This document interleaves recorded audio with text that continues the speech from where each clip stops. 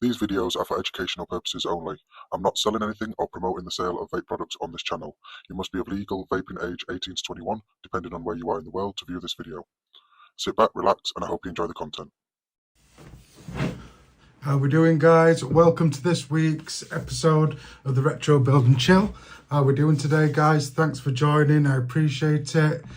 Who have we got in today? Right. Let's have a look. Right, so looks like we've got 4 of you in here. Hello, Dion. If I'm not looking directly at the camera, guys, I'm looking at 2 screens, checking the chat and everything. Lee Swetnam, Hungry Hippo, thanks for joining, guys. So I'm having a few issues with the app that's displaying on my screen here. But yeah, how we doing, guys? Thanks for joining today. How's everybody's week been? What you vaping on? How's everything going? So I'm wondering why this isn't. Anyway, there's a poll in the chat, guys. Take a look at it. It's about the coil that we're gonna do today. You got a choice of 3, so get your votes in. I'm currently on the Interlock Alien 3-core is currently in front. Okay. So thanks for joining, guys. I really do appreciate it. Like I say, how's your week been? What you've been vaping on? And I'll tell you what I'm vaping on. So I'm still on the Pulse AIO with the standard bridge in there. The Pulse V2 vessel is in there, so boom, got that. And in that I am vaping, let's get this all legal. So I'm vaping Ice Melonade. It was a Dark Stars Labs. Okay, that's what I've got in there. Nice and refreshing. Depending on where you are, we've sort of had some decent weather, so that's nice and refreshing like that. Also on the go, I have the OG Hog as well, and that has got the Emperor RTA from Early Bird on there. Very nice. That is really nice.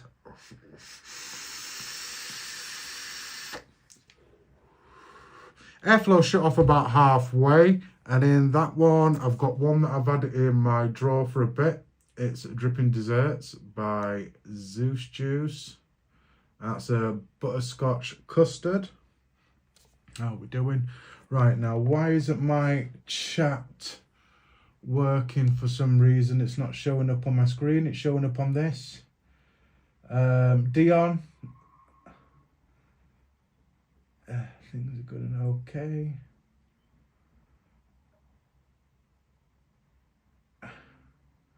And some Golden Virginia tobacco.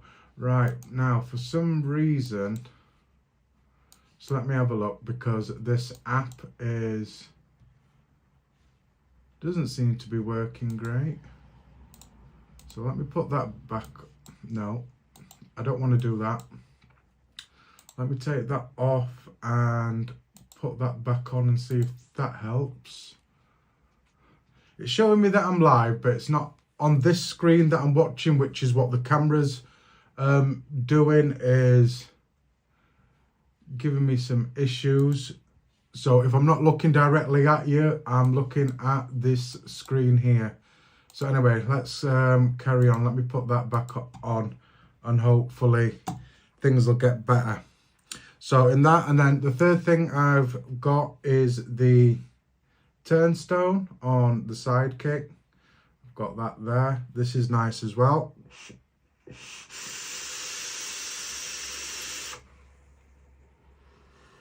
Airflow cut off about halfway on this one, and in that one, my God. So is this juice that I've been testing, or one that I asked my mixologist to do for me? It's peanut butter and clotted cream. Very nice indeed. So So anyway, that's what I'm vaping, guys. I've had a good week. It's been a busy week for me. It's been a busy week for me.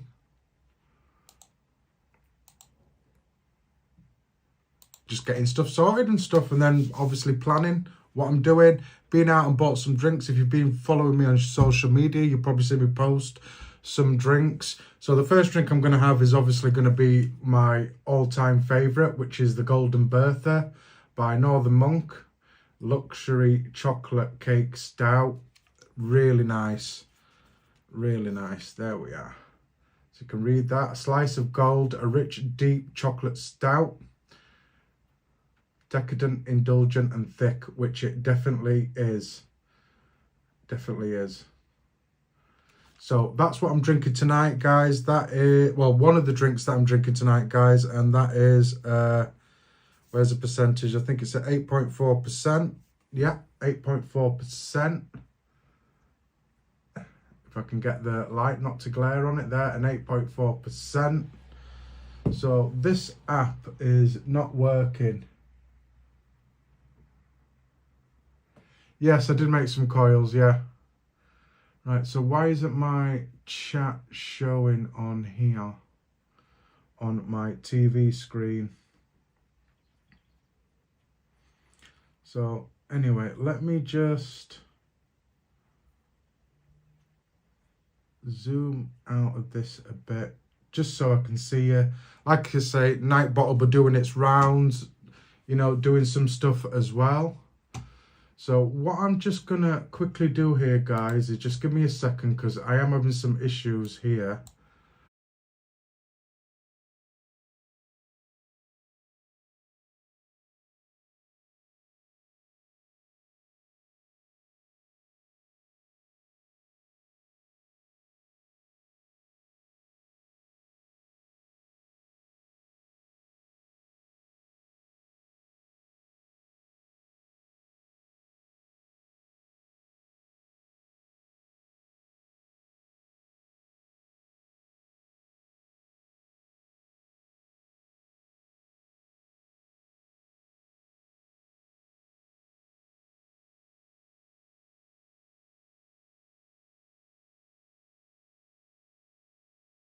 Yeah. So I don't know if that's going to make a difference with anything, which it hasn't so far. Like I say, this app, I'm supposed to have stuff on the thing. No sound.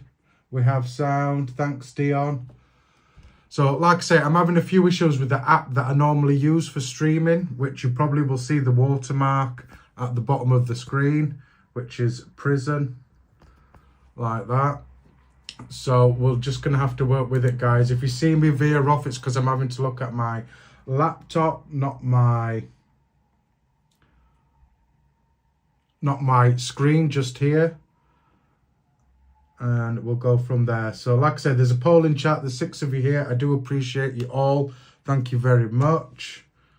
So like I say, there is a poll in the chat. Get your votes in. At the moment, the Interlock Alien 3-core is in the lead. So let's crack open the beer, guys. There we are. So I'm just using my normal glass that I use, nothing special. It's been in the freezer, nice and cold, as well as the beer as well. It's nice and cold. Let's go in for the pour, guys. So it's a nice, thick, rich beer. If you're a stout lover or a dessert stout lover, please give this a try, because it's a sneaky one, because it tastes just like chocolate cake, and you can get that from Morrison's. Morrison's do that. So cheers, guys. Everybody that's joined, hashtag replay crew, I appreciate you all as well. Appreciate you. So I'm going to pair that obviously with my peanut butter and clotted cream. I have paired these two before, and it just makes everything taste like sort of like a Reese's peanut butter cup. So let's have a toot, guys. Cheers all. Cheers, Dion. Yes, I do, Lee. I do love my stouts. I'm a stout or a sour person myself. So let's have a 2. Turnstone on the sidekick.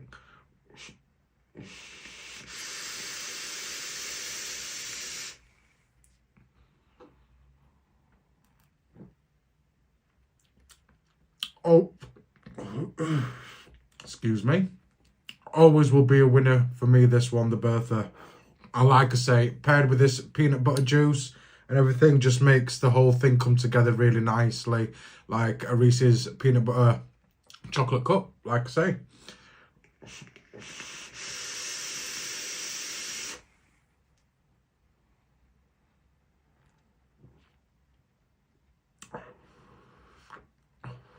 Like I say, very naughty this one. You can drink this like it's a milkshake, like a layer cake milkshake. Nice bit of bitterness to the chocolate and everything. Gorgeous, excellent. So, right guys, let me see. So I'm still having issues with the app that I'm using here. So you'll see me looking down. I'm not being rude, it's just so I can see the chat and everything. So the Interlock Alien is still in the lead. So if you haven't voted, get voted and we'll have a look at what we're vaping at. So what I'm going to do, guys, I'm just going to turn my microphone off. Excuse me, because I want to blow my nose and nobody wants to be hearing that. So, and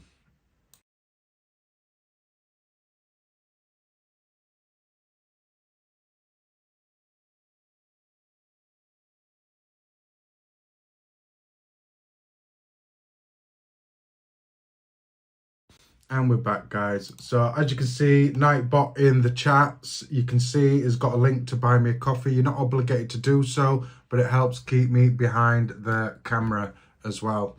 So any contributions comes straight into the channel. So thanks, guys. So yeah, the Interlock Alien is still in front.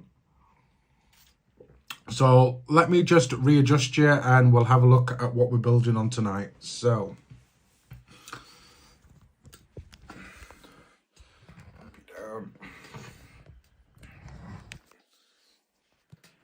swizzle you around. That's what I want. So I want you about here. So I want you nice and close. There we are. Make sure everything is focused and everything. Make sure Henry is doing as it's told. So today's is the Coil V2.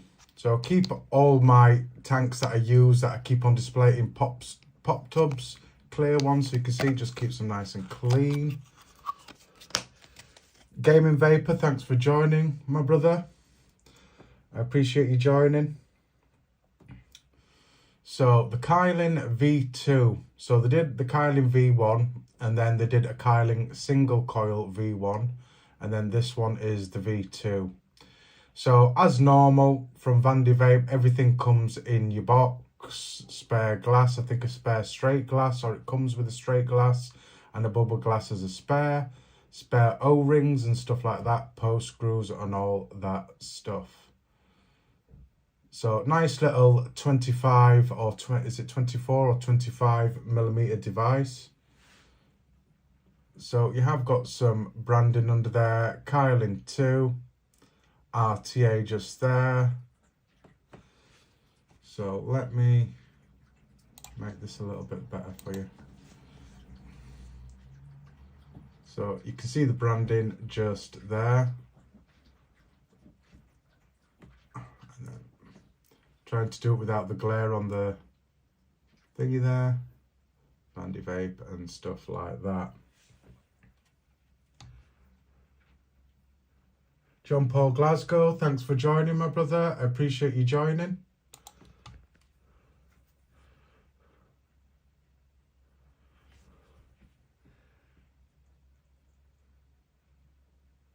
So yeah, Gaming Vapor, the Coil is definitely a good tank or an old style tank. This is around about 2018, round about there. So 2018. So it doesn't come with the bubble glass installed, just a straight glass. 810 drip tip just there. This is what came with the RTA. So it's an 810 with the O-ring on the inside. So any of your personal 810 drip tips will fit in there. It's not a screw top, it's a slide top. So there is a little arrow just there, which slides just like that. So it's a slide top. Can be an issue if you've got bottles and stuff, Gorilla bottles and stuff, but just take the drip tip off. So airflow at the bottom as well. It's parallel airflow, wide open like that. So it does have a stopper at close and open. So whatever you put on one side will be exactly the same on the other. Hybrid safe as well. So 510 pin is protruding from the stainless steel threads with an insulator as well, also sticking out. So that's the RTA. So you can change out your glass if you want. So nice conical chamber there will give you good flavour. Just there, really nice. And the deck. So the deck, it was one of those RTAs at the time which had the sort of like curved deck just there. So you've got some airflow, you've got some slots there that come alongside your coil, and then some honeycomb just there. Does smooth it out a lot. 4-post as well, so you can do this in dual coil and single coil. Wicking channels there for your cotton. So yeah, so that's what we're going to be building on, guys, the Coiling.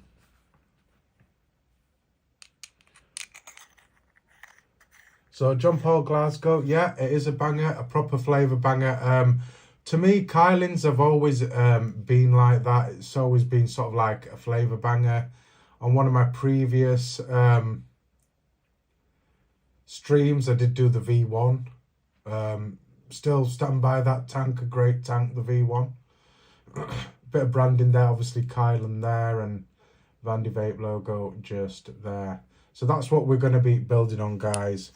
So what are the results so far? So whoever's watching, if you haven't voted in the poll, make sure that you do. Sounds about right, John Paul. Sounds about right. You always lose your good ones somewhere. So the interlock Alien is still in front.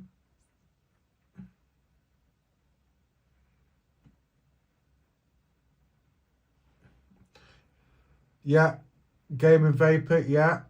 That's where I normally like my coils, about a 0.11, 0.1 ohms. So the interlock Alien 3-core is currently in front. So get your votes in now, guys.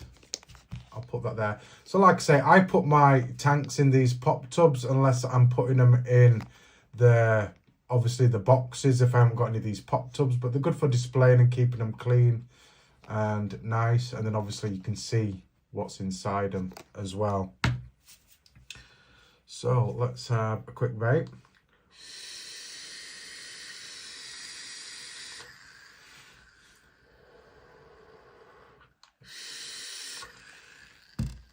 So guys, let me just adjust you again. So I want you, I'd say about there is where I want you. About there. Should be good for me. I will zoom you out so you can see exactly what I'm doing and how I've got all this set up. So I will adjust you in slightly. So just so you can see obviously what I'm doing, and when I need you to get in close, I will do so. So just move that out of the way, make sure everything's focused and not locked in. So as you can see, I have done a bit of previous preparation. I have done an interlock D-core there. That is just a spare one, just in case the first one goes wrong, then that way I'm not sticking around having to make another decal. But I will show you how I made this, because it looks like we're making the interlock alien, so we'll go with that.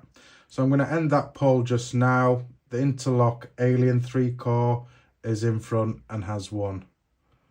So that is that now. There we are.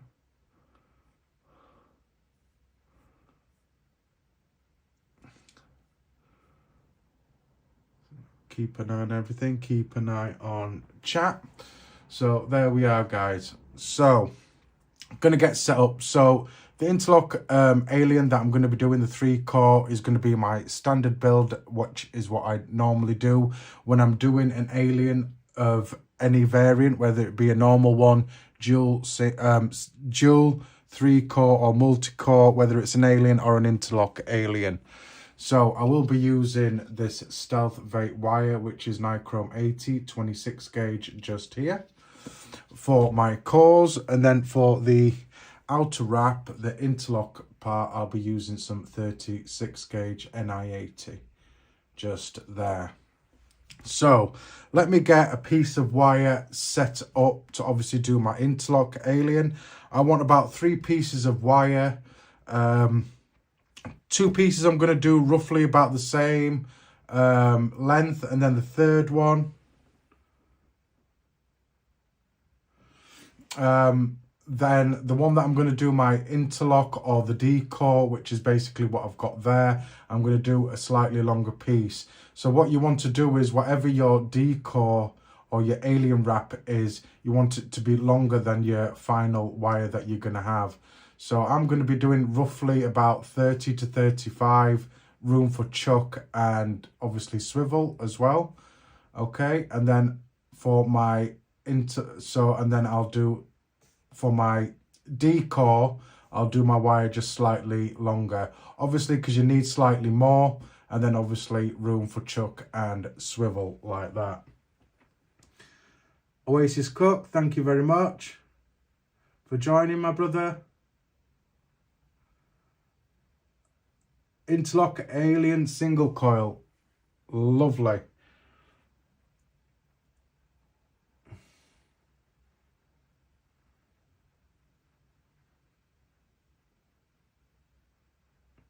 So Gaming Vapor, you're on the 26 gauge alien, is it? Or interlock is what you're on. So guys, some tools that I will be needing is some pliers, obviously, and some cutters just there. So I'm going to start doing out my wire. So for my 26 gauge, I'm going to get about 35 centimeters, which is just round about 14 inches for 2 pieces, and then my third piece, which I'm going to do my interlock, I'm going to do 40 centimeters. So all I'm going to do is I'm just going to pull some wire out like that. So NI80 is a very soft wire, so to straighten it, easiest way is to just grab one end like that and give it a little pull till it gives. So once you get a little give from it, you'll have a nice straight piece. So let me get these roughly sorted. It doesn't have to be exact, because I will be cutting and cleaning up and making everything nice and clean and uniform. Trying to keep on. Oh, Fuse Clapton, is it? Gaming Vapor. So again, another piece, I'm just going to roughly measure it and then give it a little tug till it gives. And then you've got a nice straight piece just there. So this is my second piece at roughly 35 centimeters. And then this one I'm going to be doing 40 centimeters, so slightly longer.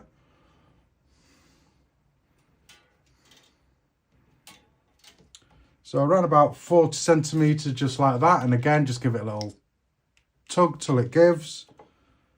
And then measure out another piece just there. So my eyes are completely shut.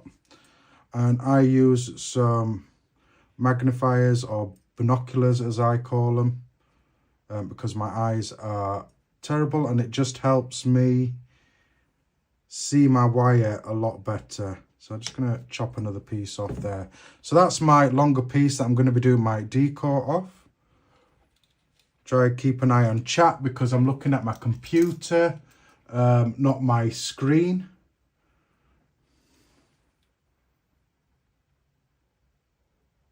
So Gamer Vapor, yeah. Definitely. I haven't got a Blaze Pro Max yet. It's definitely on my list of things to get. But my list is very, very big with stuff at the moment. So it's just a matter of what I can afford at the time. Have a quick vape.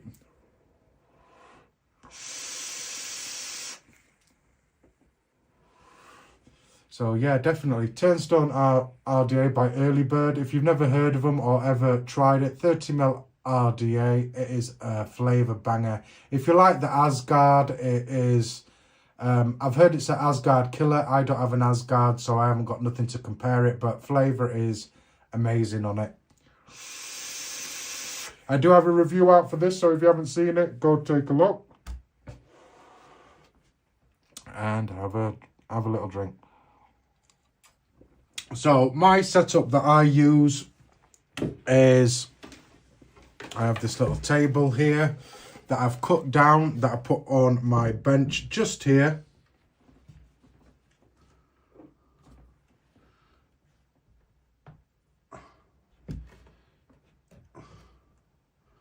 So let me just see what you've said, Gamer Vapor.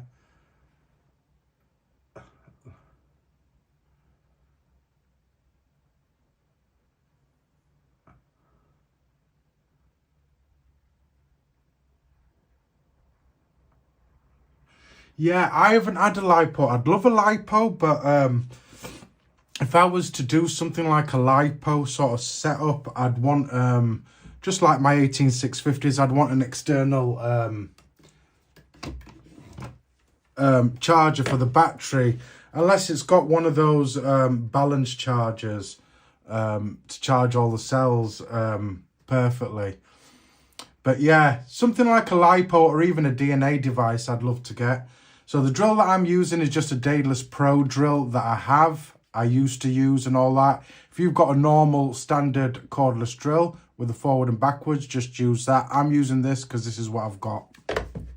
So I'm going to put that on there. Also, let me point out as well, because some people might ask, I'm using a flat chuck here attached to my drill chuck.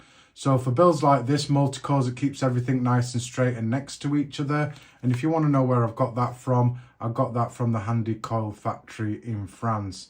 And it was roughly about £30 shipped to the UK, all in. So yeah, that's what I'm using. And it's all metal as well. I love it.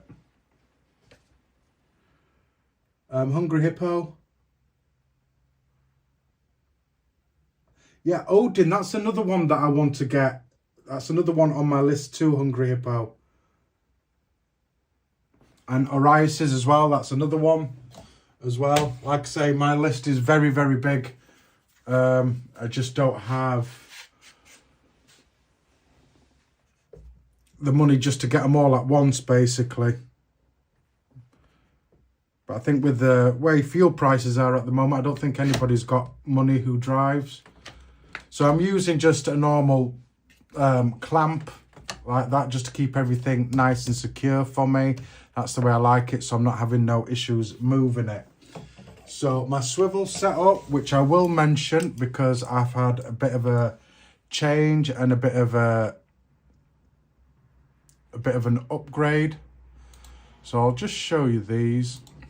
So the swivel setup that I use, as you can see, let me just move back, is a bench vise, as you can see here, with a piece of wood, hook and some swivels on there. So I did need to get some new swivels, which I have. So this is my old swivel. I've had this for ages. I did buy some new ones, but they failed. So I'm going to give a shout out to Kevin Freeman, the Coil Magician. If you don't know him, he makes professional coils. Go give him a follow on social media as well. He recommended these Cedra dual rotating swivels. So they swivel at both ends of these eyes. So that turns and that turns on that side, and they're very smooth and very chunky. As of my old ones, it only turns on one side. Only one side swivels and the other side is solid. So these are dual rotating Cedra, dual rotating stainless steel ball bearing swivels.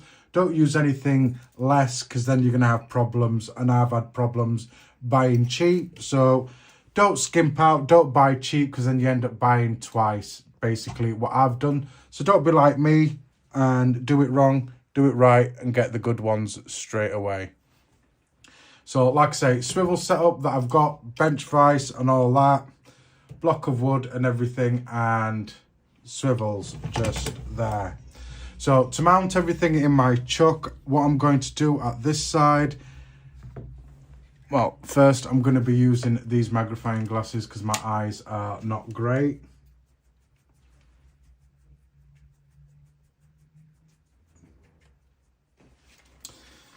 Just helps me see the wire a lot better. My eyes aren't great. So I will show you what I'm doing. So what I want to do is I want to put an L on this side. It's just so it sticks out of my flat chuck. Just so it sits outside of my flat chuck. So I've got somewhere to mount my wires on.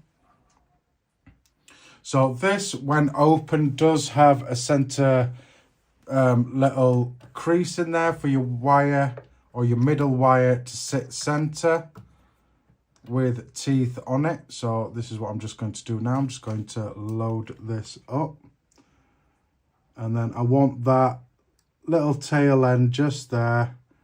I want it sticking out the side, and all that's going to do is that's going to help me mount my wire that I'm fusing on to the D-core.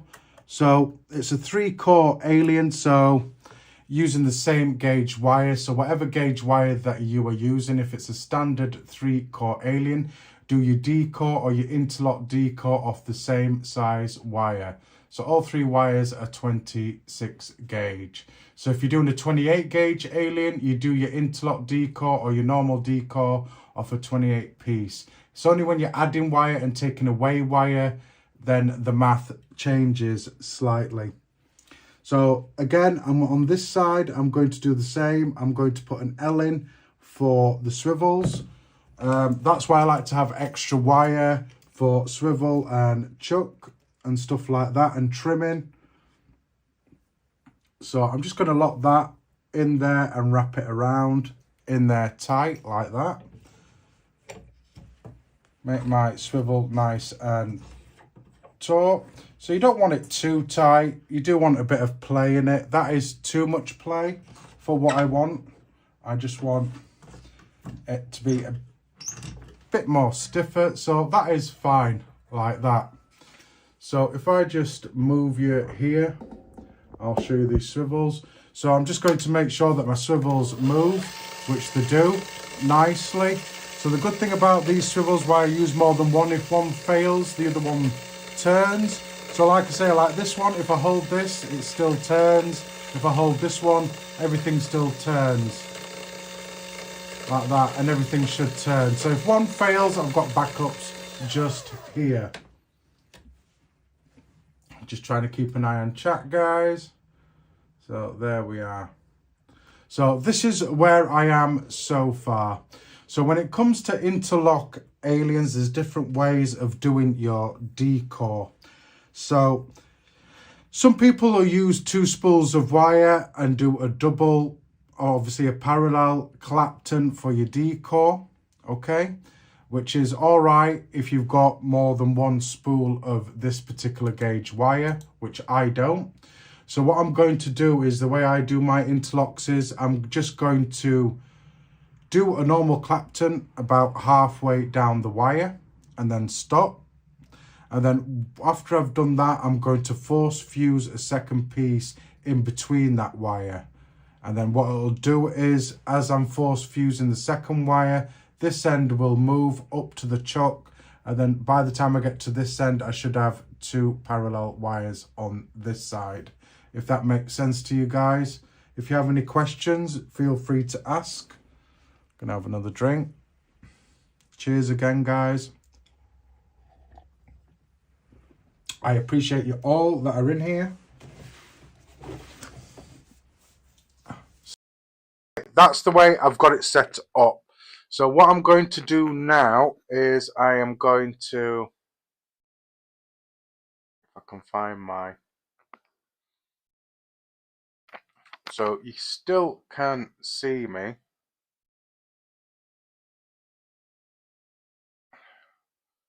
So my phone is messing up again.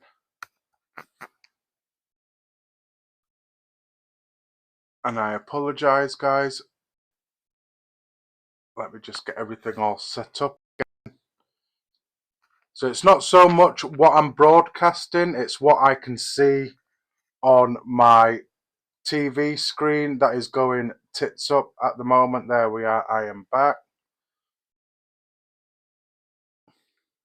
So Hungry Hippo, this is how you do them. Yeah. It's just easier that way for me. But yeah, force fuse, but you will see what I'm doing. I will get you in close and you will see what I'm doing.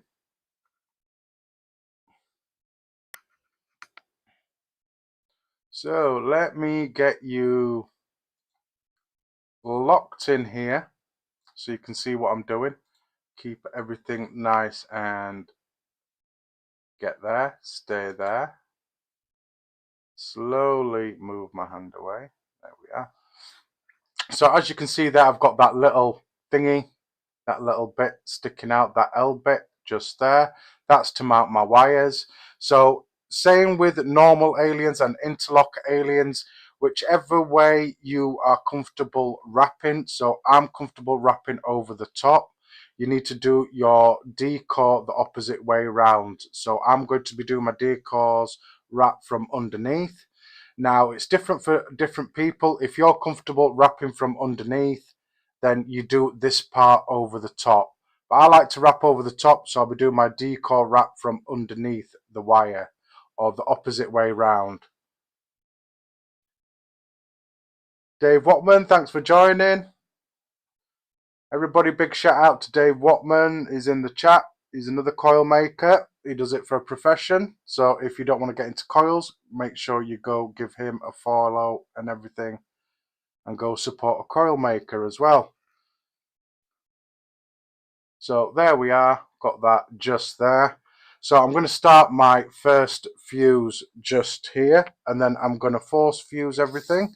So what I'm just going to do is I'm just going to do a quick measurement of how much wire that I've got here. So I know roughly about halfway.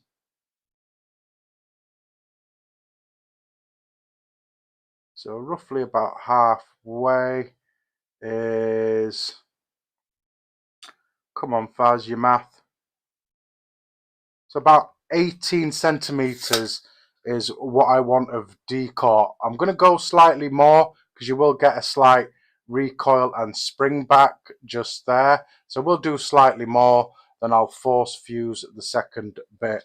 So I will get going so you can see what I'm doing and how I'm doing it. Then I will zoom you back out so you've got a better view. So 36 gauge NI80 is what I'll be using just there. So I need some tweezers. I do have some slightly different tweezers because my other ones I broke earlier on today, which is not good. So like I say, you need to do your decor wrap the opposite way you're comfortable to wrap in.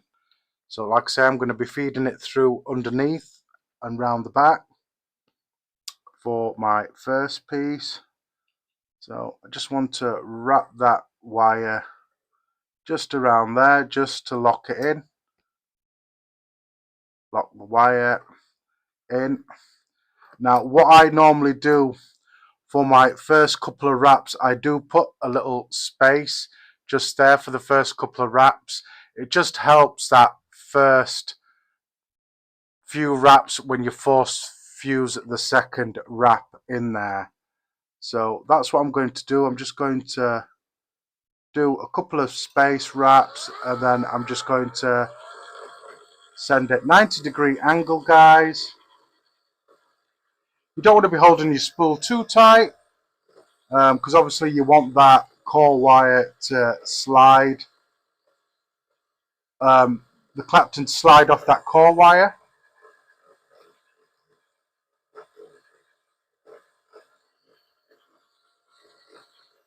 So this is probably the most boring part of the build, is seeing this part. Just take a bit of time.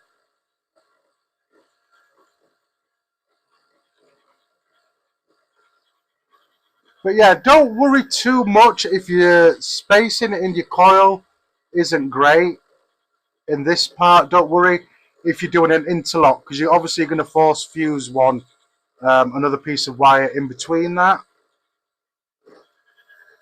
So this is what I'm doing just here. So I'm going to Clapton, let me just stop there. So I'm going to Clapton half of this wire. So let me zoom out. I've got going, you can see what I'm doing. So let me just zoom you out so you can see more of the wire and what I'm doing. There we are. And then carry on. So like I say, you don't have to hold your spool too tight, 90-degree angle. If you mess up, it's not a big deal, just reverse and correct it. It's the only time of interlock or alien that you can correct yourself on. Once you get to the final wrap, then there's no obviously correcting it. You need to do just carry on. You can't correct it in reverse once you get to your final wrap.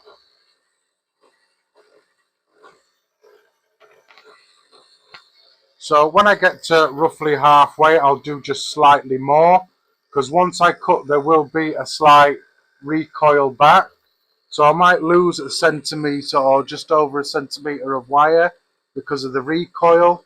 Hence why I'm not holding my spool too tight, because I want it to be able to slide off that core wire.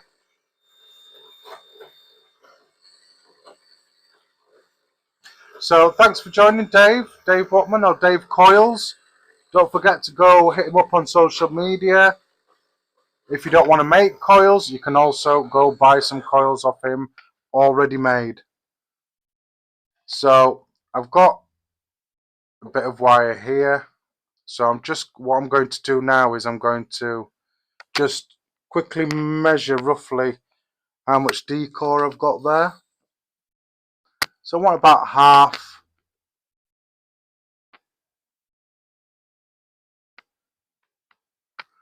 About halfway, with a slight extra because of recoil. So as you can see now, if you pay close attention here, so that's where the Clapton ends, just there. So as soon as I cut, that will spring back just slightly. You'll see it move back slightly. That's just how it goes. So when you cut in your wire off, you want to leave a little bit of a leg on there. It just helps with the stretching purpose. So as you can see, it's just recoiled back just slightly. And then again, I'll do a quick remeasure. Where are we? Quick remeasure of how much wire I've got there. So I've got roughly about where I need it to be, which was about 18 centimeters. So now I'm going to force fuse the second one. So what I'm going to do again is I'm going to get you in close so you can see what I'm doing. Get this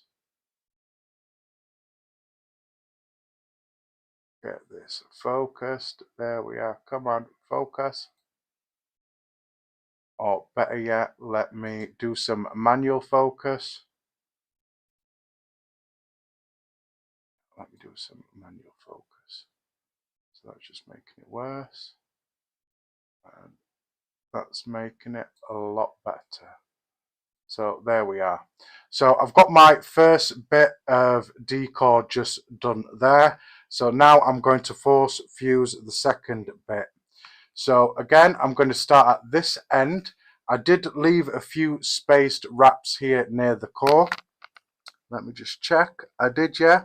A few space wraps here at the decore, at the chuck, sorry, just so it helps with that first few wraps of the force fuse on this side. So I hope everybody's with me at the moment and is understanding what I'm saying. And if you have any questions, feel free to ask while I'm here. So again, I'm going to mount my wire up again. So what I tend to do, whichever way I wrap the first one, if I wrap it clockwise around that way, I do the second one, I wrap it the opposite way round. So again, I'm just going to grab the tail end of this and just lock this second wire in there, like so. And I'm knocking the camera, so I apologize, guys.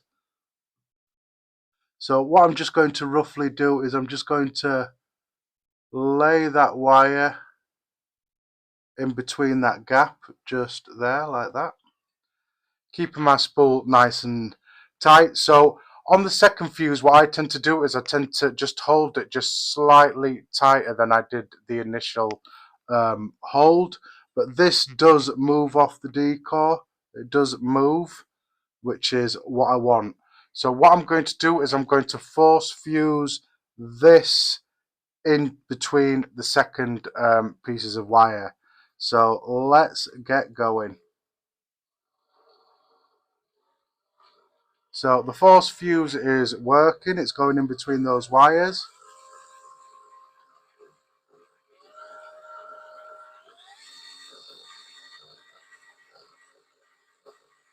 So that's all right, that's going well. So I will just stop there. So once you've got that force fuse going, I will zoom you out. So let me just zoom you out.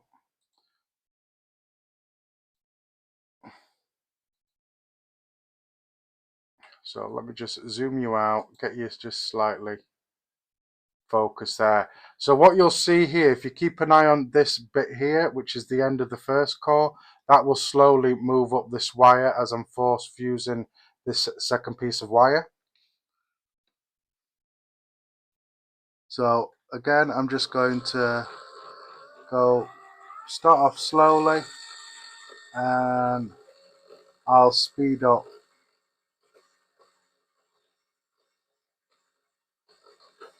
So you can probably see the other end of that wire slowly going up that piece of wire, which is what you want to do. So again, if you do mess up at this stage, just reverse and go back. It's the only time of an alien or interlock alien build you can reverse and correct yourself on.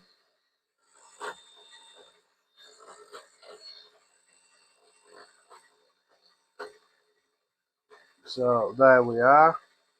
So that seems to be fusing in between really nicely, especially with the first core wire, it being just slightly looser wrapped. So the force fuse, it's a lot easier to fuse in between, which is basically what I want it to do.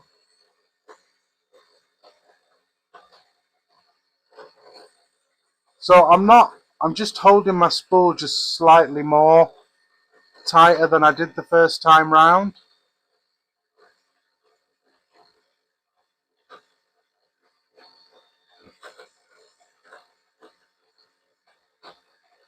There you are, which is going perfect so far.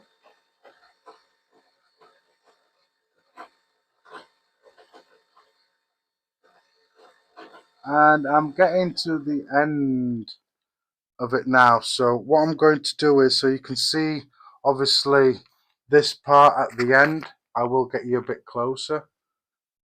So let me just adjust you there like that.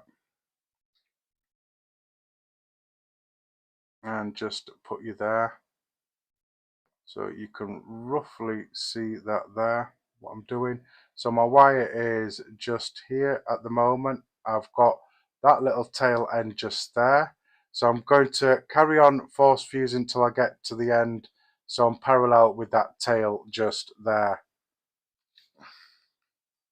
So just if you have to stop, just get going slowly. Just so you don't jump or anything. And then when you get to the end like that, I just want to be slightly careful that I don't interrupt that first bit of wire just there. And I'm just going to go slow for the last couple of wraps. There we are. So I am now parallel with that other tail. So that's my interlock core all done. So again, I'm going to leave a tail on this end. It just helps for stretching purposes. And that stayed nice just like that. So as you can see, guys, that is the decore done for the interlock part of the coil. Let me get you up here. Right, let me get you, or let me get this camera properly.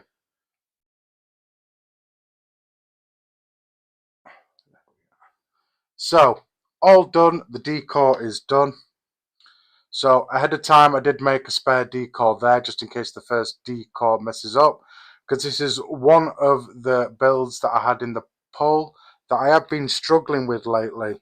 I either can do it or it just goes tits up. So I'm hoping it doesn't go tits up, but I will be taking my time. So all I'm going to do this end is I'm going to cut both wires and snip them. These are brilliant, these snippers here, nice and sharp. I didn't go for the flush cutters with these because obviously we're not working with a 3 or 4 post design like we did on old RDAs, so you don't have to get up close. But these are perfect, these are really nice. So where's my end bit? So end bit is just about here. So if I've done my decore about the right amount of time, it should move. So it does move. Can you see it moving to that end and moving to that end, which is what I want it to do. So if for whatever reason you have done it too hard, you can hold your tails at this side, spin your drill in the opposite direction and it'll loosen it up a bit. Don't do it too much because then you'll mess up your decore. But as long as you can move your wire and get it off that decore, that is just perfect. Just there. Gaming Vapor.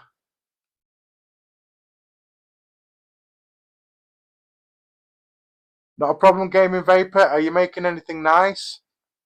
It's something that I want to get in to, obviously with the tax that's coming in. I want to start doing my own juice.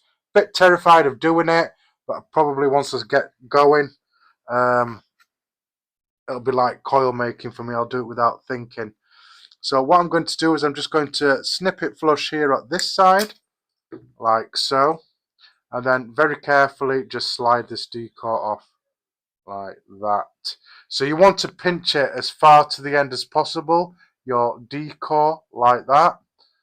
So at the end and slide it off. You don't want to be holding it in the middle or near close to the end. You want it all the way to the end and slide it off. So that is the decore just there.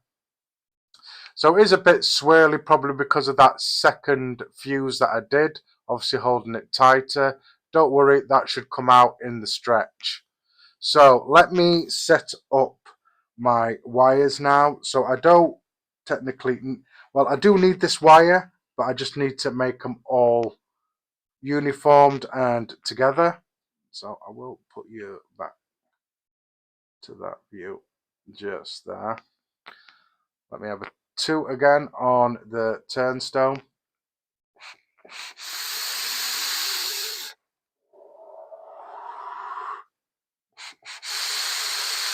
So as you can probably tell, guys, the app that I'm using this Prism app. It seems to be a bit faulty because obviously you guys are commenting. I do have my chat thingy on my screen, but it's not coming through on my screen. It's only coming through the YouTube Studio. So there we are. So all I'm going to do now is I'm just going to cut that L off. I don't need it. I want it to be nice and flush. So all I'm going to do now is grab all my wires. I want them obviously parallel next to each other. I want to make sure that they're all level. So like that. I want them level next to each other like that to a point. And then what I'm just going to do is very, very carefully is just slide my hand down. And then I'm just going to make them all level at this side. So as you can see there, I've got some pieces that are longer, some pieces that are twisted. I'm just going to cut them all off flush. So one of the reasons why I always have extra wire for obviously this, cleaning up, chuck, and then obviously swivel as well. So I'm going to cut as far up as I can. So which is about there. I'm just going to carefully chop them. Lovely and sharp these. I love these. So I'm going to turn that around. I'm going to load this end into my chuck just here on this side. Who have we got in? Lauren Johnson, hello. Thanks for joining. I appreciate you coming in. So I'm going to load the 3 wires into my chuck. Like I say, it does have a center divot there for you to keep your wire nice and center. So my center wire, I'm going to make sure it's in that divot just there. And this does have teeth as well, which is one of the reasons why I love this chuck. It's all metal and has some nice teeth on the inside as well to bite down into your wire. So there we are. So there's different ways I do this. This is just the way I like to do it. It just helps me. And then obviously in a live stream as well, it'll also help as well. So I use key rings and I use a guide. It just helps keep those wires flat as you're fusing, just so that your outer wires don't collapse into the middle wire is basically why I do it. Now, different people do it different ways. They can do it without a guide, they can do it without a key ring and stuff like that. I can't. My wires always end up collapsing, hence why I do it this way.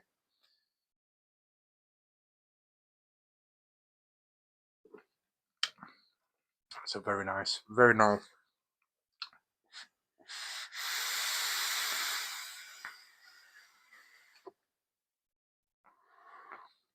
Beautiful as well. So if you, this is another one from Early Bird as well, the Emperor RTA, another good RTA in my opinion. 30mm again. Flavor for days on this one, just like the RDA.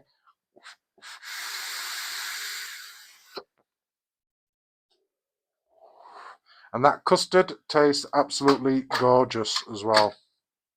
So my little thingy of tricks just here. So what I'm going to do is going to have a couple of key rings. I like to have one where I'm working at and one just at the end, just there. I'm going to use a guide. Now these guides that I have, I did get in the Daedalus Pro kit, but Wire Optin does these guides as well. So they also do wire as well, Wire Optin.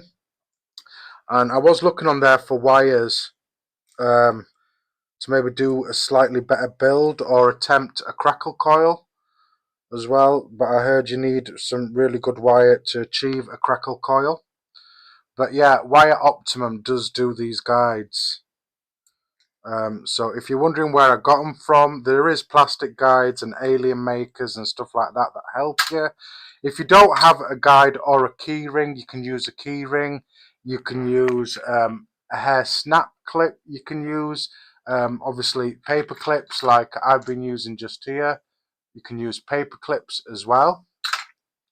But yeah, these guides I did get in the Daedalus Pro.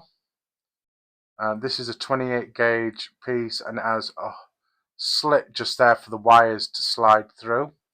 But like I say, I got this with this Daedalus Pro kit back in the day. But like I say, Wire Optim does do these guides as well. And they do a good range of guides as well, all the way up to I think 28 or 30 gauge down to 24. So I'm going to use that. So I'm just going to run my fingers down the wires to make sure that they're all parallel. This is what I want them to do. I want to be all next to each other like so. And then I'm just going to load my guide in there. So you don't have to use the guide. The guide is just my extra precaution. And as well, I'm on a live and I want as less hassle as possible when it comes to obviously doing the wrap. But it does go wrong. If you've joined my lives before, you know stuff does go wrong. So even for people that have been making them for years, and probably coil makers as well, they do run into situations as well. And hopefully the way I recover will help somebody if they're getting into this sort of wire or build. So all I'm going to do there is grab all the wires and then put an L in this side, like you can see there. An L just there in the wires, keeping them all together and parallel. And then I'm going to load them onto my swivels as well. Since I've been using these new Cedra dual rotating stainless steel ball bearing swivels, builds have been really good and more or less a doddle. So all I'm going to do is I'm just going to lock that in just there, pulling as well. I'm pulling towards my swivel to keep them nice and tight, and then I'm just going to get the wire and then fold it round the wire like that to lock it in, like so. And then I'm just going to move that out the way, and then I'm going to lock my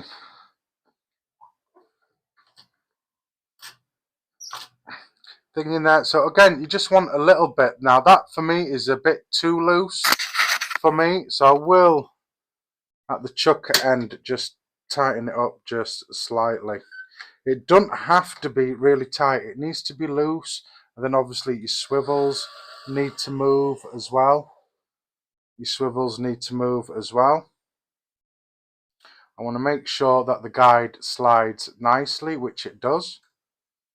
So my first keyring I'm going to put on the end here, and because the wires will sort of like twist and stuff, or they might twist and stuff, or they might not twist and stuff.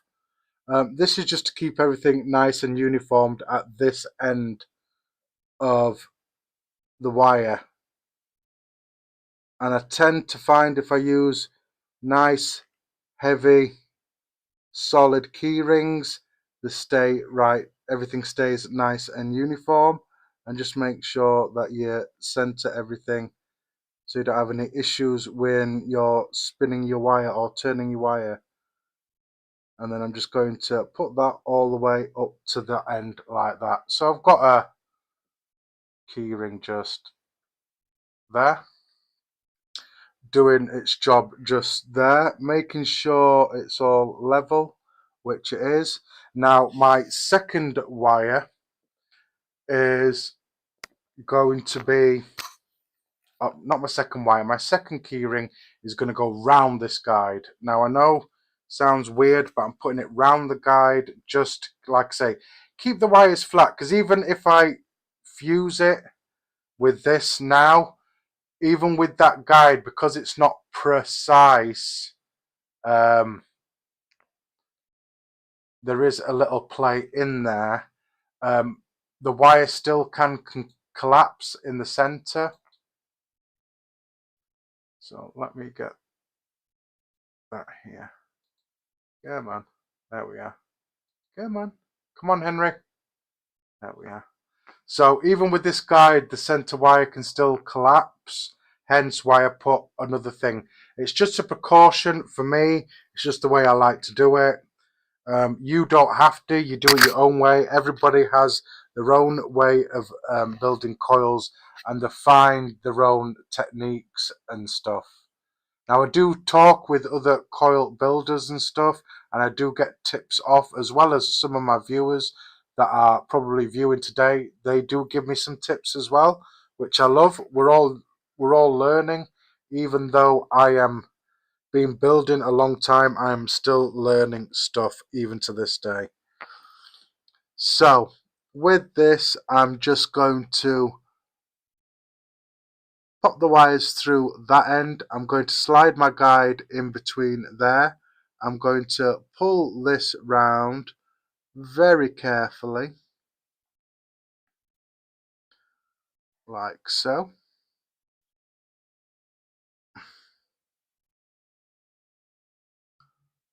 And because this keyring is nice and tight, it'll keep those wires nice and uniformed as well.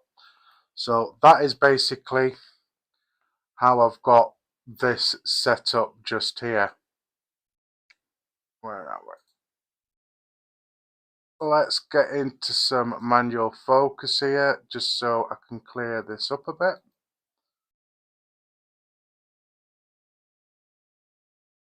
There we are. So that's how I've got it set up, just like that, with the guide. And that's, the guide is just an extra precaution. I feel better just having it there. You don't have to have it there. It's just the way I have it.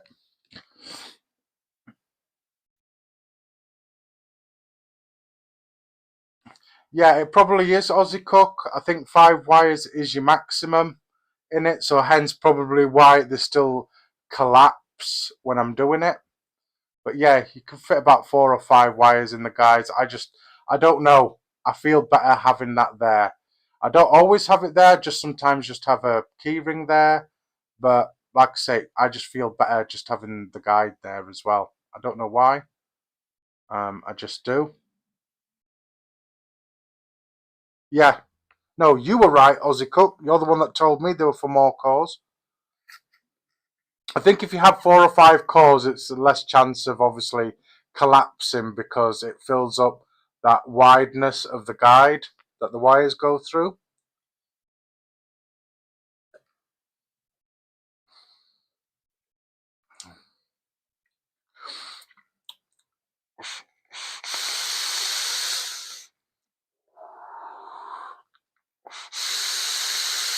Right, let's get on to the decore stretch. Now, this is something I cannot tell you. It is something that I can't teach you. Every stretch is different, depending on how much wire you've got. How much decore you've got will depend on how much you stretch it. I can't say stretch it to this particular size unless my wire was the same length every single time. So it's something you're going to have to practice, hence why I've got more than one decore just here. In case I mess up the first one, I've got another one to fall back on just there. So I can't tell you how to stretch it. It's just something you're going to have to play around with. You want sort of like a corkscrew sort of look to it, and you want to obviously understretch it rather than overstretching it. If you overstretch it, game over. You're going to have another piece of decore. If you understretch it, then at least you have a bit of pinch as it feeds up, unless you get the stretch just bang on, and then it will just feed through your fingers. It'll just feed through your fingers. So it's not something that I can tell you how to do. I can show you the way I do it, but I can't tell you exactly how to do it. So because I'm working with the carpet, I've started cutting my decors in half, fusing half the wire, then starting and fusing the second half with the second part of decor. So what I'm going to do is I'm going to get my interlock decor here, which is double fused. I'm just going to give it a quick measurement, or a rough measurement of how much decor I've got here, which is 34. So I want to cut it about 17 centimeters, which is about there.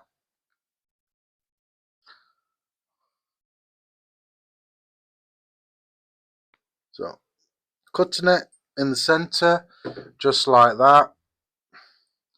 So I've got two pieces. It works better for me doing this bit. So let me get you here. Let me swivel you around.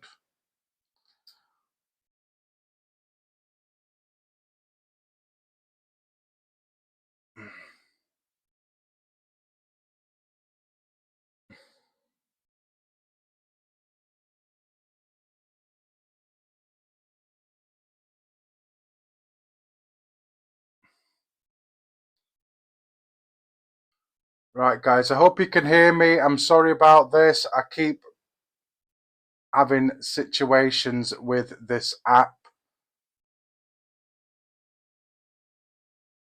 So I hope you guys can still hear me.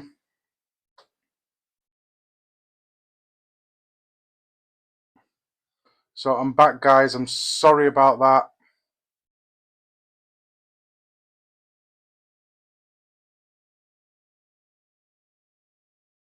Like I say, I am having issues this week with everything, which sounds roundabout right or correct, just the way things go.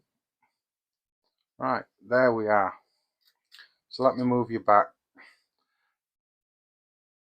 And I am pressing buttons I don't want to be pressing.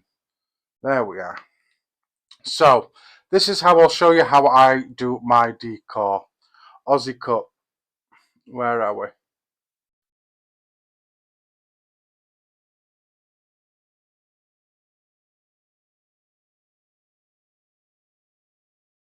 Yeah. So that method has been working for you as well. That's good. For me, I think because I've got a carpet, I'm working with a carpet. Obviously, I might have issues with the wire snagging on the carpet. Now, if you've got a smooth floor or tile floor or a laminate floor, perfect. You're going to be fine because it'll just run off the floor. But I've got a carpet, so it might snag, and I don't want it to snag. Hence why I do it slightly shorter, so not much wire is on the carpet. It just works better for me. Now, normally when I stretch my decor or my alien decors, I normally use one of these. I'm not going to use it for the interlock decor. And the reason why is it'll hold until you stretch it a certain amount, and then one wire might slip out as you pull. So I'm not going to be using that. I'm going to be using sort of like a clamp like this. I'm going to use a clamp so I can secure it to this bit of wood a lot better. It's just the way it works for me. With you it might be different, but yeah, I want to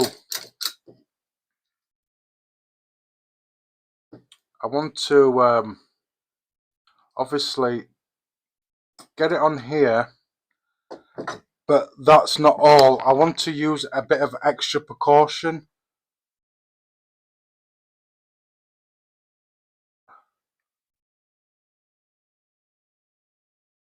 So Aussie Cook, are you saying that yours still tangles up, or are you asking me if it still tangles up? So what I'm going to do here is I'm just going to get a bit of a glove to put one end to secure it in. And I know that sounds stupid or silly. It's just I don't want it to slip. If one of the wires slips, then the build is just going to go completely wrong, and I don't want it to do that. So I've just sort of like chopped at the end of a glove off like that. So my interlock decore is like that. So what I'm going to do, the bit where I've cut in the middle, so the middle bit, not the other end, which has got the tail on, or the two tails for both the cores. So there has got the tails on. I want the opposite end that I'm going to fasten up into here.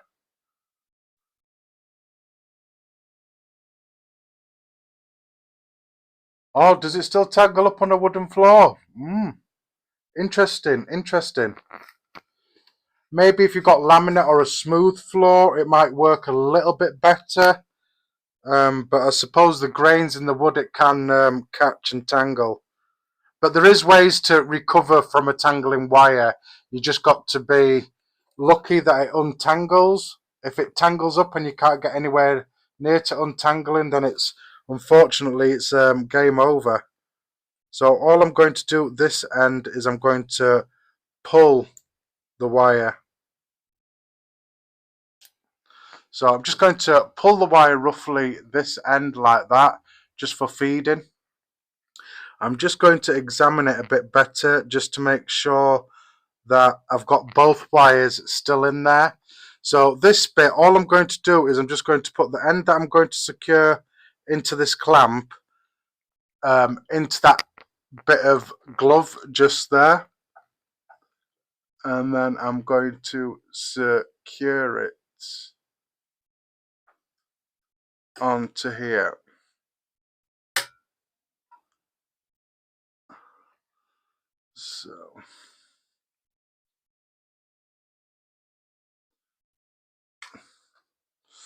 So hence why I'm using a clamp and not just my squeezy things. I don't want one of the wires to come loose and pull one wire further. Right, let me get up. So I will need to adjust a bit anyway, because I don't want my chair too close to obviously where I'm working. I want plenty of room between my legs and obviously where I'm feeding the wire. So all I'm using is my curved pliers like this. I'm using flat ones, not with any teeth. If you're using one with teeth, obviously the wire might slip out as well. Now, if you lose the wire mid-pull, don't worry. If you can get it untangled and pulled it, it will straighten out, back out. Okay, but if you pull it and you let go of it and it tangles too much and you can't recover, obviously game over as well. So I do it on look as well as stretch as well. I like to look at it while I stretch it. Because obviously I look for that sort of like corkscrew sort of look as well. So this other end here with the two tails is what I'm going to grab into my pliers.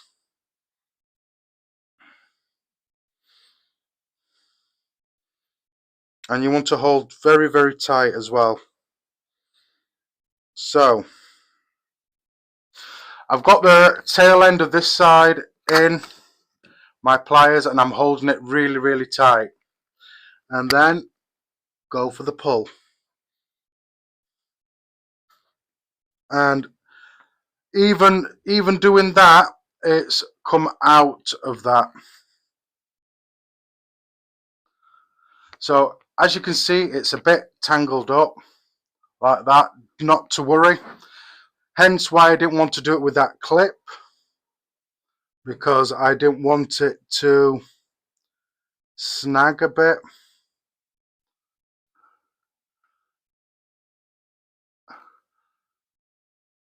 So yeah, that does need stretching a little bit more. So very carefully what I'm going to do is I'm just going to release this.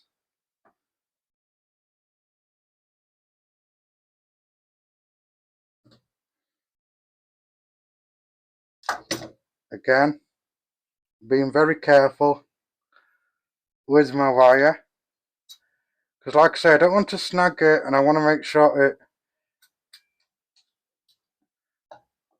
I want to make sure that both wires pull evenly. So again, just going to pop that end into the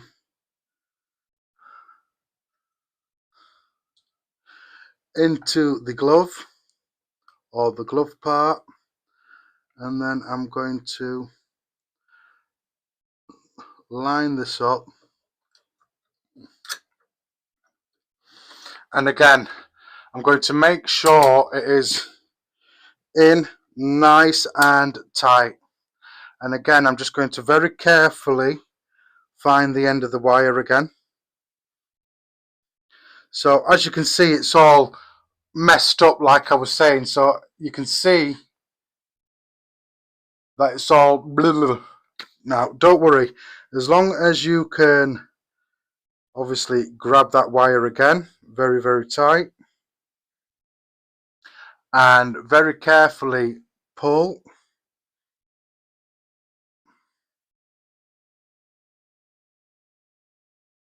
So I probably want it about there. So as you can see, I've pulled it a bit and it's straightened back out.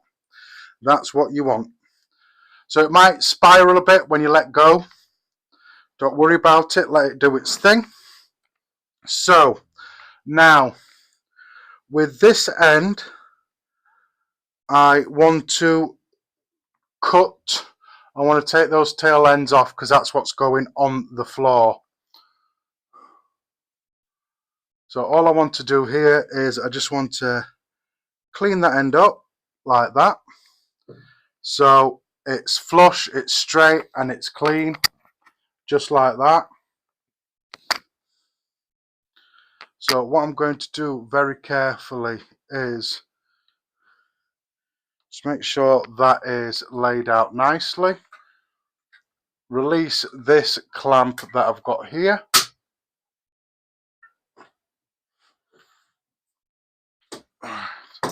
And that is without messing up my swivel as well, which I have. I'm just going to very carefully put this in my mouth. Let me readjust.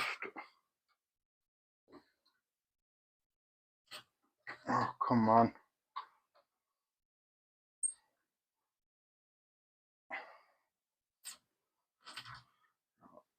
There we are. We are hopefully back to normal. Right.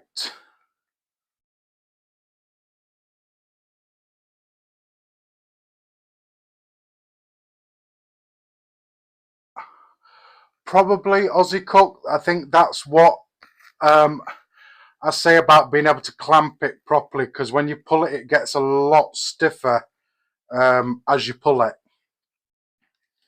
So I'm just making sure everything's not tangled there. So what I'm just going to do here is I'm just going to feed it in, and then I'll get you close. So all I want to do is I just want to very carefully just slide it in between one of these wires, like so. Just to make it a little bit easier, I'm just going to cut this tail end down a bit. Like so. Right, let me get you back up close and where I need you to be, and hopefully not pressing any buttons that I don't want to be pressing. Right, and we are there.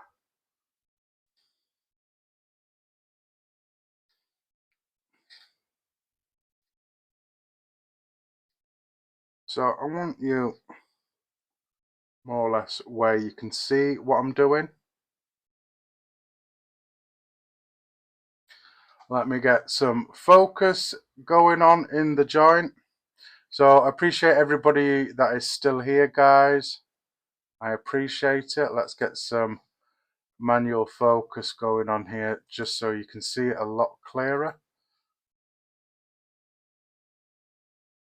So there we are. So about there, you can see what I'm doing. So all I'm going to do with this now is to help lock it in, I'm just going to shove that decore all the way to the end, and then I'm going to obviously pull this back very carefully like so, just revealing a bit of core wire just there. So like I say, with any other alien, same with the decore alien, your first couple of wraps you're just establishing whether you need to have a pinch or you just want it to slide through your fingers. So I use my index finger and thumb. If I need to increase it, I just increase my pinch like that. Some will say twist your fingers forward or backwards to increase the pinch. I don't do that because I find if I twist or do that the wire feeding up will tangle. So I tend to keep it sort of like feeding the wire perfectly just like that. So like I say, this part you're just establishing whether you need to have a pinch or whether you've overstretched it or you've stretched it just bang on. But we will see very soon. So I'm not going to go very fast. I'm going to take my time and go slow, otherwise I'll just end up messing up and I don't want to do that.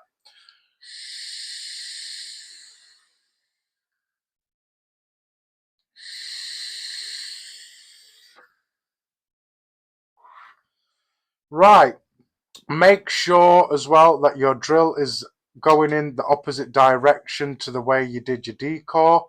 So because I wrapped underneath, I had my drill spinning anti-clockwise. So I've just switched it so it's spinning clockwise for this final wrap. So let's see what we've got. And hopefully I haven't done too bad.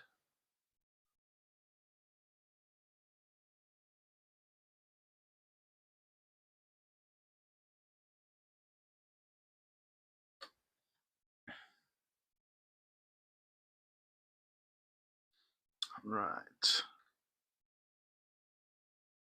I think I have more or less got my decore stretched just perfectly.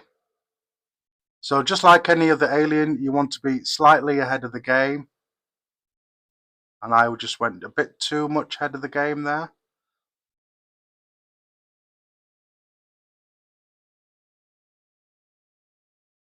So like I say, you're just establishing your pinch and stuff. As you can see, I haven't done perfect to begin with, but I have established everything. So again, I'm just going to reveal a bit more wire. So I'm just going to pull this up. Now, if you let go of your wire, I like to have my flat bit facing me just so I can get that first stretch going, like so.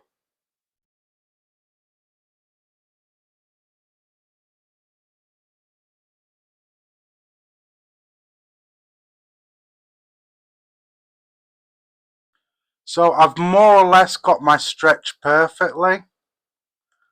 I think I can't let go of it. I need to keep, and I think messing up my stretch a bit has obviously shown in the wrap as well.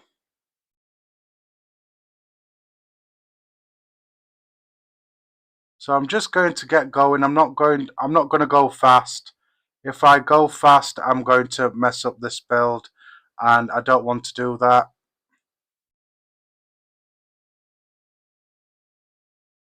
Because it's like some bits are stretched bang on and some aren't. Like I say, it's a build that I'm struggling with at the moment. And as you can see there, nothing is perfect there at all.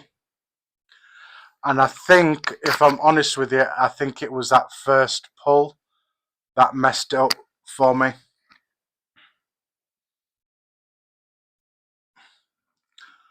That first pull. So I'm going to see how I do it with this first one. If it isn't consistent, then I'm just going to pull it off and use my second piece. I do have a backup piece just there.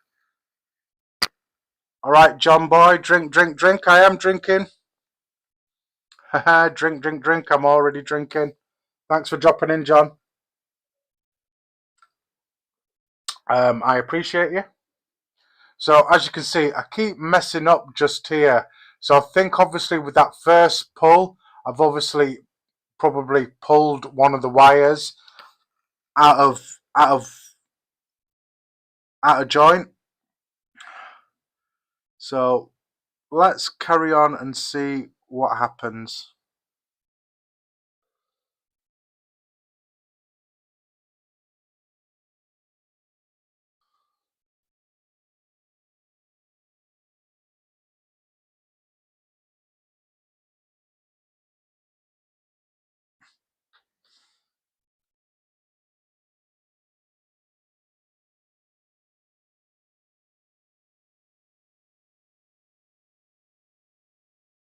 And just get going again.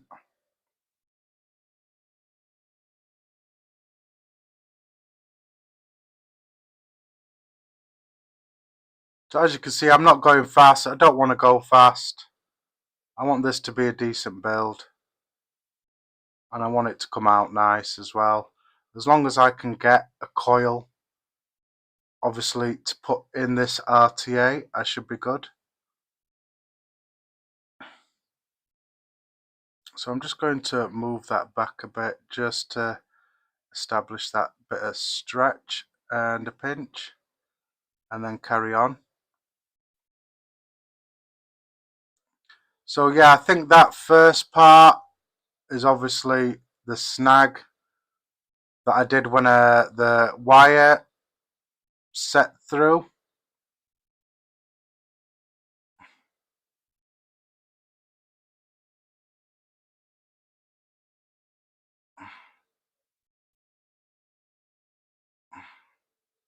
So yeah, I'm getting inconsistencies with it.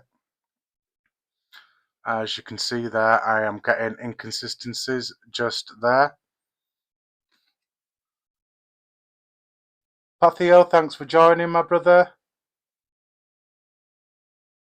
No need to, don't worry about being late.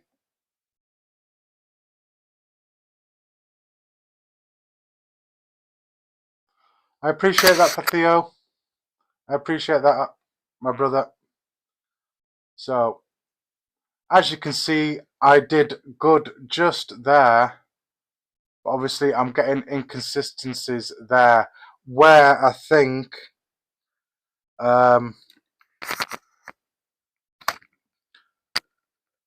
obviously when the wire went, or I let go of the wire,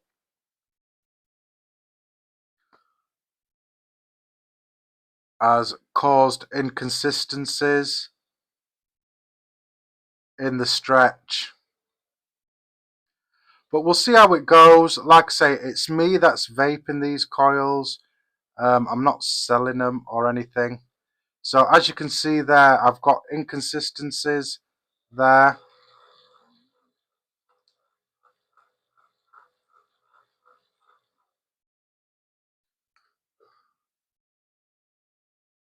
Yeah.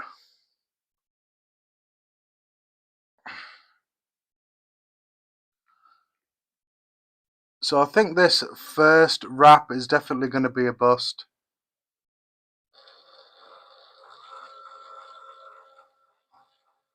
So I'm just going to see how I do.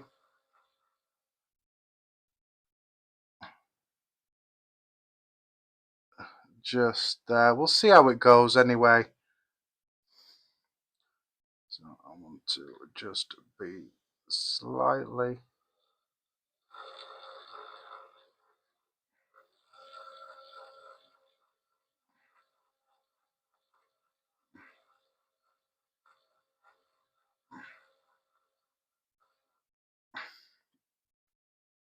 So I've gone just slightly close. I do have a little bit of this decor left. Let's see if I can use all of it.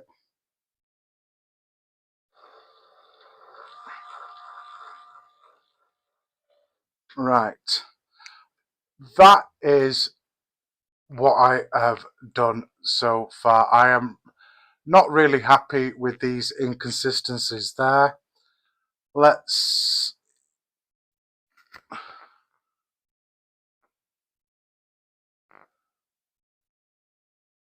welcome Pathio. So what I'm going to quickly just do is just here, I'm just going to, with some nylon pliers, I'm just going to give this a little pull. So yeah, I am not happy with that, guys. So what I'm going to do is I'm going to pull this decor off again and start again and see if I can get my stretch a little bit better without these inconsistencies just there, because I want it to be a better build than what it's turned out. So hence why I've got extra decor with me. So I'm just going to grab this end very carefully, reverse my drill,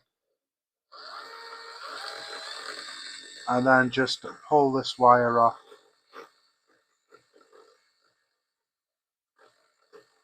So this is what happens if you have inconsistencies in your stretch, especially with an interlock as well. And I think part of it was me letting go of the wire.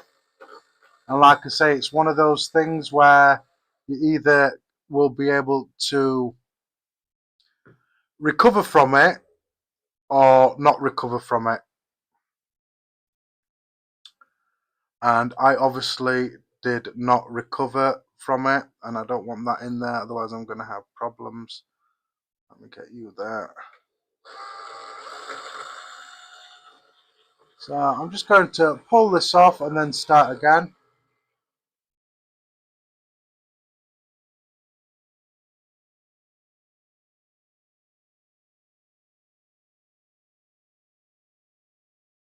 So there, I'm just going to pull that out. You don't have to see me do a stretch. Obviously you get a gist, a little bit of a gist of how to do the stretch. So I'm not going to show you again the stretch, I'm just going to do it. I'm going to keep the camera where it is.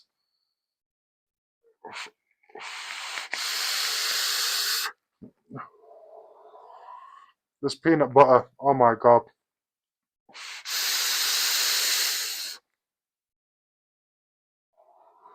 Paired with that turnstone, delicious. Delicious. So again, let me go in for the second stretch and pull.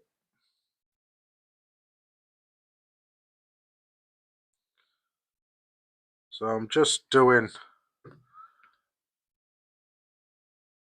a little pull just there.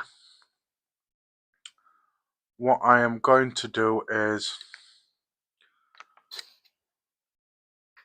I'm just going to cut this bit of glove a bit shorter.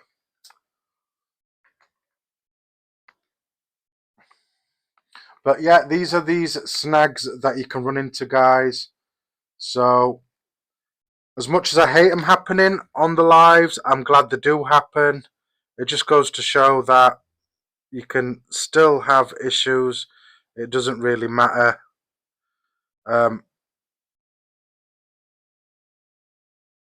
It doesn't really matter. I mean, like I say, on a live, I have issues. But when I'm not live, I don't have as many issues.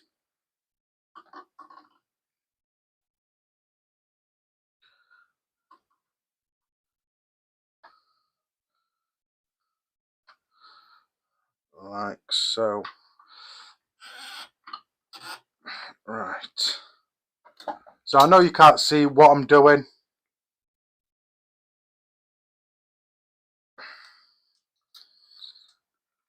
But you did see me do the first stretch. So like I say, you don't need to see me do this second stretch of this decal wire.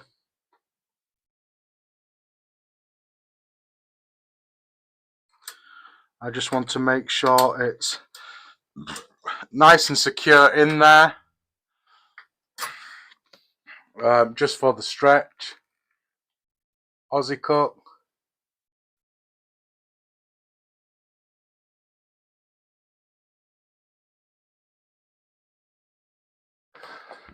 I appreciate that, Aussie cut. Yeah, it's like I say, as much as I hate it happening, I like that it does happen, because obviously then you can see what I do. And like always, if I hadn't have prepared a second decal, I'd have been probably screwed now because of the first stretch. So again, let's get into this second bit of stretching just here. And hopefully I will not get a slip. So again, I'm just going to pull it very, very steady to about there. Now, for some reason, I'm not doing really well with these interlocks.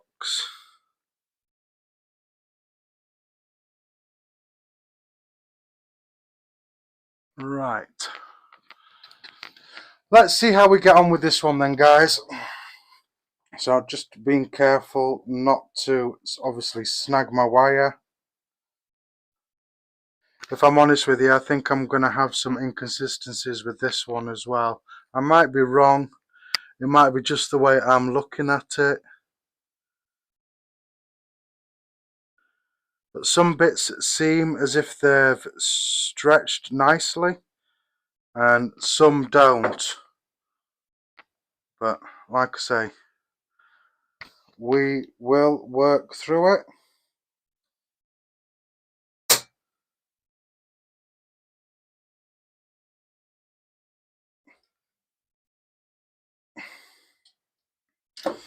Like that. And then, like I say, just be very careful that you don't snag your decal, basically.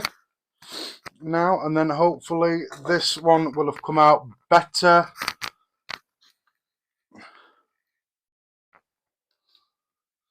This one will have come out better, but like I say, I will find out once I get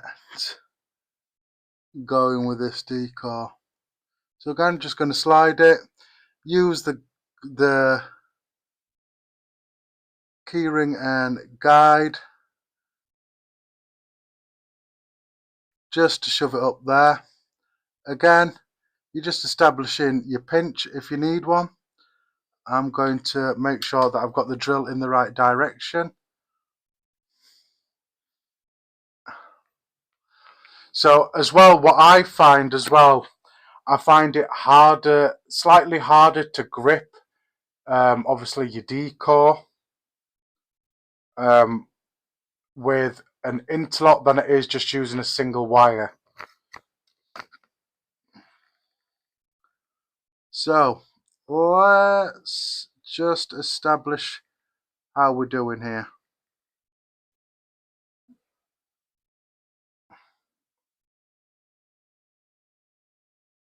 So far so good. Let's hope I don't regret saying that.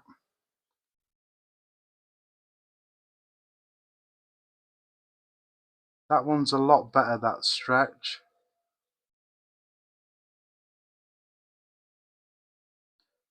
So I'm going to go slow, guys. I'm not going to go quick. I just want to keep it nice and consistent.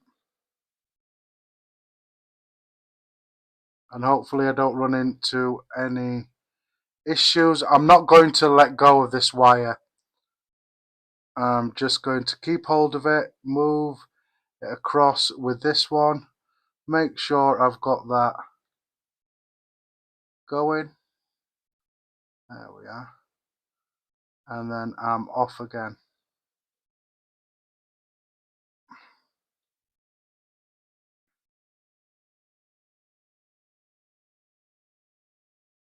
So I'm sorry if this is a bit boring, guys, because I'm going slow. But I want to keep this nice and consistent.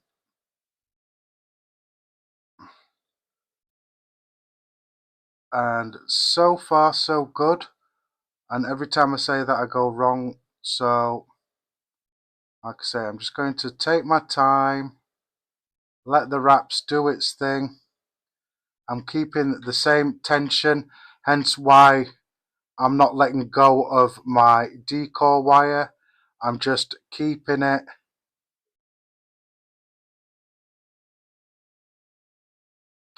pinched. Come on, there we are. And then get going again. I know I do get bored and I speed up slightly like I'm doing now, but I want to still keep it nice and slow. I want to be doing a 2.5mm diameter coil for this RTA. So as long as I've got round about 9 to 10 centimeters of wire, I should be good for some wraps, about 5 or 6 wraps. So again, I've stopped, but I haven't let go of this wire. And then get going again.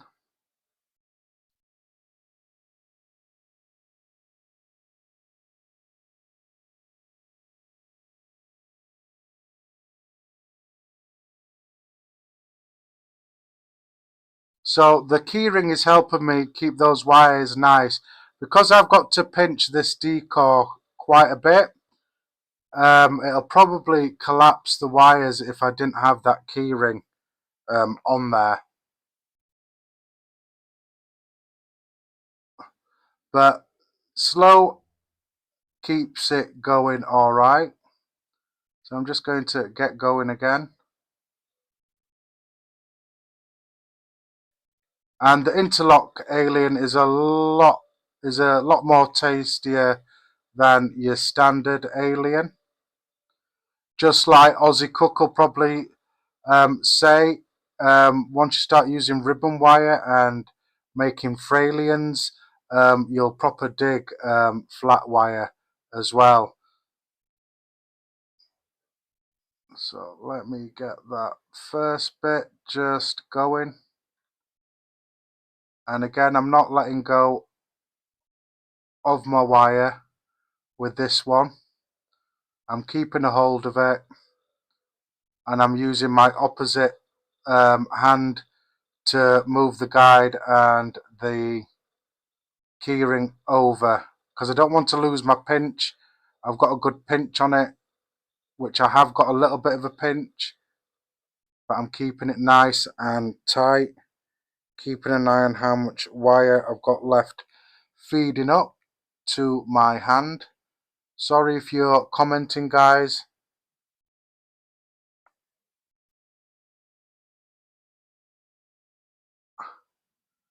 Definitely Aussie Cook, yeah, the hit and miss on the stretch. Like I say, yeah, it's one that takes a little bit more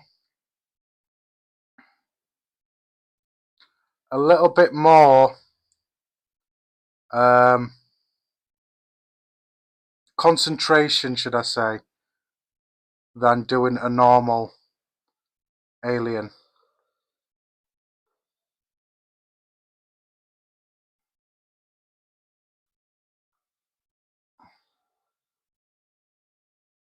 So as you can see, I've messed up just there, which I didn't want to do, and that's probably because I moved my hand off. So I sort of should have enough there, but I will carry on just slightly. There's a slight imperfection. Hopefully I will get that on the leg, or that'll be a leg part of the build.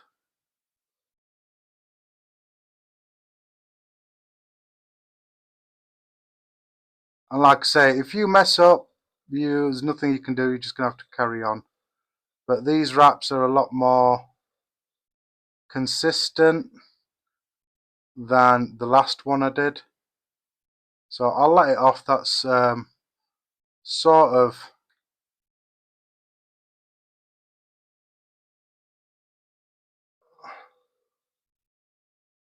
a blip.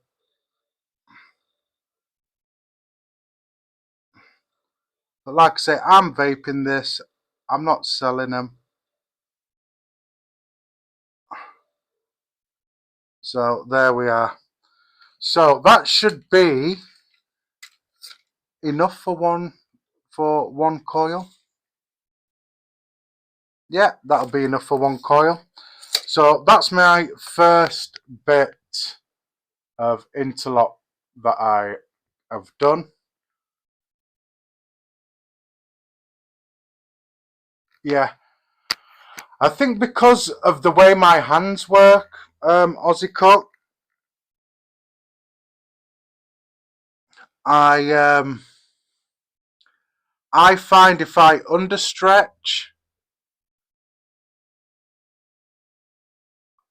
then it feels like I am pulling too hard.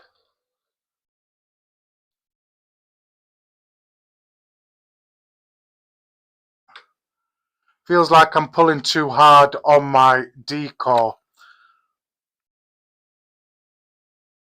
So there's enough for one coil just there.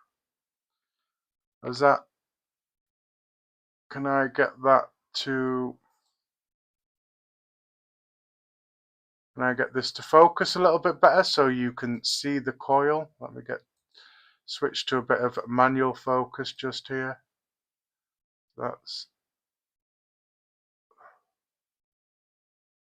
So there we are. That's basically your gist just there. But you will see close-ups once I've finished the build and got them wrapped. But apart from that little blip just there, we should be good. Like I say, I'm not selling them. I'm vaping them. And it was a lot better than my last bit that I did. So I can't complain one bit. So now all I'm going to do now is stretch my other piece of wire now, and then carry on, and then obviously hopefully get another coil out of that. So thank God I did a spare bit of decal, so I got one to fall back on.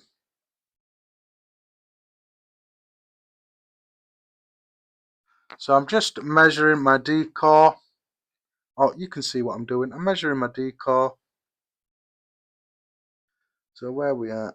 15, 16, 17, 18. So I want to cut round about at the 18 centimetre part, and then anything I don't use as well will be used for another build or as a spare. So again, I'm not going to show you how I stretched it. I'm just going to stretch it and hopefully not think about it too much.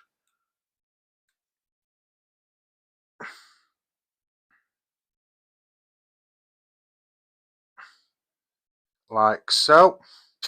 And again, I'll go in for the stretch, guys. Thank you, Aussie Cut.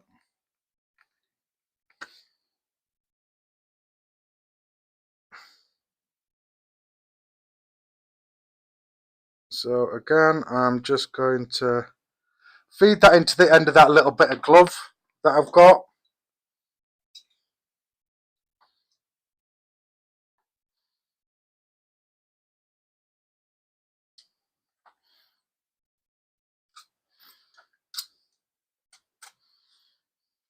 And then I'm going to feed it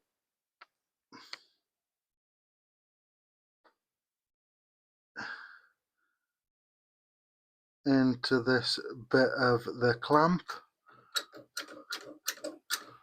There we are. And then I'm just going to make sure that it's clamped down nice and tight. And then go in for another stretch. And hopefully my stretch is just as consistent as the last one, and I should be good. So again, let's get a stretch in.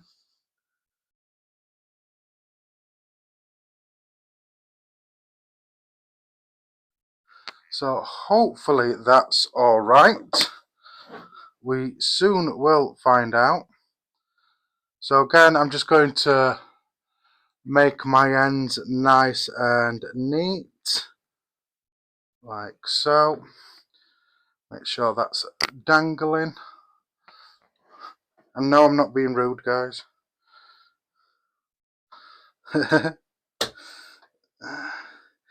It's all banter. Right. And ready for the next wrap, guys. Oh, all of a sudden my app seems to be working slightly. Hopefully my chat box will start working.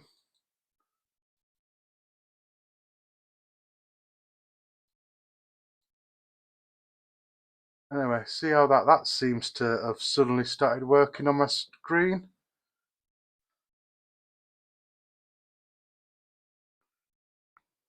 So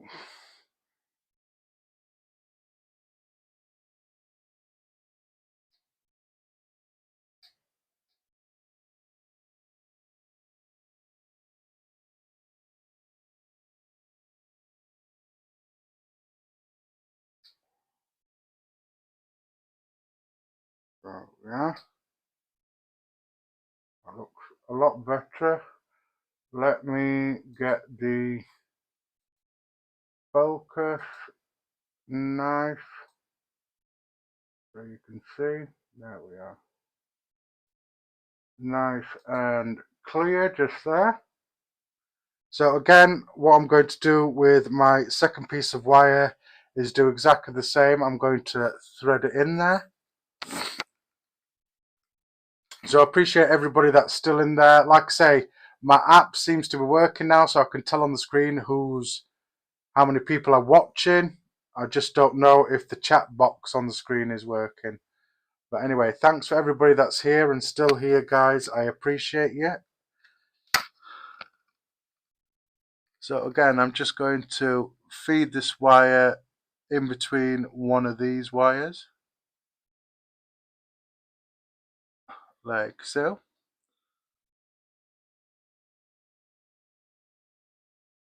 So I've got plenty of core wire here, so I don't need to worry too much about not being able to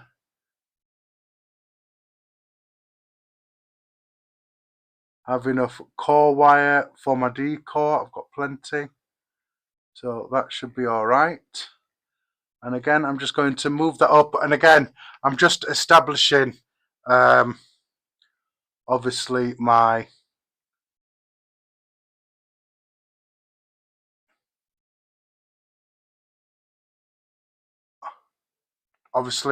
pinch again, and we'll go from there. Right, so I'm going to get a few wraps going just to establish whether I need to have a pinch on there.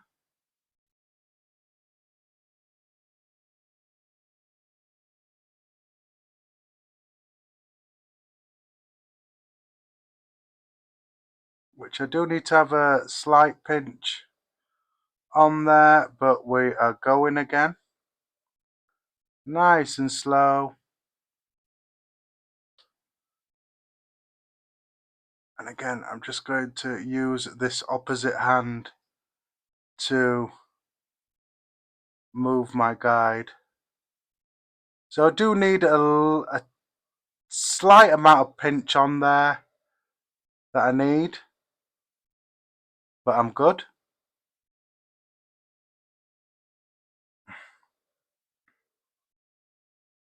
So as you can see, I'm not going too fast, guys. I want everything to be consistent and everything, and I want this to be a successful build, because this and the staggered fused Clapton, I have been struggling with these two builds. I've gone from not struggling with them to obviously all of a sudden struggling with it. So let's see how this ends up turning out.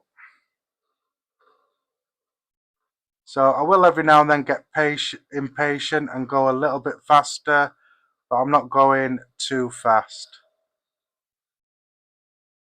because obviously I want the wraps to stay consistent for me and nice and even.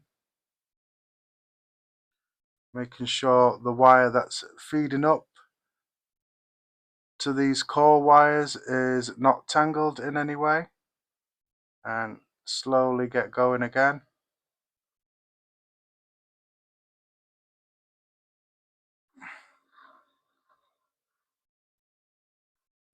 So yeah guys, nice and steady is working, and then that's when I mess up.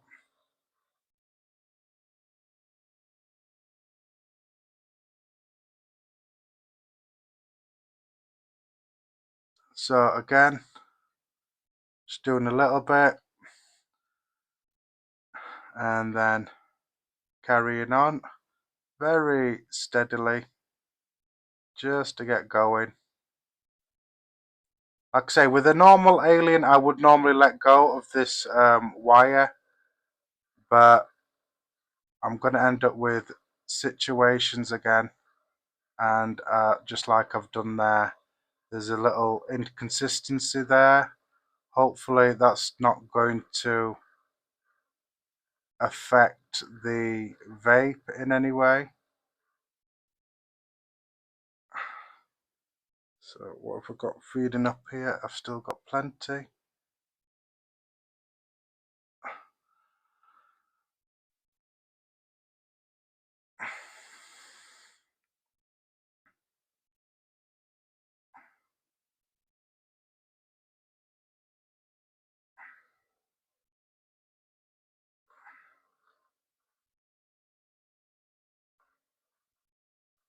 So keep it nice and steady, it should be good.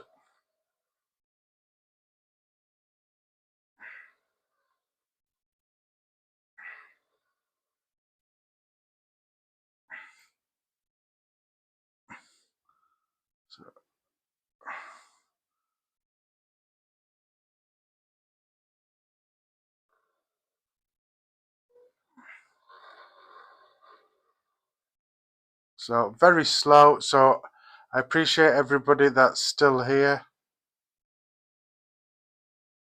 It's not working. Yeah, obviously the chat's not working, but at least I know how many people are watching. I do run Apple beta software on my phone, so it's probably one of those situations why I'm having issues. It's probably the software for the app probably isn't completely compatible with this software that I'm running on my phone.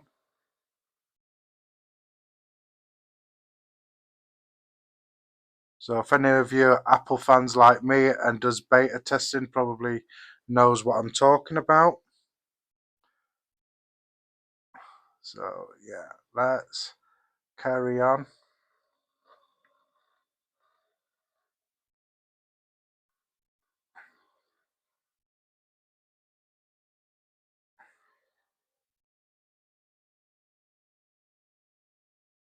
So, like I say, so far so good.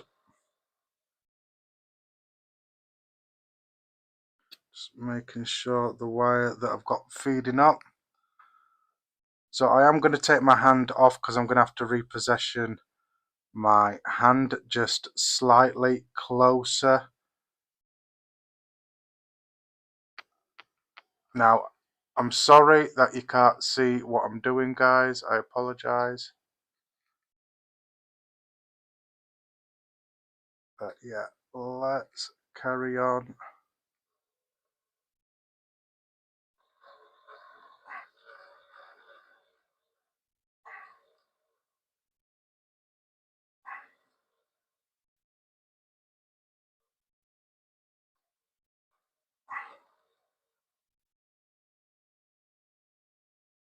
So, like that. So let me just have a quick look-see of how much wire I've got on that one. So yeah, I've got enough. I've got enough. I won't waste this little bit though,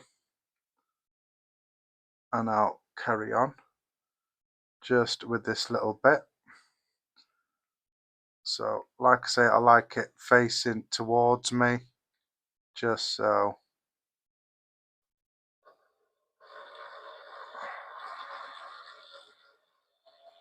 And there we are, guys. That is the build.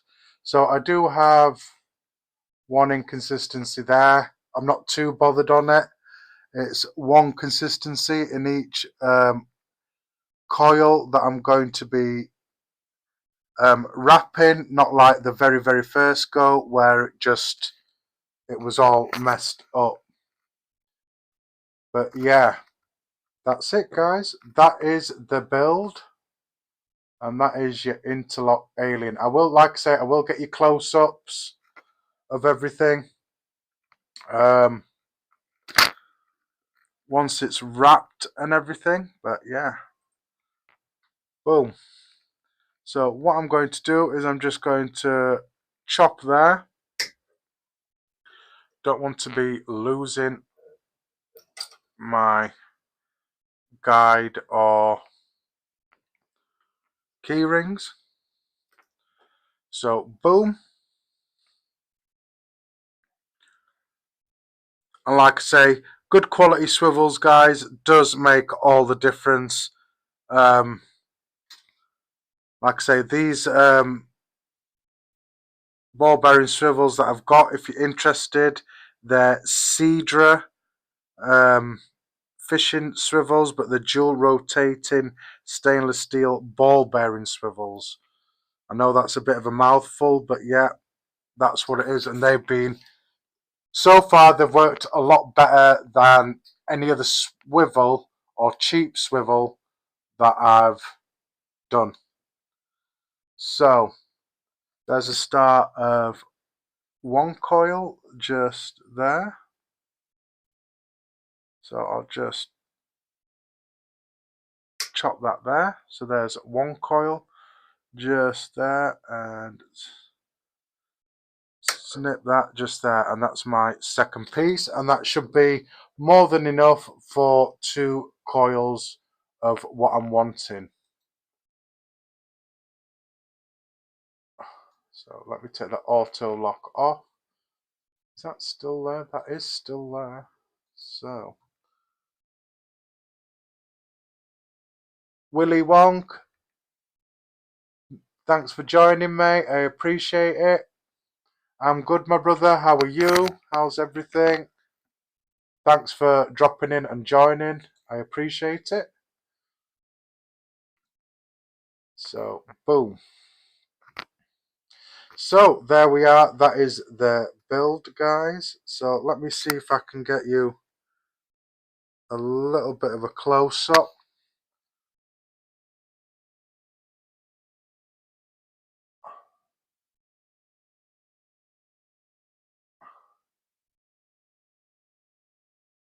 There we are, guys. That is your interlock alien just there. Beautiful, beautiful. and that's the way I wanted it. So perfect. So let me do what I would normally do, which is a little bit of housekeeping. Let me just move stuff out the way that I don't need now. So I will put my drill away and see how it goes. So 2 hours and 15 minutes into it, not bad. Into the live stream, which isn't bad. I'm glad the build went a lot better than what I was expecting.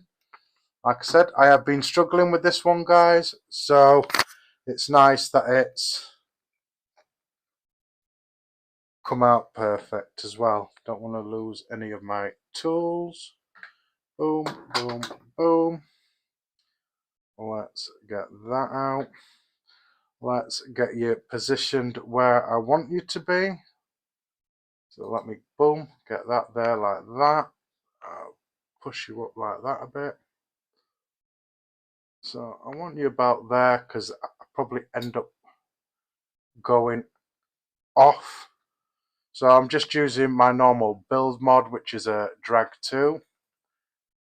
One of my beta mods from back in the day. So let's get this Coil in V2.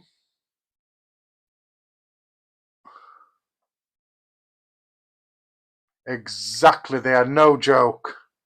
No joke whatsoever. So, boom, let me get that on there like so. You can see that, that's perfect. I've got my crown, whoops, well I did. I've got my crown jewel Allen key, and I call this my crown jewel Allen key because it's a bang on 1.5 mil. There's no play in the hex screws when I use this, it's perfect.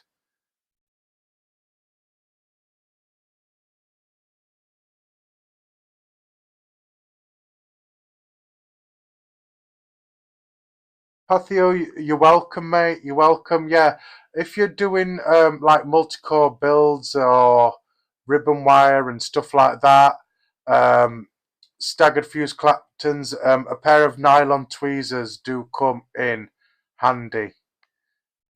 Extremely handy when you're doing your builds.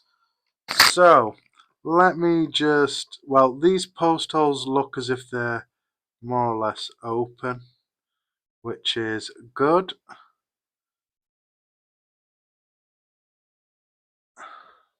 So that is that on there. So I want 2.5 millimeter diameter coils in this. So I'm just going to be using my Coil Master jigs that I've got just here. So I want about 2.5 mils, which is that. So I'm just using my Coil Master jig. I won't be using the bit that you roll around in.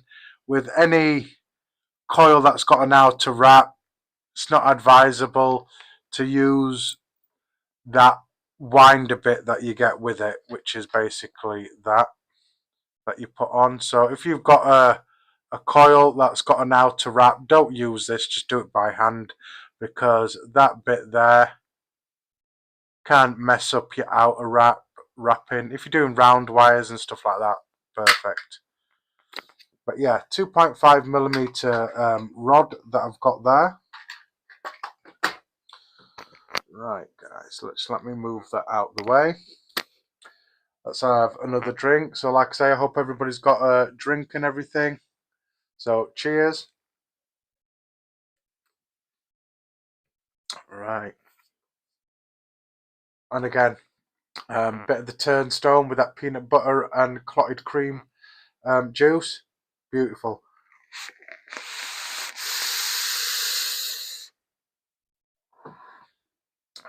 Extremely tasty. I need to get hold of my mixologist and get a bigger bottle made of this.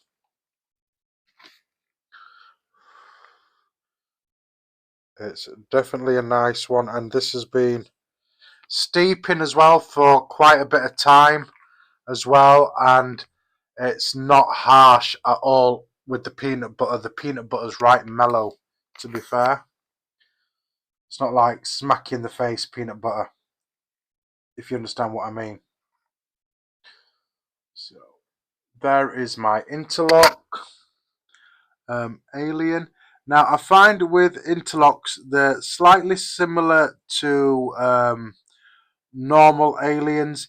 You get a side that is more flatter than the other side. So one side you have a bit of a curve in, so I know you can't see it properly, but you can see that just there, that slight curve or indentation in it. So, and then on that side, that still does have slight curve and indentation on it, but it's more flatter. So the best way to describe it is the flat part of the coil you want against your coiling jig, and the side that's got that bit of a wave and a bit of a curve on top, that's what you want on the outside or on top. So 2.5mm, if you've got a piece of coil just like that, that's bent like that, not straight. If you're using an I-80, it should be fine. Once you start wrapping, that should come out itself. If not, just grab yourself, like I say, some nylon tweezers, like so, and you can always just give it a quick little bend like that. So I want round about 5 wraps or 6 wraps, depending on how it's going to fit on this deck. So first wrap is what I call your most awkwardest wrap. So make sure you get that in and in tight. So I'll start off with 5 wraps and then check it with my deck and go from there. So that's 4 wraps and 5 wraps. So let me check the space on that. So I can get away with a 6 wrap on a 2.5mm coiling rod. So that is a 6 wrap just there. I will get you a close-up, guys, of the coil. So again, I'm just expecting the coil, which side is more flatter than the other, and that's what I'll go with. So this side is more flatter than that side. Again, just putting the flat end against the coiling jig. First wrap, like I say, is your most awkwardest wrap. So make sure that is locked in and tight. And 3 wraps, 4 wraps, and I'm taking my time as well. I'm giving time for the wire to obviously fold round the jig. So 1, 2, 3, 4, 5, and there we are, and 6. So there we are, like that. So what I'm going to do, which is slightly different, I tend to do this when I'm not on camera rather than on camera. I don't know why, but I'm just going to put my legs in sort of like a right angle like that, and then I'm just going to grab my nylon pliers and move that just so that the legs are parallel and will fit in that deck perfectly. And I'll do the same with this one. I'll do it with the longer leg. I'll just wrap it in sort of like that sort of angle, and then with my nylon pliers I'm just going to grab it and then just bend it like that, just so that the legs are parallel and they'll fit into that deck a lot easier. There we are. So if you can hear doggies in the background, one of the dogs is, I think, is having a dream, so he's making noises and twitching like he's running. So I'll get you a close-up of these coil guys so you can see the work.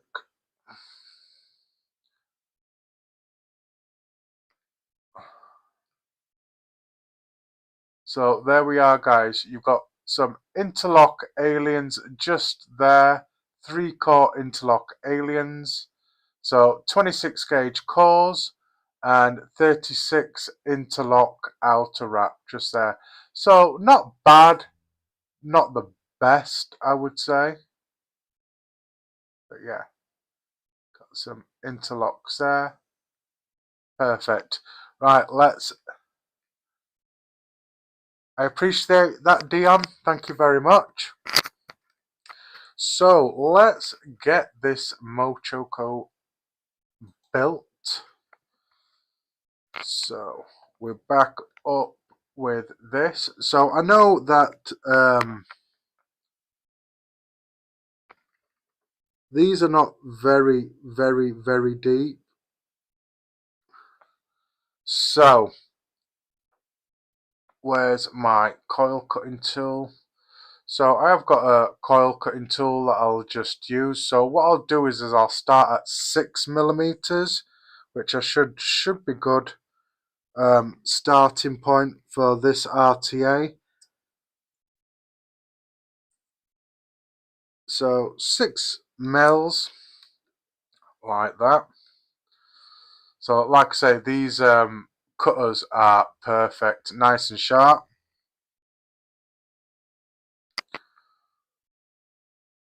So let's hope phrasing drops in when it comes to cotton. He did drop in last week, so again, just cut nice and flush. There we are. And then I'm just going to test the length.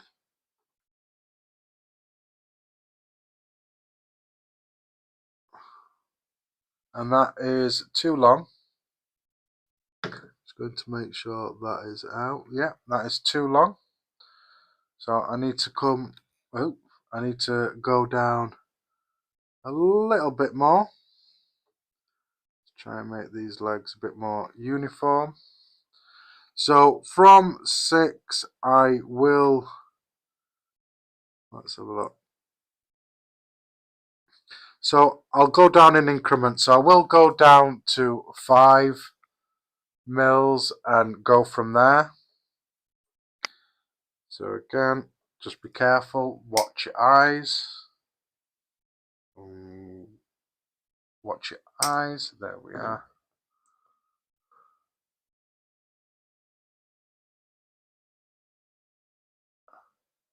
I appreciate that, Pathio.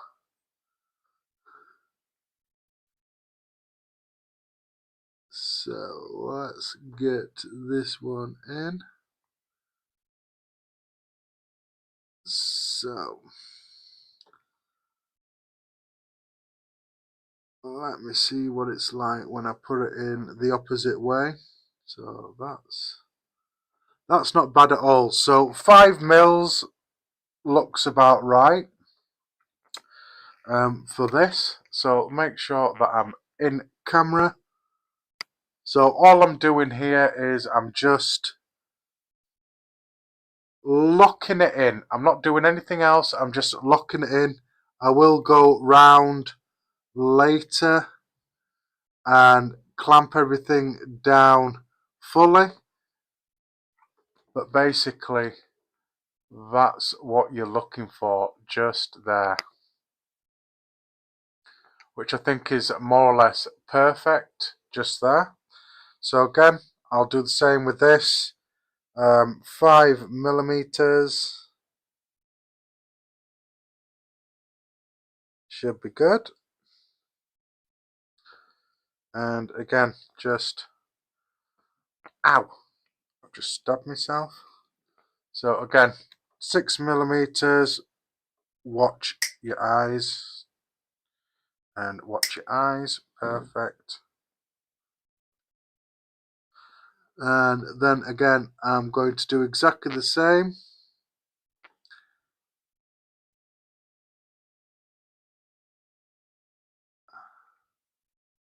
I'm just going to drop that coil in there.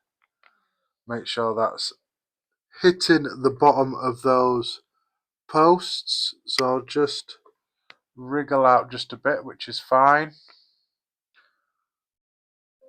So again, I'm just going to lock them down. I'm not going to crank on them just yet. I just want to get everything situated, check everything, manipulate stuff. So basically, you want it more or less like that. So that looks more or less perfect. Obviously, those curves, you've got airflow there, so you want to make sure they are hugging them nice and tight. I am going to manipulate them a bit. So all I'm going to do here is I'm going to center it a bit, which is what I've done there. Center it a bit just there. I want to make sure that obviously they're straight and near that airflow just there. And same again, I want to make sure, sorry I'm out of camera guys, so I'm just looking at it, making sure that the spacing is right, and that is perfect for what I want. It does look different on each side because obviously I've bent that leg, so it looks a bit closer when it isn't. It's just the way that leg sits in there, and that is perfect. So all I'm going to do now is I'm going to lock these down. Like I say, it's one of the reasons why I call this Allen key my piece of gold, because it fits in those 5mm 1.5mm Allen screws perfectly, and it's nice and strong, not much of a bend in it when you're doing it. And like I say, there's no play in those hex screws, so it fits into those screws nice and snug. So when it comes to cranking down those screws, this black Allen key doesn't slip at all. So they're nicely locked down there, looking good. Just have another quick inspection, which is brilliant. I might just move them slightly into the center, just slightly.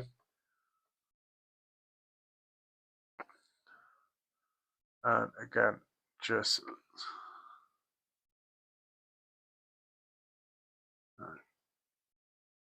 so that's in the center, and that just needs a little tug just there,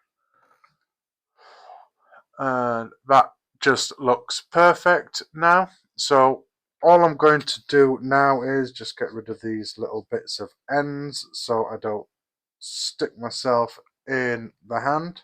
There we are. So what I'm going to do is I'm going to zero out my mod. So anyway, I want to do it so it says check atomizer. There we are. And then pop that back on. Is this a new coil? Yes. So as it's sitting now, we're at a 008. I'm not going to be dry firing it at 100 watts. So I'm going to get that down to about 25 watts. And then we'll introduce some heat to them. So let me see if I can get this focus a tiny bit better.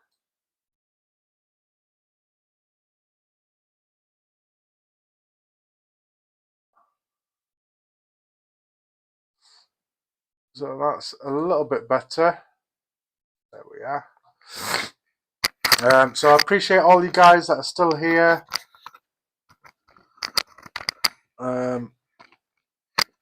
Really appreciate it. You can still hear me and everything. Just let me check my microphone. Yeah, that's still going. Sorry for the turbulence in the sound there. Checking my mic.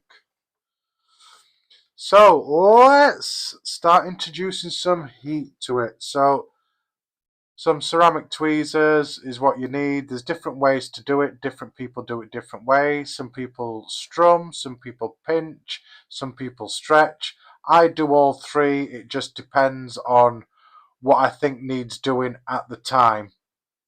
So I might not do all three. I might do all three. I might just do 2 out of the 3. I might do 1 out of the 3. Or I might not do anything if they start heating up perfectly straight away. So let me introduce some heat here and see if we can get a little bit of colour on those coils to begin with. So all I'm doing is introducing heat. I want to get some hot spots out. So if you are not familiar with the term hot spot, they're like lightning bolts in your coils. You just have to work them out. You don't want lightning bolts in your coils. And then obviously you want to get your coils glowing from the inside outwards. And that's how you want to do it. So let's introduce this heat, which so far isn't looking too bad. So I can see straight away that I mean, you can't tell because of the way the camera's set up, but there is some hot spots in there. But straight away, more or less, they are glowing nicely. So I'm just going to grab this end and just give it a little pull. And the same with this end, just going to give it a little pull like that. Some nice colour on there, some nice blues on there. Let's just introduce some more heat to it. So as you can see, they're not glowing correctly. So just work that out if need be. Which it isn't doing too bad. I am going to increase the wattage from 25 to 35. Increase the wattage slightly. There we are.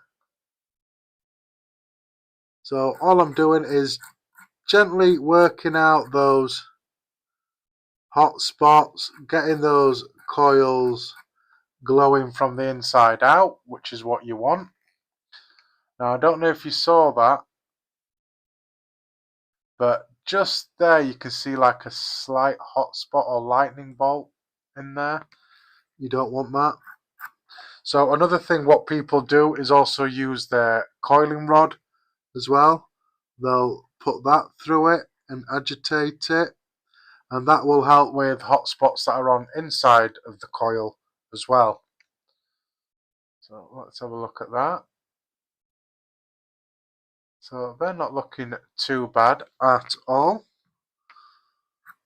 So because I was doing a bit of manipulation, I will just go around and check all the post holes are nice and tight. That one needed a little bit. And that can make a difference as well with the heating up process. So yeah, they're more or less nice. Let's carry on. So still at 35 watts. That's glowing a lot better. Not evenly, but a lot better. So just give it a little strum. I am going to give it a little pull just to separate them a bit. And then I'm going to increase it. I'm going to go up to about 50 watts. That's not looking too bad. Still needs a bit of work. Give it a little strum. And heat up. Strum. Heat up. They're looking a lot better. Heat up. Strum. Heat up. So there is some hot spots just there. Give it a strum. There we are, looking nice. So I'm going to increase the wattage a bit. I want to increase it gradually, just so it's I'm pulsing it round about where I'm going to be vaping it at. And the reason why I do that, some people will agree, some people will disagree that it'll damage the wire. But all I'm doing is making sure that there's no hot spots at that wattage. So I'll go more or less where I'm going to vape it at and slightly over, just so I know there's not going to be any hot spots at that wattage. So I'm going to go up to 120 just as a precaution, and I'm not doing anything major. I'm not glowing them right hot. I'm just making sure that there's no hot spots in there, and there isn't. So I am going to turn that down.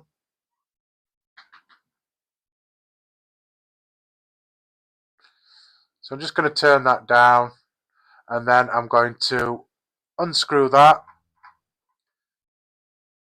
zero out my mod, and just let them cool down for a second. So I appreciate all of you that are here. Lovely to see you. Love the support. I appreciate it. If you understood how much I do appreciate it, then, like I say, a lot of love and respect to you all, for you that jump in, come out, jump in, jump out. I know my stream for everybody's not going to be fun, the building part, because obviously people might use pre-made coils and stuff, which is also good. Support those coil builders that do it professionally as well.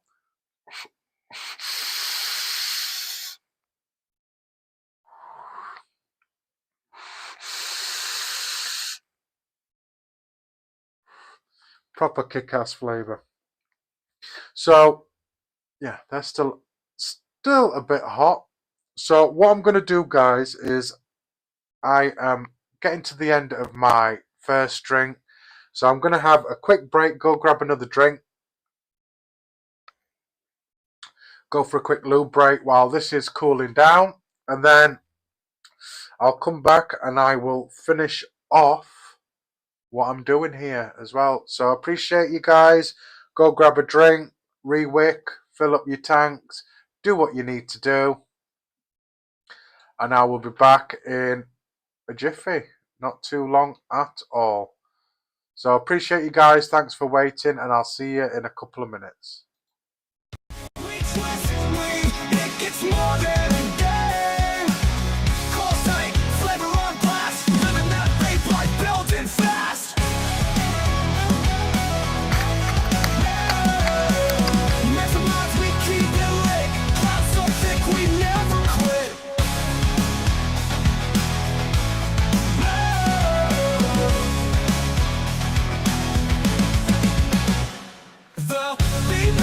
If you don't choose straight, re-wick, refill, and vape all day. This ain't goodbye, just a little break.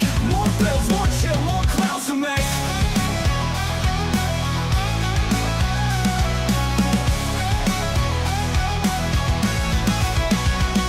Next, all night we keep it lit. Clouds so thick we never quit. Be back in a jiffy, don't choose straight. Re-wick, refill, and vape all day. This ain't goodbye, just a little break. More bills, more chill, more clouds to make.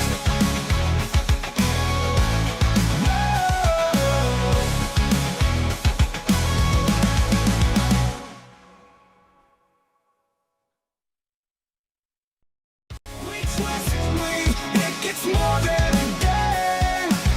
Call sight, flavor on blast. Living that vape life, building fast.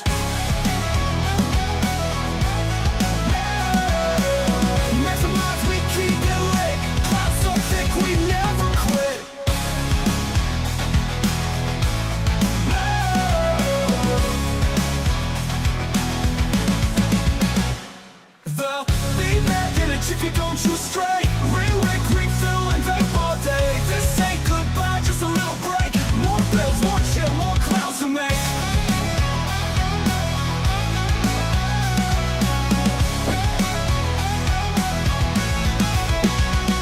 Guys, thanks for waiting. Keep it lit, clouds so thick we never quit. Be back in a jiffy, don't shoot straight. Rewick, refill, and vape all day. This ain't goodbye, just a little break. More bills, more chill, more clouds to make. Right, well, let's get set back up. So, thanks for waiting, guys. I appreciate it. Right, let's get to it.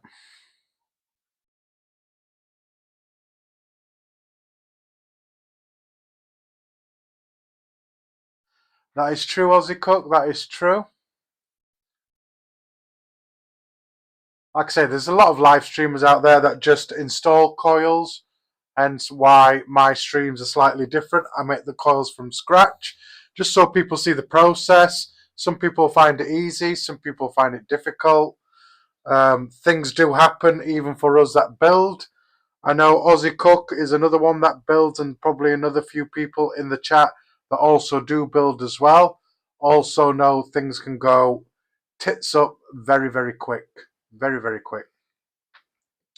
So, boom. So, cotton I'm going to be using is good old reliable Kendo Vape. Got a gold edition. Just there. It's just one of my preferred cottons with standard Fireball and Muji organic cotton as well. Is good stuff as well. But I use this as well. One of my favourite cottons. I've tried loads. There's some that I haven't tried that I will eventually get round to trying. It's just, you tend to go with what you're happy with. So, like I say, it's just one of those cottons I'm happy with.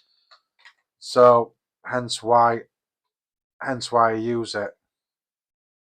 So, I'm going to pull off a decent, nice little piece like that. So, like I've been doing in my previous streams, I've been fanning out the cotton like other people do. Now, this cotton normally has a slight break-in period, but yeah, the break-in period has been cut since I've been thinning out my cotton this way, and this is only because of other live streamers that I see building, I see do it, and I thought, well, what if that technique is quite good? And to be fair, yeah, it has been working for me. And all I'm doing is I'm just stretching out my cotton, agitating those fibers a bit. It'll help with the wicking as well, and especially for this one that does have a slight break-in time. I find when I fan out my cotton in this manner that it seems to more or less cut that break-in time to 0, and that is just for me. Kendo is a bit like Maviton, so if you've tried Maviton, then it's probably exactly the same. There we are, and I'm just fanning it out, agitating those fibers, keeping it nice and thin, like so. And even with that, I'm just going to pull that little bit off, like that. So, just gonna give it a little bit of a roll, like so. Who can tell what I got up to back in the day? The way I rolled that. So, got it all nice and fluffy duffy. Like I say, 2.5mm coils, so it doesn't need to be that thick. So, anyway, I'm getting ahead of myself, guys. So, let me see what the resistance of this came to. So, yeah, 0.11. Round about where I like my coils, 0.11. Anyway, I've got my cotton there, but I didn't even sort out my next drink.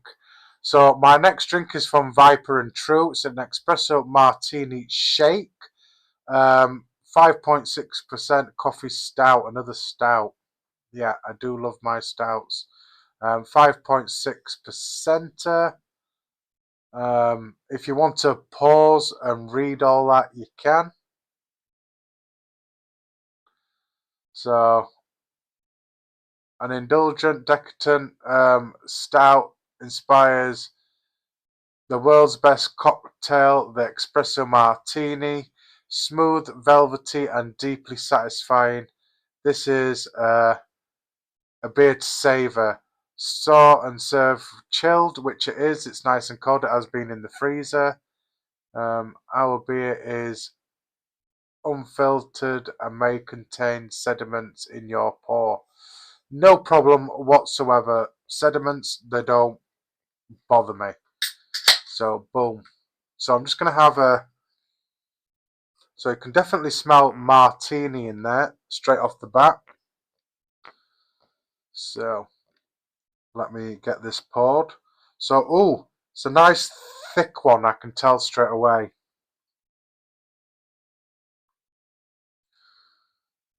So it's a bit like the Bertha, nice and thick, which is how I like my stouts. Perfect. Definitely smell that coffee and martini from it. Cheers, guys.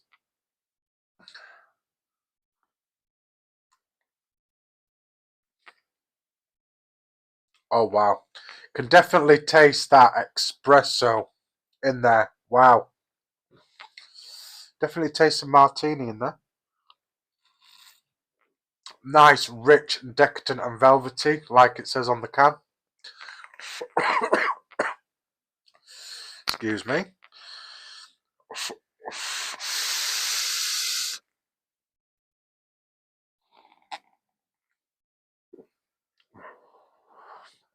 Oh, definitely goes well with that peanut butter. Definitely brings out that coffee espresso-y taste. So I'm just going to pause my mic, guys. I'm just going to blow my nose.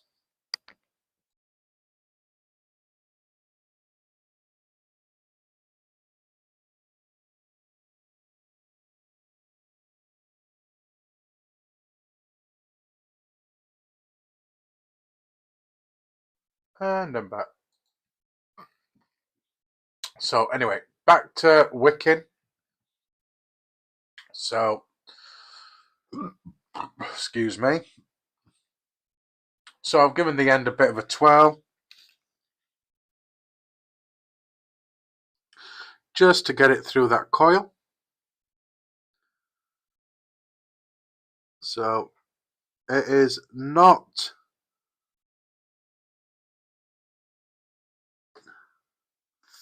It's not in there too thick. It's got some pull in it, which is what I want. I mean, this end let me down mega. So boom. Don't forget, guys, nice pair of small scissors. And then I'm just going to cut it about there using the same piece. I'm going to do the opposite side.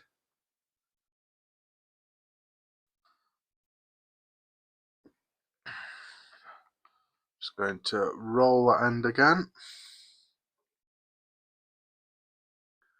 And boom. Now, I've used this in the past and it did have one issue with this tank. I don't know if I'm going to have this issue with it now, but it didn't matter how I wicked it. I always used to get juice coming out from the ring from underneath. So it'll be interesting to see if it still has that issue.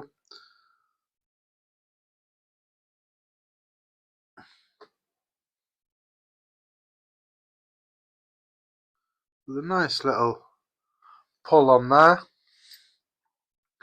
Cut that excess off. Now the wicking ports on this is not very big on there, so cotton will need thinning out, which is what I'll do. So I'm going to thin it out. Just take some of that out of there. It will help, obviously, with the wicking as well. Obviously, you don't want it overwicked. You don't want it underwicked. Overwicked, you're going to get dry hits.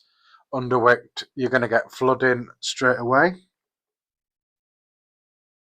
So just having a quick look, making sure I'm still in camera. I just want to cut that nice and level, otherwise my OCD is going to kill me. There we are. And then just test this side.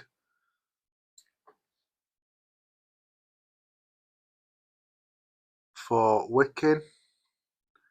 So all I'm going to do is very carefully just pop that in there.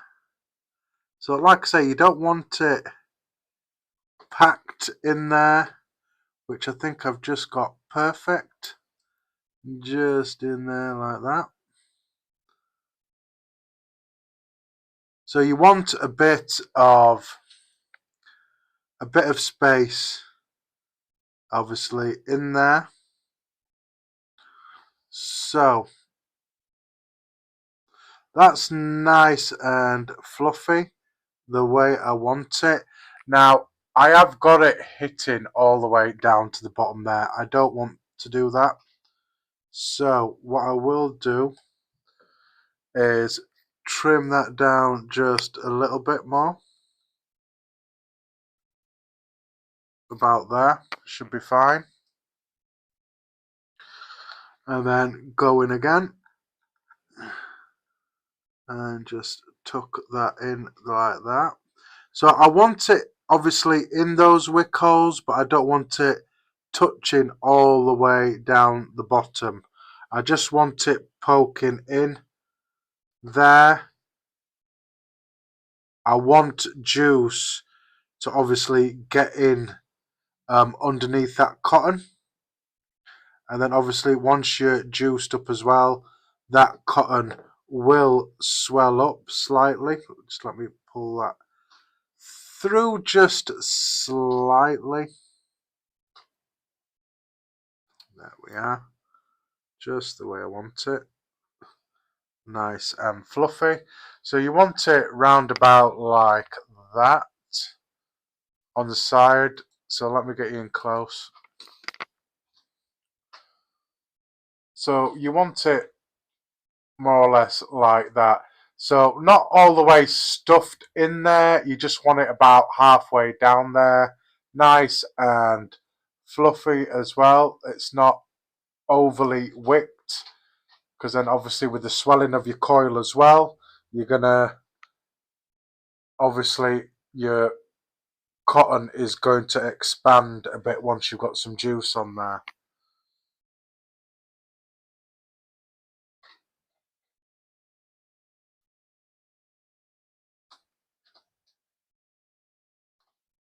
So yeah, Aussie Cook, well, most of the time I've had that problem with this tank, and it's not so much leaking out of the airflow, it's the ring from underneath, which I will show you in a second what I mean. So again, I'm just going to give it a good thin out of the cotton. Obviously you want to help with that capillary action as well. Get all those knots out and stuff like that. So again, I'm just going to cut that nice and flush. And then very carefully, again, is you want to just tuck that in to there.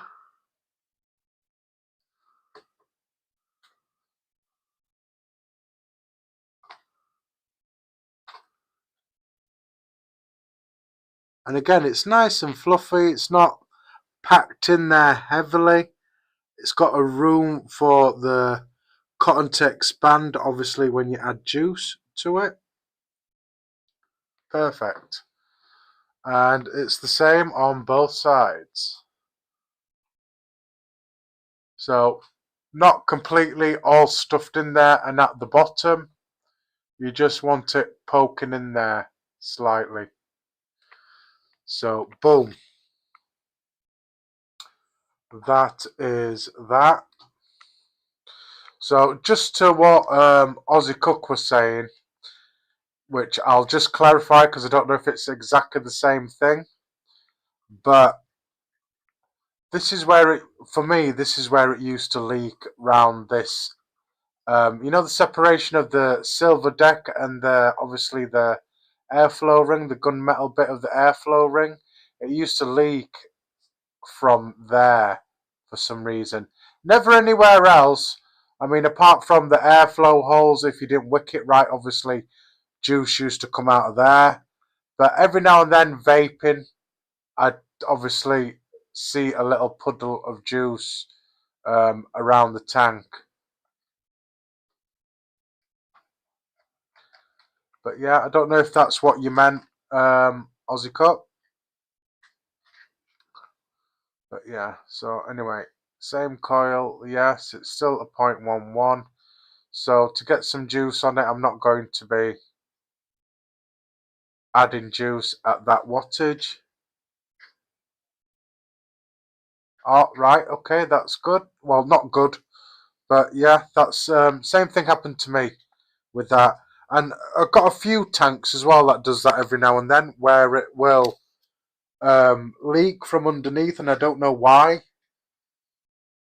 Alternatively, it could also be that I'm not screwing the base on too much. But when you've got glass, obviously glass tanks, you want to be careful that you don't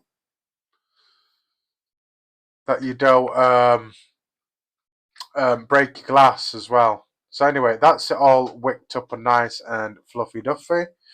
I am going to put some of this dripping desserts from Zeus Juice and Exceptional Vape 7030, a butterscotch custard, which is nice. This has been in my drawer for a bit because when I nicked it up, it was extremely harsh, and I don't know why. Same nick as I use all the time, salts and everything, yeah, but it's needed to sit in my drawer for a while, for a good while actually, to be fair. A good couple of months at least, but that's what I'm going to be using. So,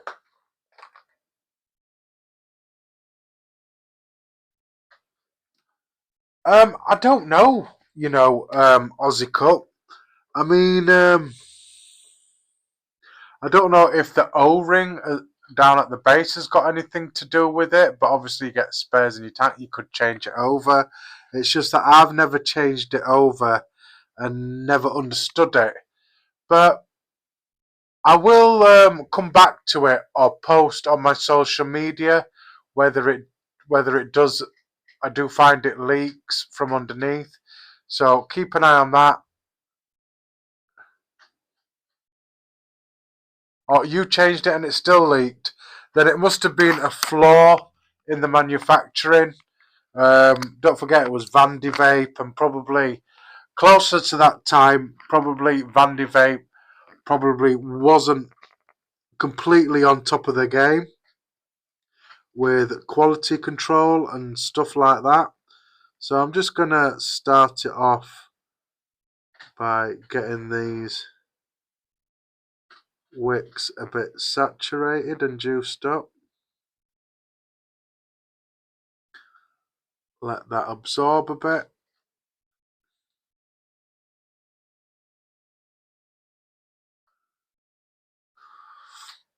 And then again on this side I'll do the same. I'll just get this going a bit, making sure that juice is saturating the cotton.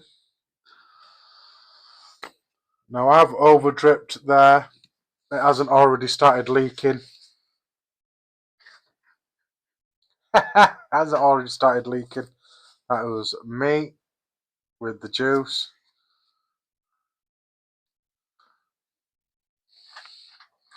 So there we are. Boom. So all I'm going to do now is introduce some juice to the actual coils, like so. And once I've got some juice on there, I'm going to hit the fire button just to draw that juice in.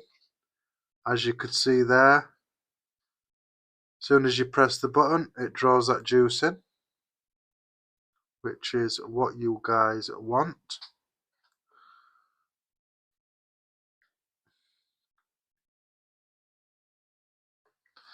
And I'm just going to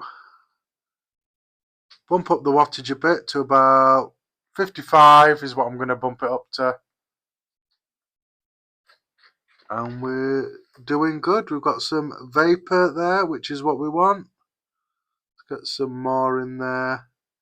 Interlock aliens obviously hold a lot of juice as well, just on their own with no wick. It can hold a lot of juice. So this is why most builders or people that have coils will go with something like an alien or an interlock alien or a Fralian over your standard Clapton, fuse Claptons, because you've got a lot of crevices in there for juices to go into and stuff like that, and juice disperses in the coil a lot better because it's got ridges and gaps and everything in it.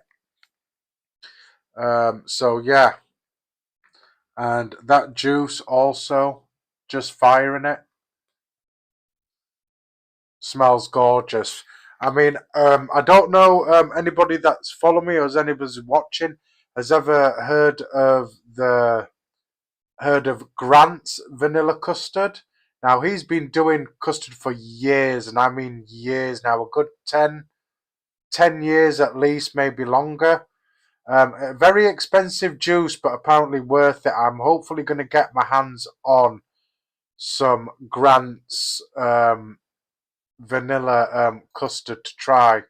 Like I say, it's not a cheap juice by any means, but I'm the sort of person that you get what you pay for. So I'll buy it once if I like it. I mean, I'm a custard person. I will be able to tell straight away whether it's worth that, what he charges for 100 mils to what the juice actually is. So hopefully in a month or so, keep your eyes out. I am going to get some Grant's vanilla custard to try, because custard is my juice. It's one of my favourite juices that I like is custard. And it doesn't matter a plain custard, a vanilla custard, a butterscotch custard, but that's probably my limit. I'm not much of a strawberry custard, chocolate custard sort of person. So, you know, we'll see how that goes. But the smell of this custard, absolutely phenomenal. It smells brilliant.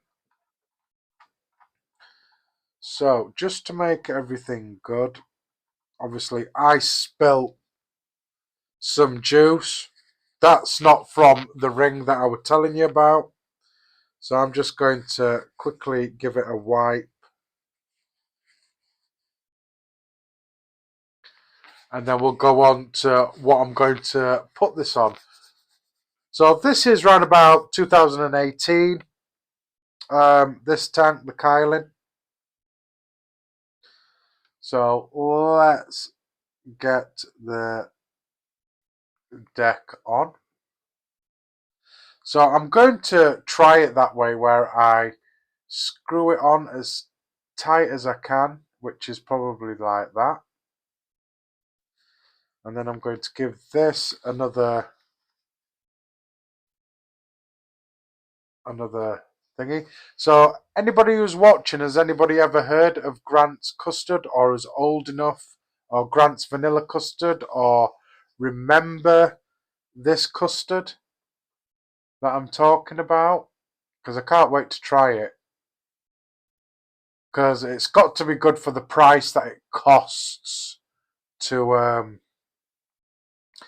buy it. So this is what is intriguing me about the juice, especially being a custard fan.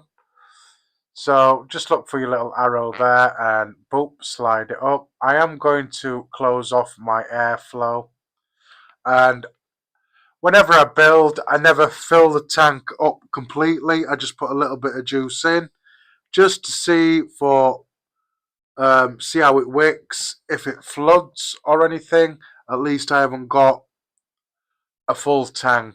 So I've got about a quarter of that tank there. So I'm just going to undo the airflow, give it a little pull. Doesn't seem as if there's any flooding happening there. So what am I going to put it on? So I'm going to put it on a box mod, and we're going back to about 2015 is as far back as I'm going. And just give us a second. I'm just going to have another drink, guys. Cheers.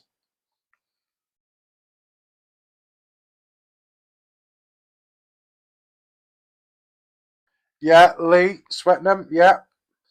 A proper old school dirty custard. And I like, you know what? I like the way you put that. Proper custards like there were back in the day. And I couldn't have put it a better way, Lee.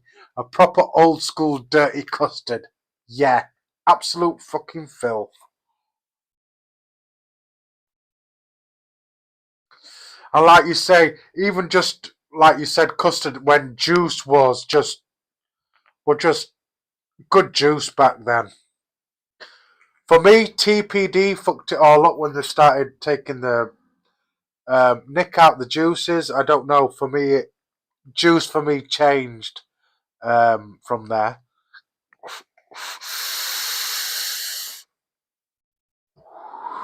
Right. So what I'm going to put it on is something from 2015. Some people will know this device, some people won't. But yeah, it is the Fu Chai, the OG Fu Chai.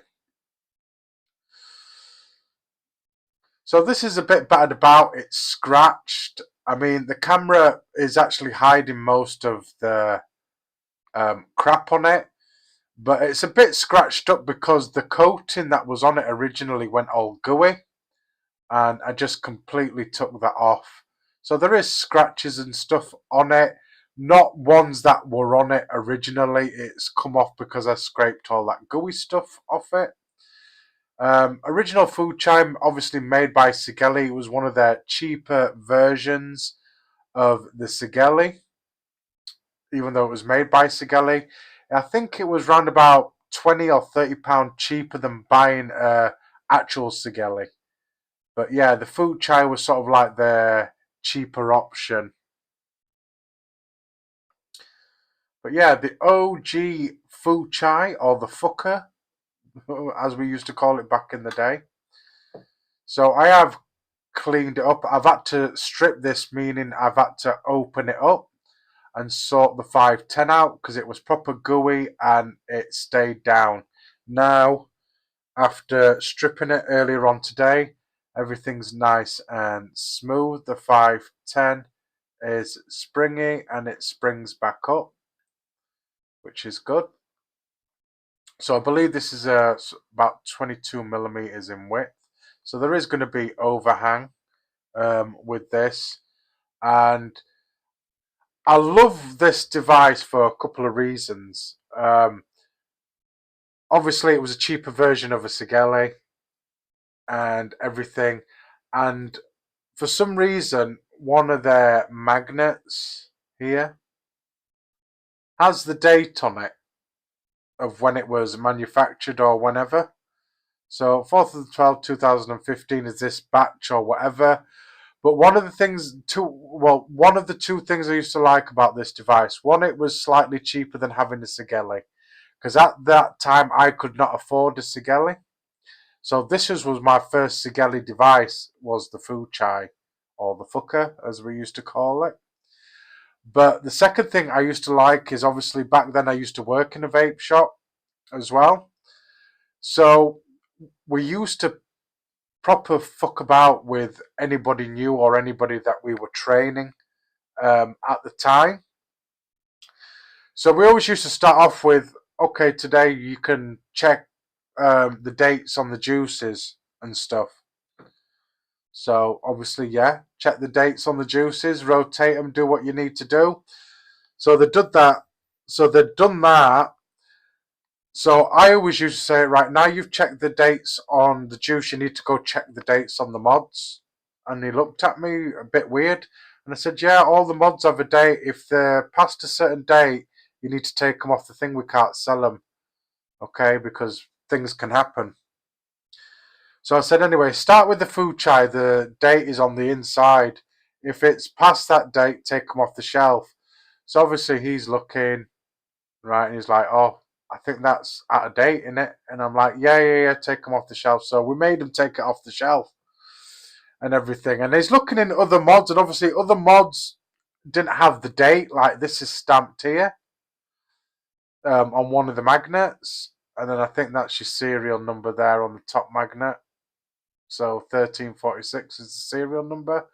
But yeah, we used to have fun with this mod, especially with newbies that used to work in the shop. Yeah.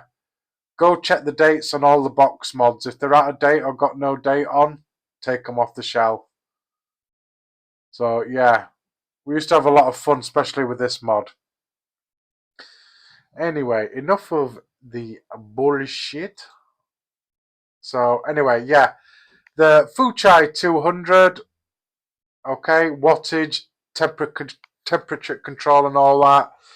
Back in a time where temperature control went a bit mad, which I'm not that bothered about now. I mean, how many people actually use temperature control these days?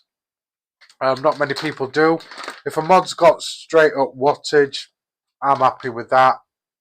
I don't really mess about with temp control or anything. So let's get some batteries in there. So I've got some ODB booby wraps just there. So always make sure that you use married batteries, especially in box mods and stuff like that. I've got separate batteries for separate mods. So I've got like dual battery, batteries for dual battery mods. I've got batteries for series mods, batteries for single mech mods, parallel mech mods. I've got them different and always keep them married. Don't mix them. Don't mix one battery with a different battery. Once you've got two brand new batteries, keep them married for everything. Just keep them married.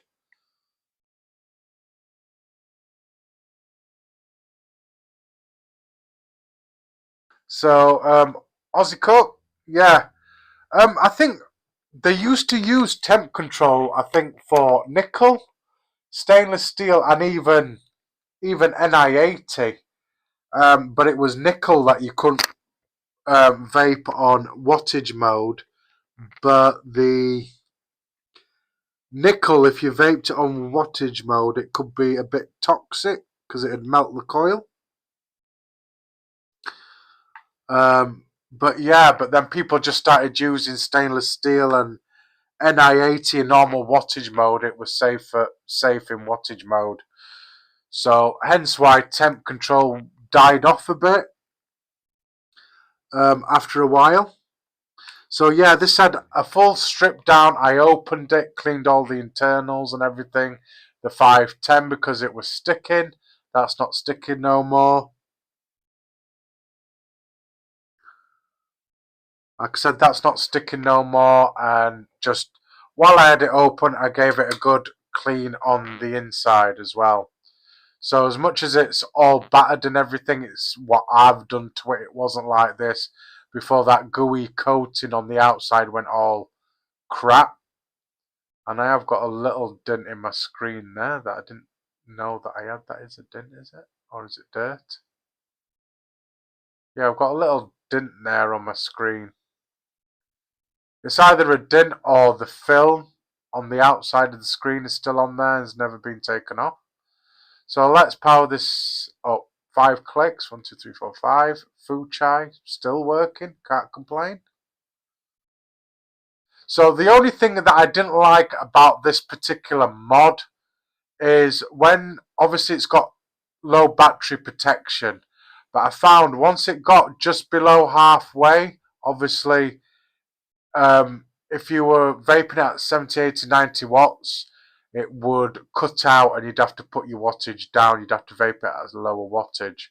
It's the only thing that used to put me off using this mod, because like I say, once the battery's got to about halfway or just below halfway and you were vaping between 80 and 100 watts, obviously it'd cut out and say can't use it. So check atomizer, boom, on there. So let me have a quick look at this. So doesn't seem to be any flooding going on there.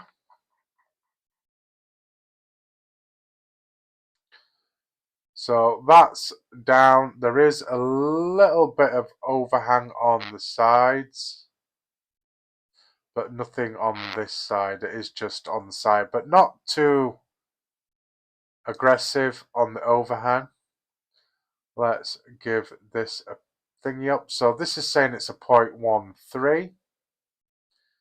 Now I can't remember if you could right. So that's set resistance. I don't know if that's lock. So that's system lock. So I think that's locking in your resistance just there. So it's gone back down to 0.12. Let's bump up this wattage. Sorry about the glare, guys. Let me bump this up to about 70 watts.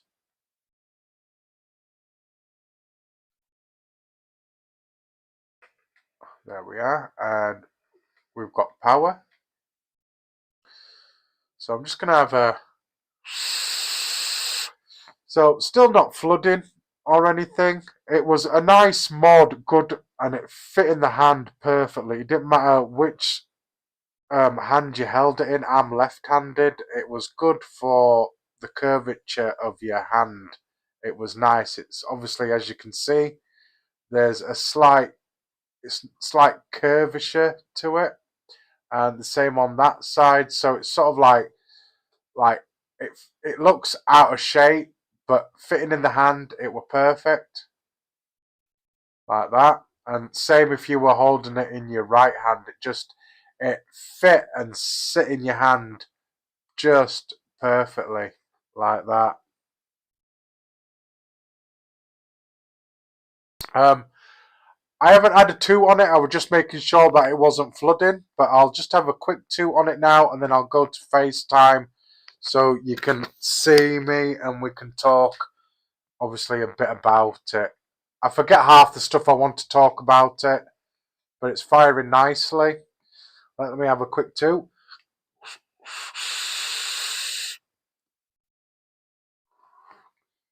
Yeah.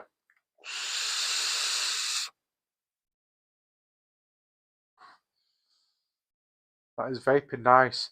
That juice has still got a bit of a kick to it. It's not as bad as it was originally, but yeah, definitely has got a bit of a kick to it.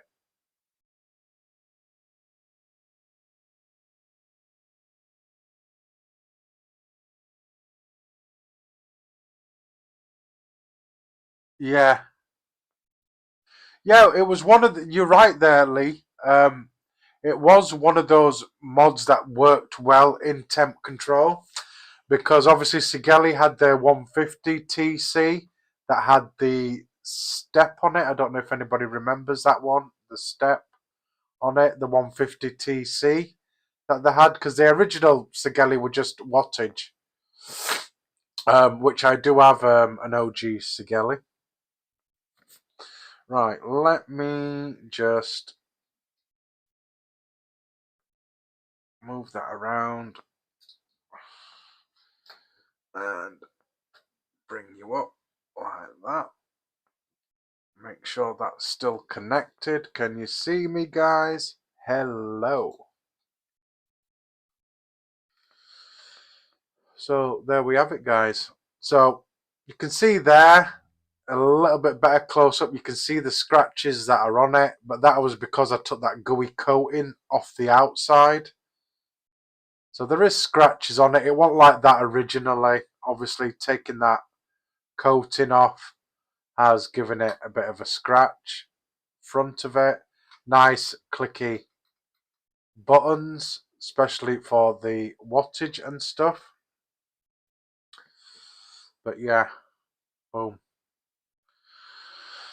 Right, so it's not flooding in any way, so I've got the wicking perfectly. Right, let's take this for a 2. And let me point that up slightly. Is that better? Oops. So that's why. Is that better? That's a bit better.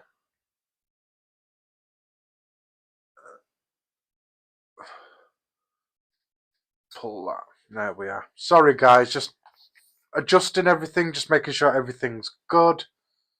So boom, that's off. Right, anyway, let's have a look again. The Coil V2, bubble glass, gun metal, interlock aliens. So there is some bubbles there. So it looks if it's wicking all right. 70 watts. Let's take it for a 2.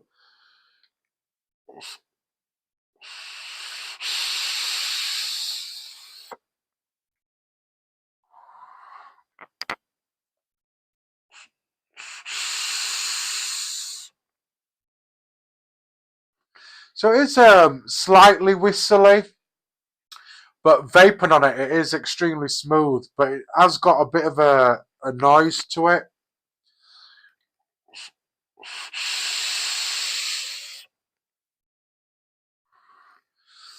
Yeah, and we've got bubbles, so it's wicking the way it should be. Yeah, that juice is, I don't know, harsh. And I don't know if it was the nick shots, because I tried it without the nick and it wasn't harsh, but those nick shots that I put in it has given it a little bit of harshness on the back of that throat. But the taste of the juice is nice.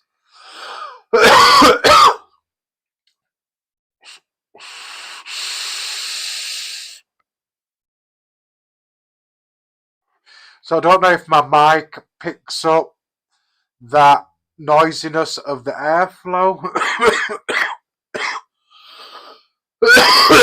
Excuse me. Like I say, it's got a bit of a kick to that juice still. Not as harsh as it was, but still got a kick to that juice.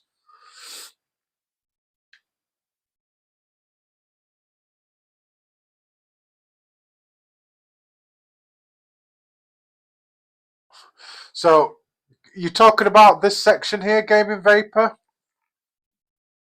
Well, if you're talking about that, it's just stuff that I have. If you join my other streams, I used to start with my camera just here on the left, so you could see basically this part that's in front of me, my whole setup. And that wall just looked a bit dull, just being like that with just my speaker. Now, because I've got more stuff and stuff still in my boxes, I thought make a makeshift shelf, put it on the back so this backsplash bit doesn't look as boring as such. But yeah, I've got some nice pieces, some old pieces on there. Got just let me move that up a bit. Let's see if I can get that. So there we are. There's a little bit of better there. So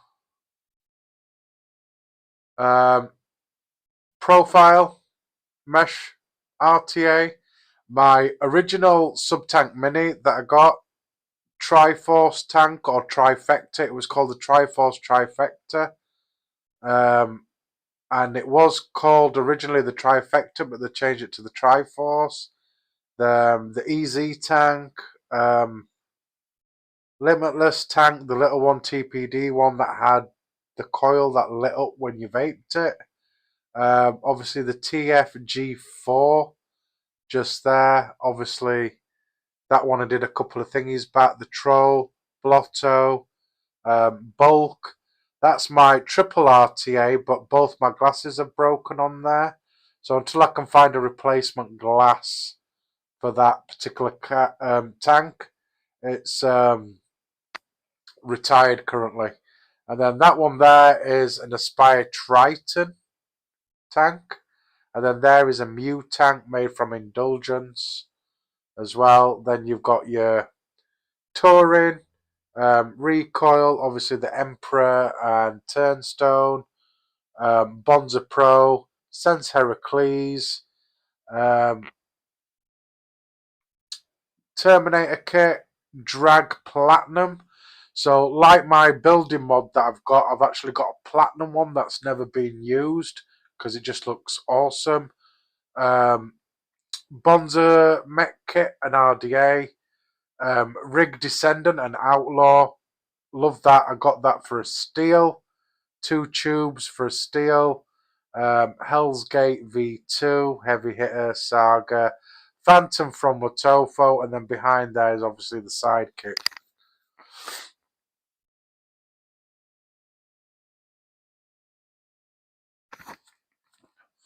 And then obviously this side, let me get you close. Hello. So that's going to be upside down. So let me just adjust this a bit so you can see here.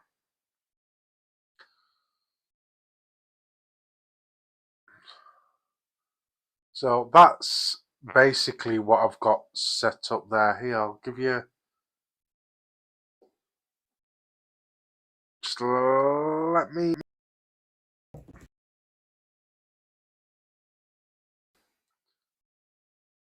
hopefully you can still hear me, guys.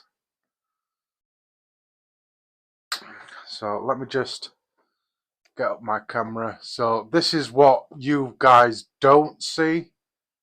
So obviously I've got stuff on my wall there, mechs, box mechs, RDAs, RTAs, box mods and stuff there. And then obviously all my building stuff there, the way I've got it set out, all my wires, all my tools and stuff there. And then just bits on my wall as well. That was my dad's iPhone 6S that I dismantled myself, and I made that myself. Nobody made that for me, I made that myself. And then my very first iMac that I ever bought, 2010, doesn't work, so I thought I'd break it down. It's a bit of art and stuff there. So a little tour of the studio there. Let me see if I can get all this set back up without messing anything.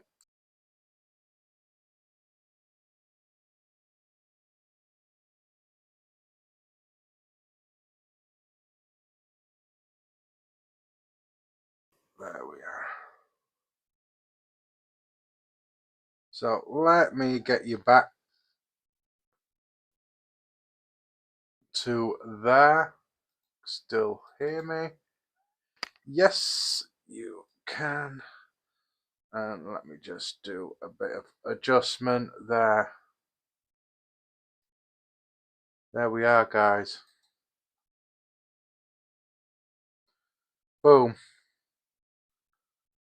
I appreciate that Gaming Vapor, I really, really do. Stuff that I've acquired over 10, 12 years. So I'm going to quickly vape this juice out there. Like I say, Coil in RTA was a good tank. All the tanks as far as I know, have been spot on. I do have the OG. I do have this. I do have the mesh version. I just need to get a bubble tank for that, but I'm not much of a mesh vapor. I just wanted the Coil M in my collection.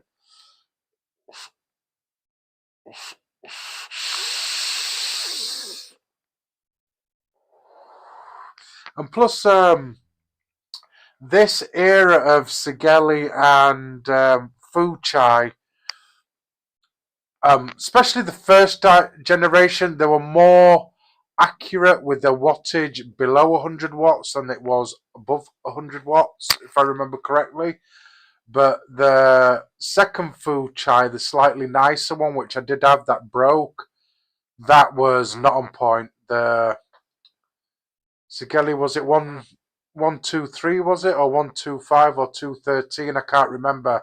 That once you'd got, I think, over a 90 watts, you won't get an accurate wattage from that mod.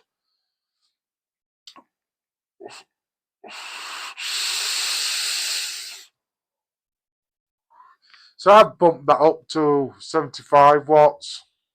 It is a bit better. The custard is nice, but too much of a harshness off the back of the throat there.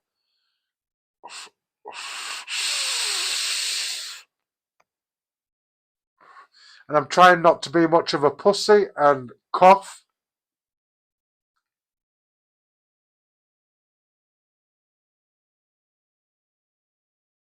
Aussie Cook.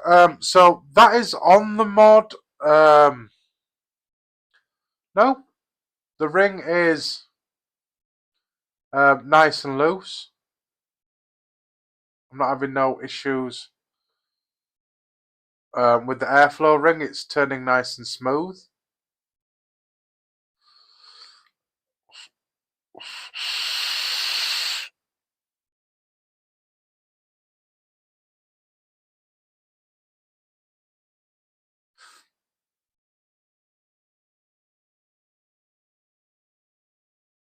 Yes, they are Gaming Vapor.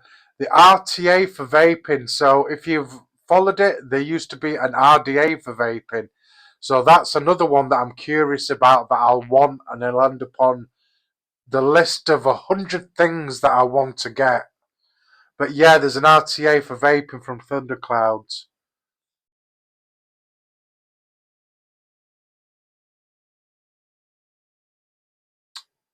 Hungry Hippo.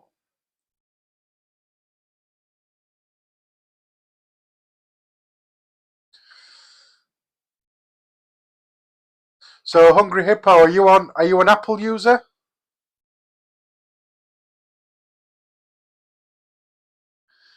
That's right, Hungry Hippo, RDA for vaping. Yeah, like I say, I'll probably end up getting it for sure, but like I said, there's so many things that I want. I mean, there's still a Bonza RTA that I want that I haven't got yet. That's probably in the pipeline that I will get for some thingy.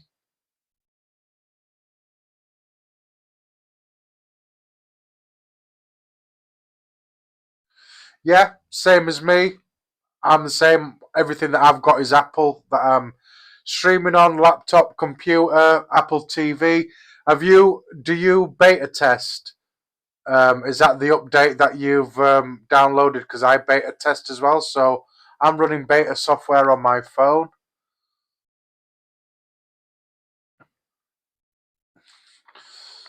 So yeah.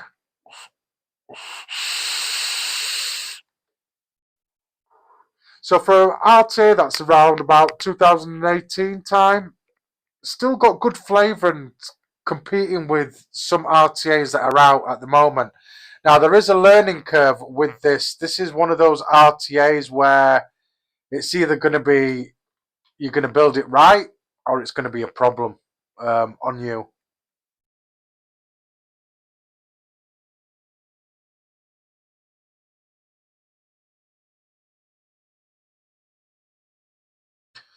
'13 Pro Max, definitely good. The only thing that I don't like about the 17 Pro Max is the plateau on the back. I don't know. I can't. I don't like it. I just like the normal square that the Apple phones have.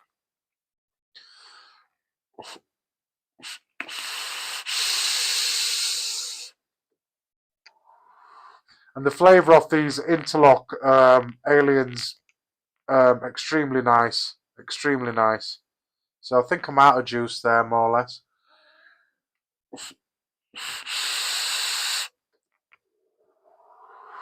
So I'm not going to refill with that juice. What juice am I going to put in that now?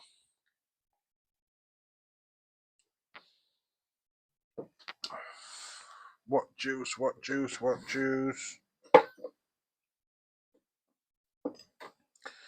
have I got there? No. No. Okay, let's try some scones from Dark Star in there.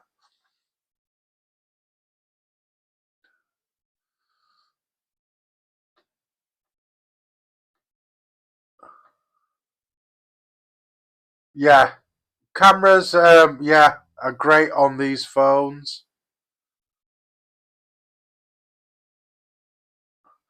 So, Gaming Vapor, I'm running these interlock aliens at 75 watts. Kicking ass nice at 75 watts.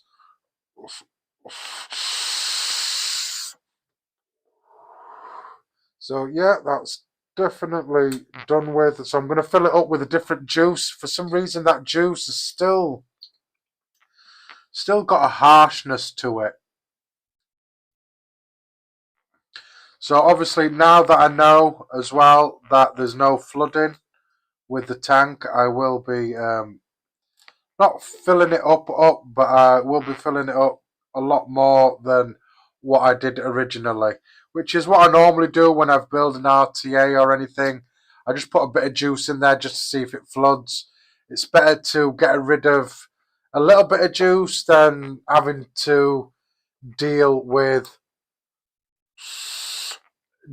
a full tank trying to get juice out of it. So yeah, about halfway full with some scones in. I know that's not harsh or anything, it's nice. It's been steeping for a bit, so it tastes gorgeous.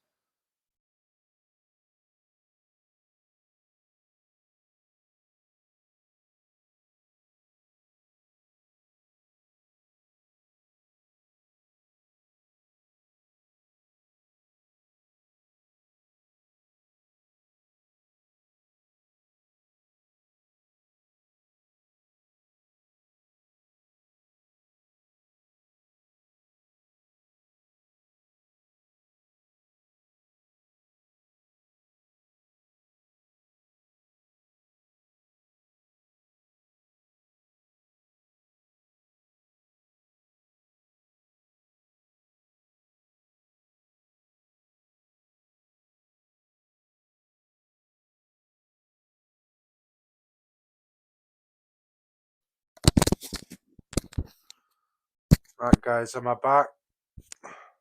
Thanks for letting me know about the mic, guys. Let's get this one back on charge. Good job I've got more than one mic.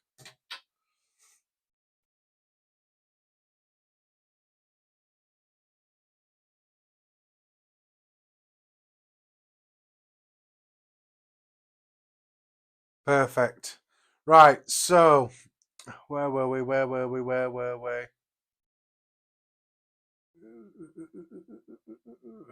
So, Gaming Vapor, you want me to bump it up to 100 watts? Okay then.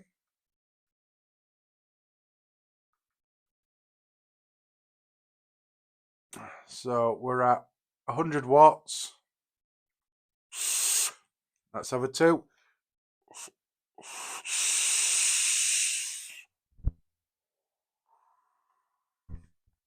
Kicking ass at 100 watts.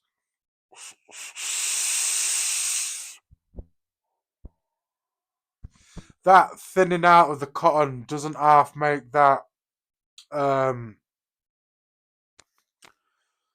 am I trying to say? That break-in time, cuts it completely. That's nice.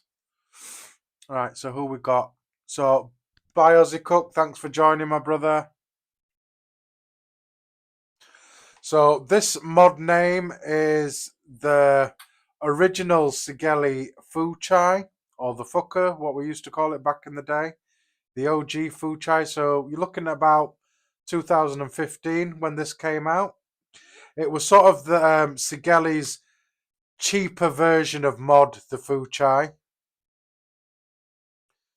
So yeah, it was their cheaper version. So it was about 20 or 30 quid cheaper than buying just a normal Sigeli.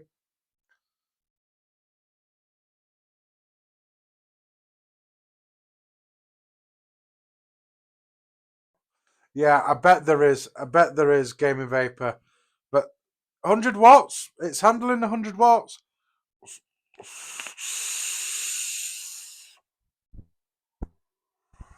Handling it like a champ.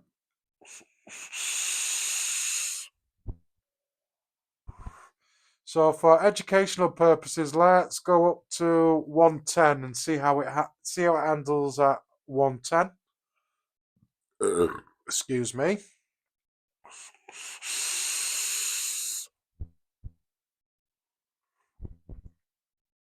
Handling the 110.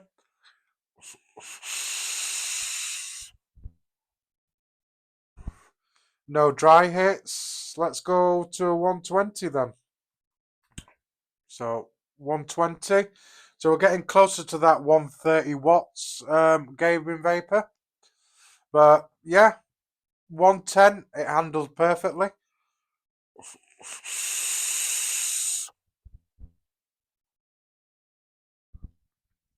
Got to admit, that's a lot better. It's getting more hotter, which is what I like. I do like a hot, nice, saturated vape.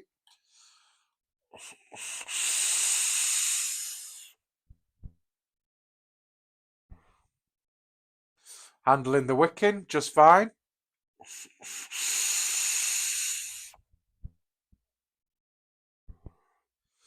So, gaming vapor, let's see if I can match your wattage. So I'll go up to 130 watts. And I've got to admit, the more I bump up that wattage, that juice. Really tasty. I wonder what scones would taste like with a coffee martini, espresso martini. Clouds for days, definitely. Phrasing, thanks for joining, mate.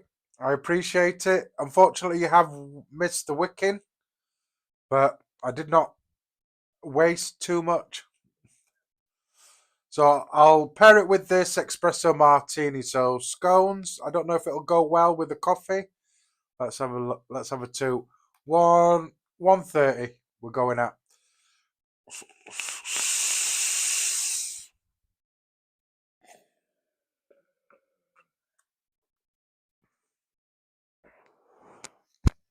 So yeah, it sort of does. Do you know what that turns that into? And it sounds weird, like a coffee revel.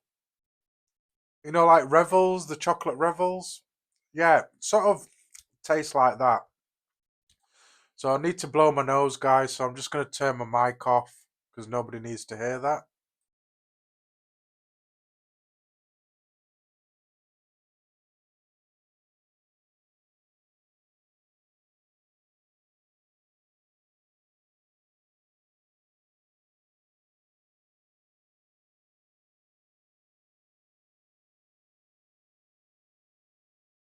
And we're back, guys.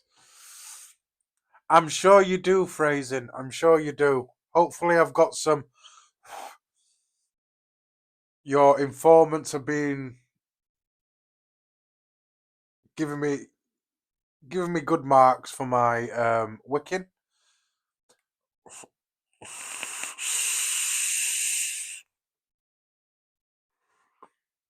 I've got to admit though, 130 it does taste nice and it's wicking nice. You've got bubbles there, it's wicking. It's not flooding. Got no spit back. Nice and warm.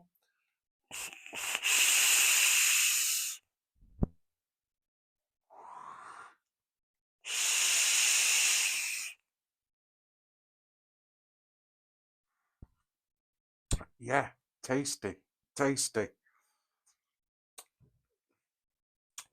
So what do you guys think? I was thinking maybe do another build. Basically on RTA that I can only do a round wire build, so it shouldn't take too long. What do you guys think? Shall I do another build? But it'll be a round wire build. So what do you guys think?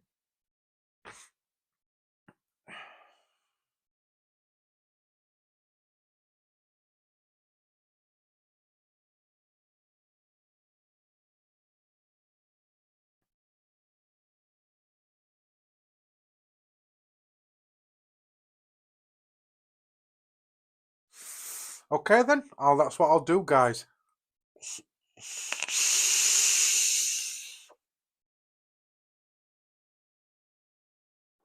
At all, nothing at all phrasing. That's what I tell a lot of people. I do vape round wire builds. Still nothing wrong with round wire builds. Round wire builds can be very tasty. And this particular RDA that I want to vape in, flavor banger for round wires. But you can only really build a round wire build with it. So this is an old one. I don't know when this was out. Let me have a quick Google. Excuse me.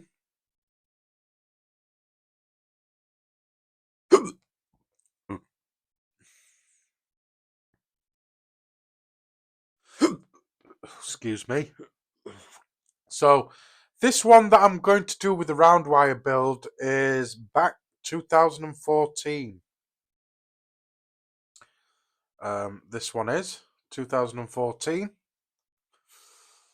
Let me give that a quick refresh, guys. Just making sure everything's good, because obviously the app that I use for streaming, this Prison app, obviously hasn't.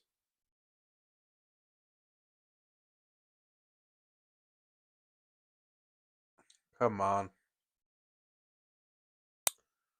It's not showing my chat on screen. So I just want to make sure all that's good, which it is. Make sure. Right, boom.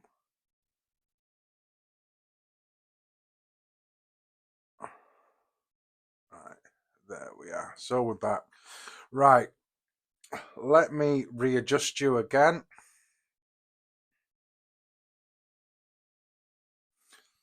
Like so. Boom. So I want you about there. So another clear pop tub. So who remembers the Veritas RDA? Now this is an old one. Now the Veritas RDA has a right unique build deck to it. But what I used to like about the Veritas is the logo. So the logo there, as you can see, says Veritas. But it's also an anagram as well. So if you turn it upside down, it still says Veritas on there, which I think is awesome. This RDA, nice little flavor banger. One airflow hole just there, and a 510 drip tip. So does anybody know this RDA or ever heard of this RDA before?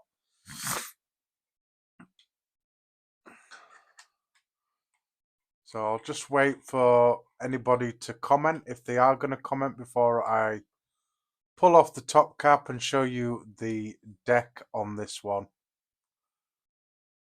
Very unique deck on this one.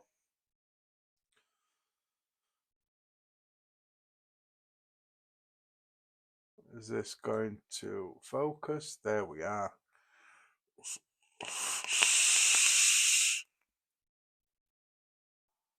Willy Wonka, you remember it?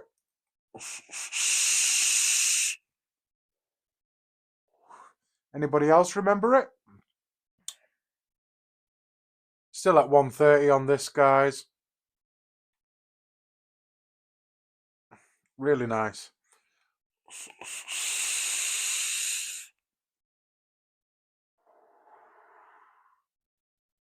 So for me, this is a really nice little flavor banger. So look at the deck on that. So your positive post is obviously the one at the top with the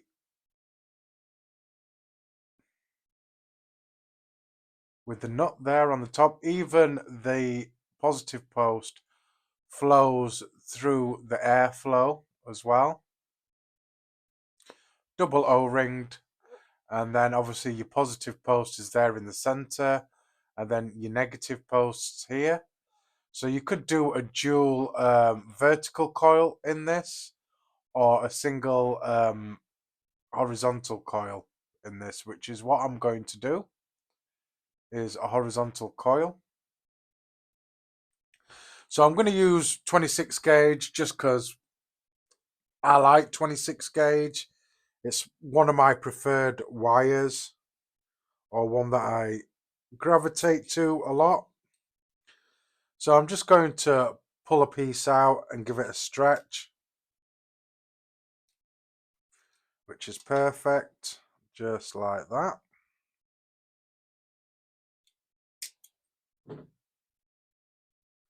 So piece of 26 gauge NI80, the one that I normally use. So nice long piece like that. I want a nice long piece because I build it slightly different to way people would normally build it, or tutorials on YouTube to build it. So let's go with the same 2.5 millimeter ID diameter.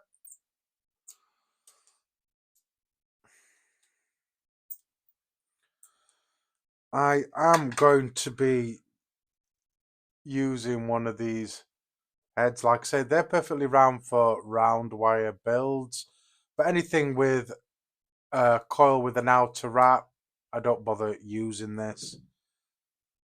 So I have got a nice long piece. I want extra wire to play with this RDA. So let me just zoom out a bit so you can see what I'm doing a little bit better. So nice big piece of wire is what I'm using. Just going to thread that through there like that and get the first wrap situated. Then I'm going to put obviously this on like that and do my turns. So 1, 2, 3, 4, 5, 6, 7, 8. I'm going to do 10 wraps, or should I say about 10.5 wraps. I want one leg going one way and the other leg going the other way. So like that, basically like that.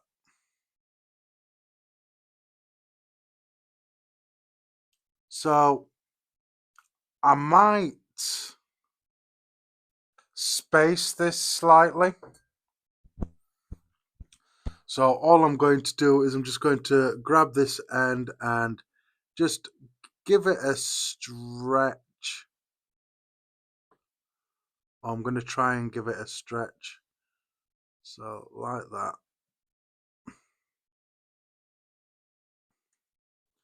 So I'm going to give it a stretch like that. Then I'm just going to push that back there and just push it in. And then you've got a nice,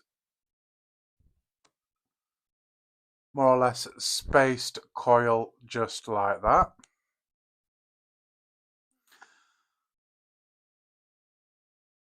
So like I say, round wire builds are still good. This is still a good choice of wire. So I will need my rod out of here. And I will also need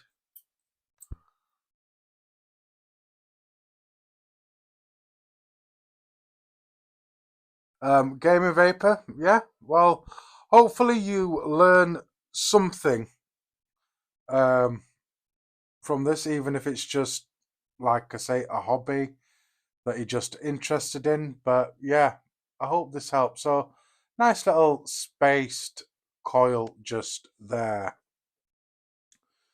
So what I'm going to do with this, so let me get you back close. What I want to do with this, or the way I build it, I want to take that first nut off without losing that nut. I don't want to lose that nut. So that is my positive post. So what I want to roughly do is I roughly want to measure this coil here and then just put a loop around it like that. So I've sort of like placed it more or less where I want it. I've put a loop in it like that. Now what I'm going to do with here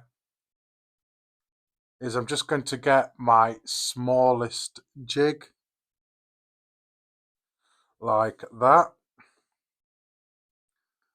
And then all I'm going to do with this, or the way I do this,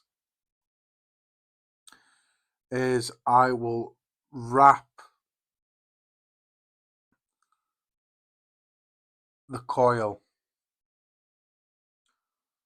So this deck is really, really fiddly to work with. So I want like one wrap just there like that. One wrap like that. And then what I want to do is I want to just bend it like that slightly so it's sitting up. Now the way it's shown how to do it is you'll obviously lock your coil in there, put your rod there, and then obviously wrap your coil and stand it up if you want to. I'm not doing a vertical coil, I'm doing a horizontal coil. So the reason why I do that little loop and wrap there like that is I do that just so I can pop it onto here like so.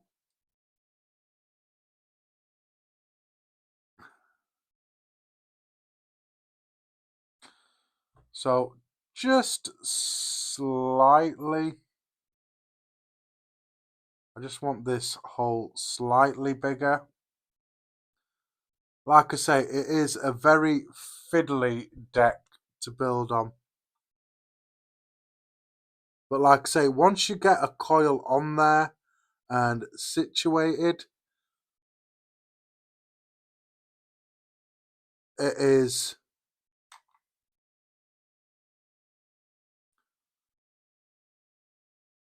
like I say, it is a flavour banger.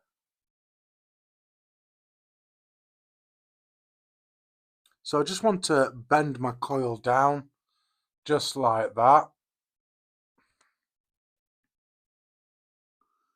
So I'm just going to pop that in there like that.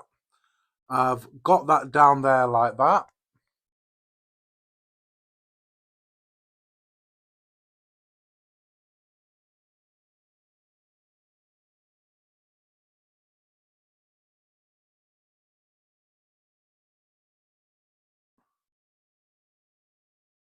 All right, Gaming Vapor. Yeah. Some coils that were made were really extremely good. And I think once people got popular, stuff wasn't as consistent. as it should be. So let me just see if this fits on there. It doesn't. So let me just grab this kit here. Now I don't use this kit often because it was a cheap one and it is shit.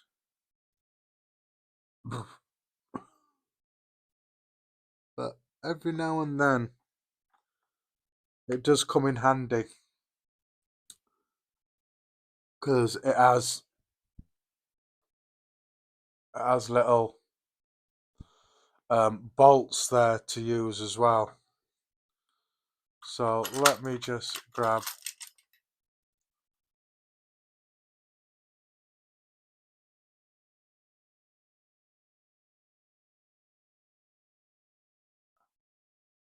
I bet they did Gaming Vapor. So let me just screw this down. So this is where the build can get a bit tricky. So I'm just going to pop that there. And I know this looks a bit weird how I'm doing it, but it is an awkward deck. I'm just going to use a pair of pliers just to hold that bottom nut. And then use this just to crank down on that wire. There we are. And that wire is now locked in, that nut, which is what I wanted.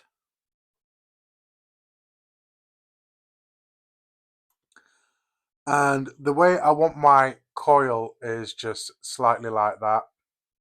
I will adjust once I get everything situated.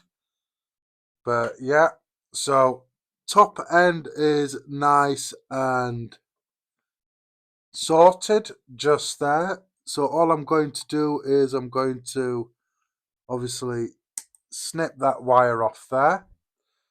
So that is the positive clamp down on that center nut just there. So I'm going to use my coiling jig just to move this out the way slightly. And then obviously you've got that post just there. So both these posts here are negative posts. So it can be used in a dual coil or single coil setup, just like that. So what I'm going to do now is I'm going to undo that negative post screw just there like that. And where's my coiling rod? So I'm just going to put my coiling rod in like this, just to keep the coil situated and everything where it should be.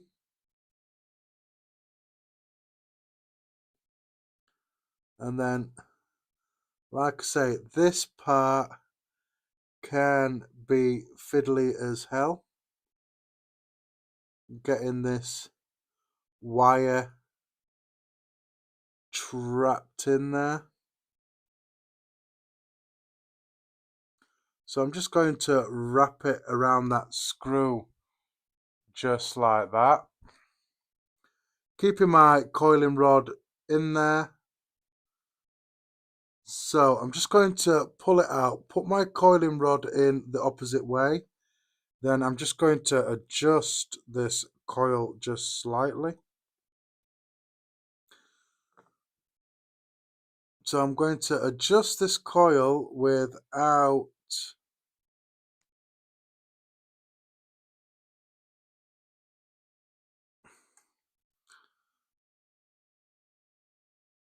without messing anything up, which I have just slightly.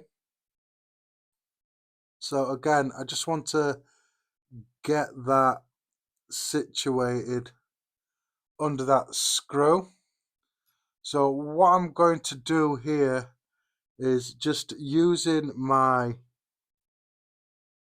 tweezers, I'm just going to use it to go around that screw a bit, and then very carefully I'm going to clamp down on that screw.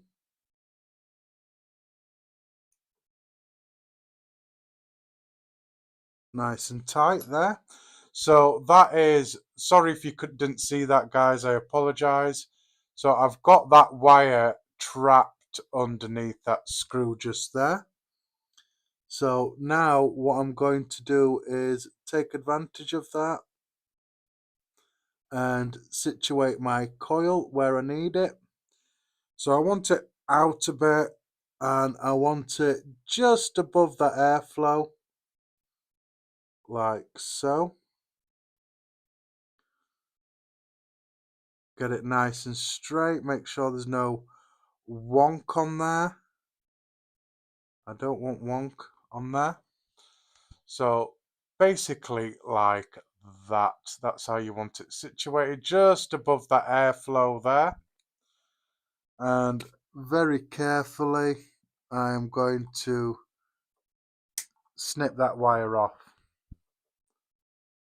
So that is the wire all snipped off.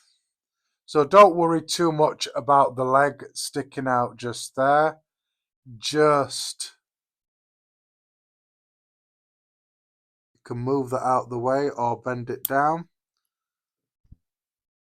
like that. So the top end is secured in, the positive secured in, negative is secured in just nicely. I'm just going to check my coil that it's centered and where I want it to be, just above that airflow just there. So we have 1, 2, let me just count these. So 1, 2, 3, 4, 5, 6, 7, 8, 9, 10. So I've got about 11 wraps just there. So I'm just going to carefully just remove this. Zero out my mod. Pop that back on. Is this a new coil? Yes. So that is a 0.99. So just under an ohm. So it's probably going to end up above an ohm. So let's start off at 10 watts. Dry burning at 10 watts. So with it being a spaced coil, it should just light up nicely. So same again, just introducing a little bit of heat. And as you can see there, it's glowing nicely. So a spaced coil as well doesn't need much. If it's spaced, it should glow up straight away without any issues, which is fine. That's glowing up. Zero out the mod. So that is still warm. So I'll leave that. Let's do a bit of tidying up.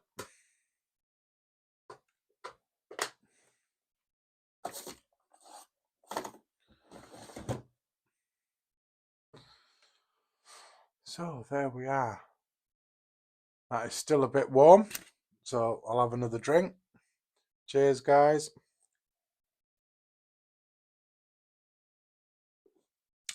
So I probably went a bit overkill on the wraps. But I don't think there's been any build that I have put on this RDA that hasn't ended up being tasty. Whether it's been a high ohm, a low ohm, space coil, non-space coil. Hasn't really made a difference. Still get great flavour from it.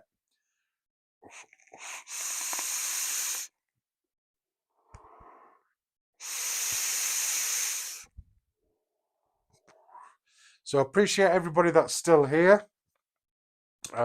Really appreciate it. So let's get it wicked up with some kendo. So again, just going to rip a little piece off.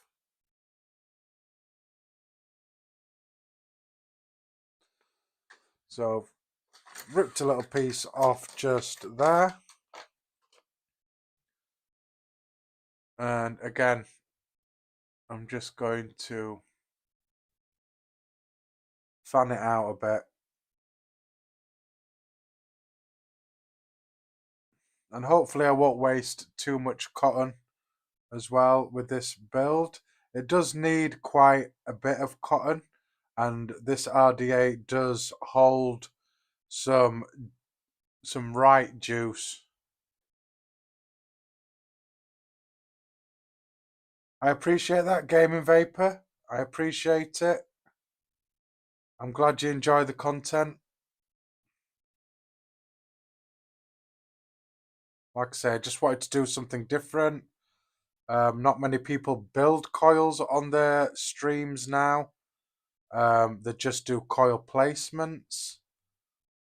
So hence why I wanted to do just something a little bit different and actually make coils like YouTubers used to do back in the day. I'm just going to get rid of that little straggly bit just there. Put it on there, give it a little roll.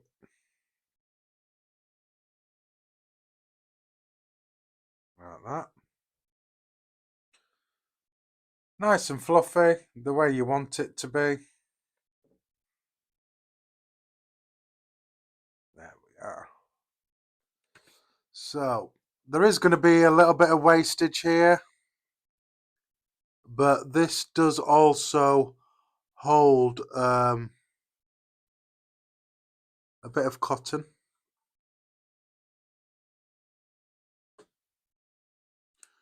So I'm just going to carefully pull that through. So I don't know if you can see, there is a little bit of restriction there.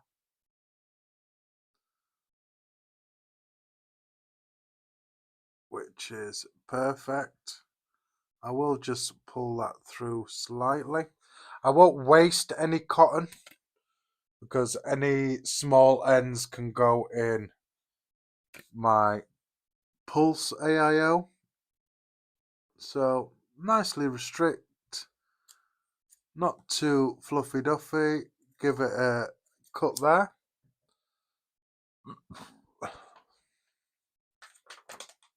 Save these little bits of cotton.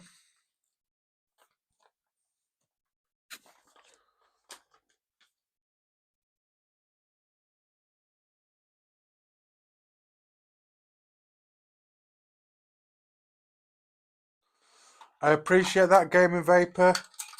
And I'm dead honest as well, because I have a few RDAs and RTAs that are not great. It's just one of those things where I like to have it in my collection. Let's try and stay in focus here.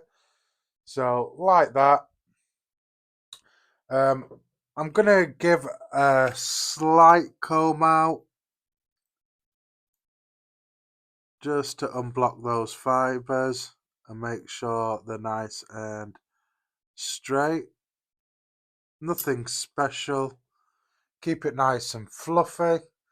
There needs to be enough cotton in this deck to fit in those big kidney shaped wells just there.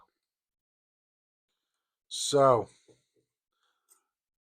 I am just going to cut that about there, and again I'm just going to cut it about there. Sorry I'm out of camera, guys.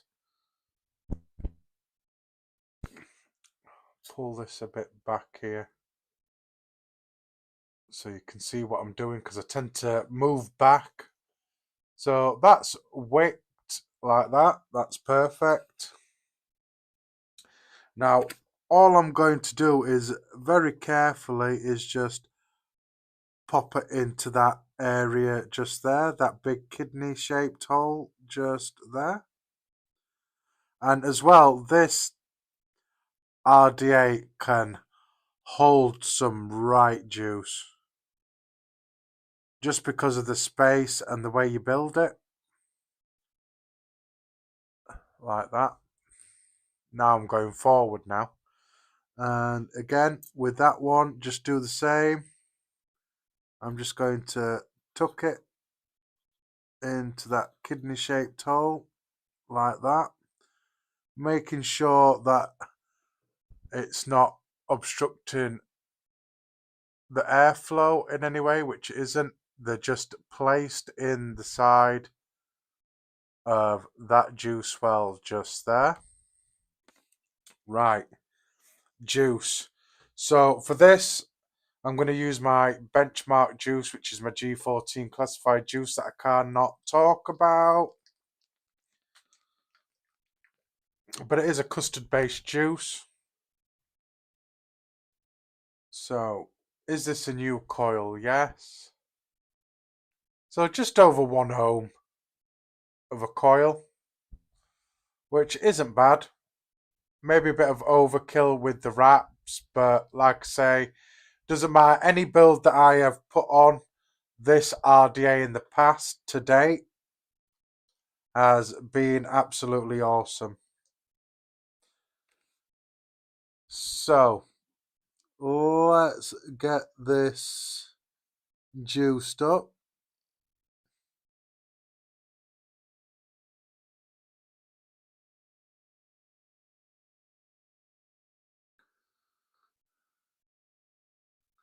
So I'm just going to get everything nicely juiced up. And like I say, you can put quite a bit of juice in there.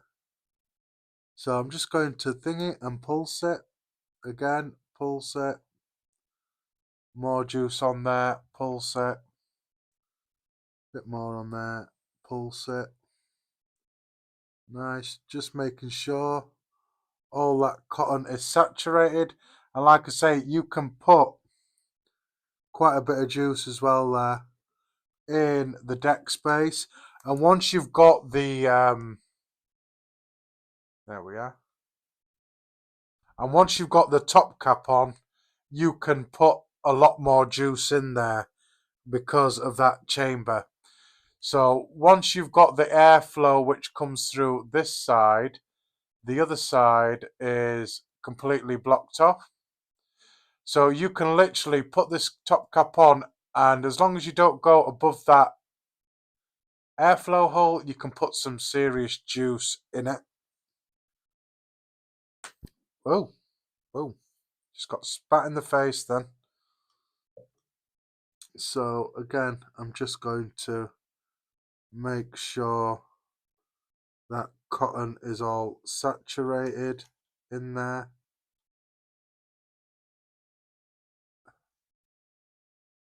Which is good. No crackle, but yeah, it vapes. So again, put my top cap on there. So once I've got that top cap on, which you can adjust if you want. So once I've got that top cap on there, all that juice that's in there, I can literally blare from the top, or even sometimes I'll squeeze it through the airflow as well. I'm known to do that as well. So we're on about 1 ohm coil, 20 watts. Got a bit of a pop there, but not of a crackle. Let's get a drip tip on this. Now I'm going to go with a glass drip tip. Perfect. Guys, don't think this is a bit overkill, do you? For a 510? I'm only joking, guys. I'm only joking, yeah. Used to put that on my TFV4 tank, that bloody drip tip. Still got it. Got you there, guys. Got you. But no, I'm not going to use that one. I'm only joking. But I am going to use a glass strip tip. One of them.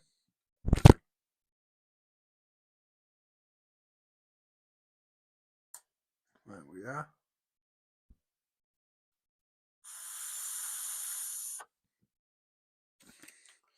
So yeah,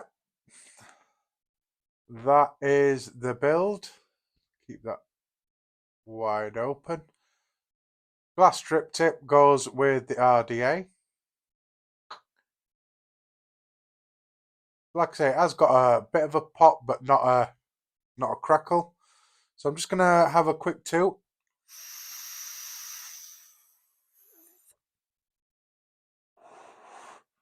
So I'm gonna turn that up slightly. I'm gonna turn it up to 25 watts.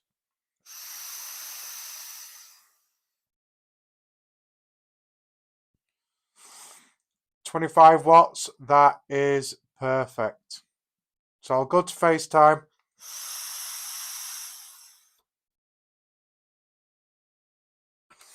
Can't complain about that one bit. So let me do a little bit of housekeeping.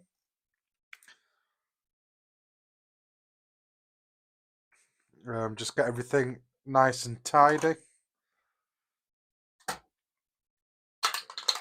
Get rid of all my shit on my bench. Can put that away. Can put that away. That away. And that away.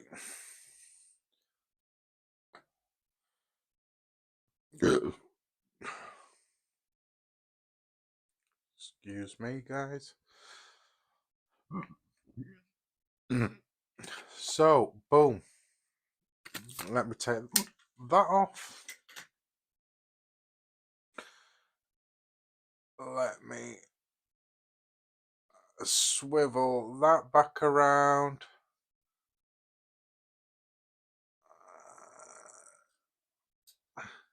And sorry, guys. There we are. And boom, I'm back. Thanks for being patient, guys. I really appreciate it.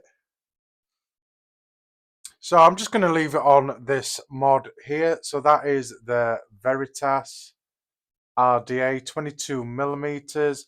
No protruding 510. So this cannot ever go on a hybrid mech mod of any kind. So remember, safety guys, know what RDAs you can put and what you can't put on a hybrid mech mod. So I'm just going to leave this on my building mod. So we are on 25 watts. It's a 1.04 ohm coil. Got a hell of a pop, but not a crackle. Let's have a two.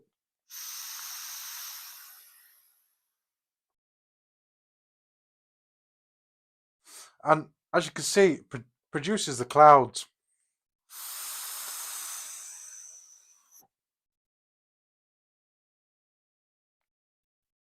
It's still a good tank. Still a good RDA to this day. If I want a flavor banger, there's two devices that I go to. If I want an RDA, it's the Veritas. If I want an RTA, it's a Goblin Mini. Now, who remembers the Goblin Mini? Now, you need to, if you can build on a Goblin Mini, you can build. You can build.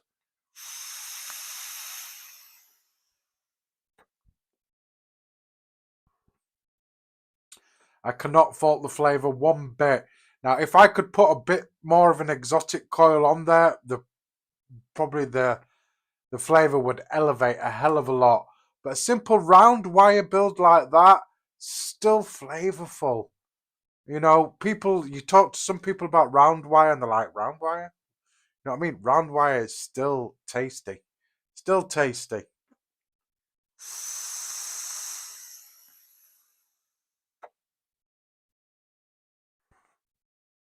Doing nice. That is the deck.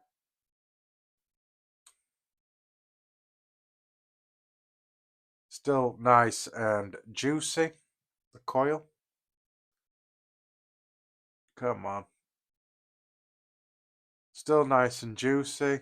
Plenty of juice still in there. Yeah, guys, can't really complain one bit. Now, I normally run this completely open. As you can see, you can adjust it. And I've even, on a couple of occasions, swapped the lid round. So the way I've got it now is I've actually got the hole not on the opposite side, but actually in front of the coil as well. And every now and then I will run it that way as well. So let me just do it like this. So this is the cap on the opposite way around. So this is facing the coil, not the other way around. I'll have a little bit of a toot on it.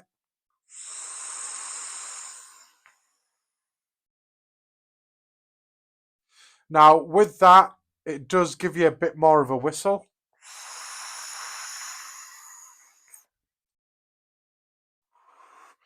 And to be fair, there's really no difference in which way you have the top cap. So if you have it like this, where it's in front of the coil, you're still going to get exactly the same flavour if you run it where the hole is. Like that. There really is no different to how it vapes. Still vapes good.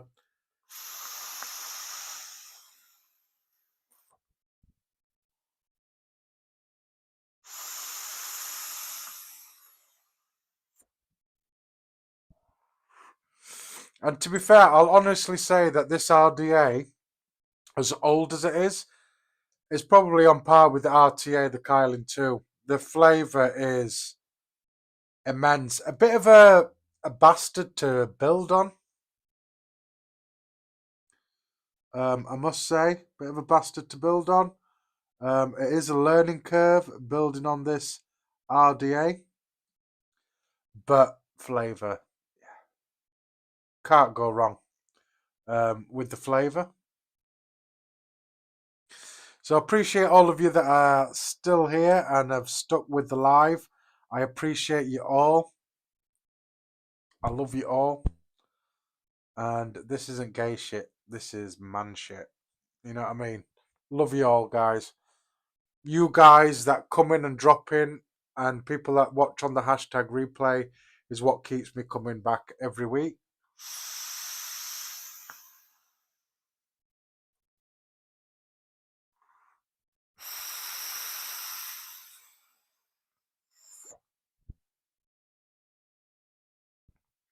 Yeah. And I know what this juice tastes like as well. This one here. And it's basically my benchmark juice. If I'm building anything new or trying anything new, I'll probably put that juice in first because I know how it tastes, how it should perform.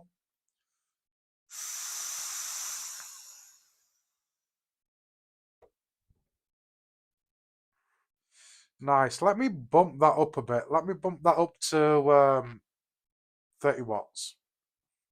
See if that thing, obviously with it being more of a dessert flavored juice, obviously you want that power running through that coil, or RDA, RTA, whichever one.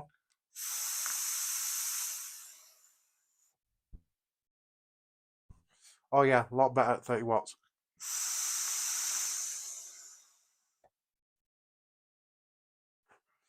Absolute flavour banger.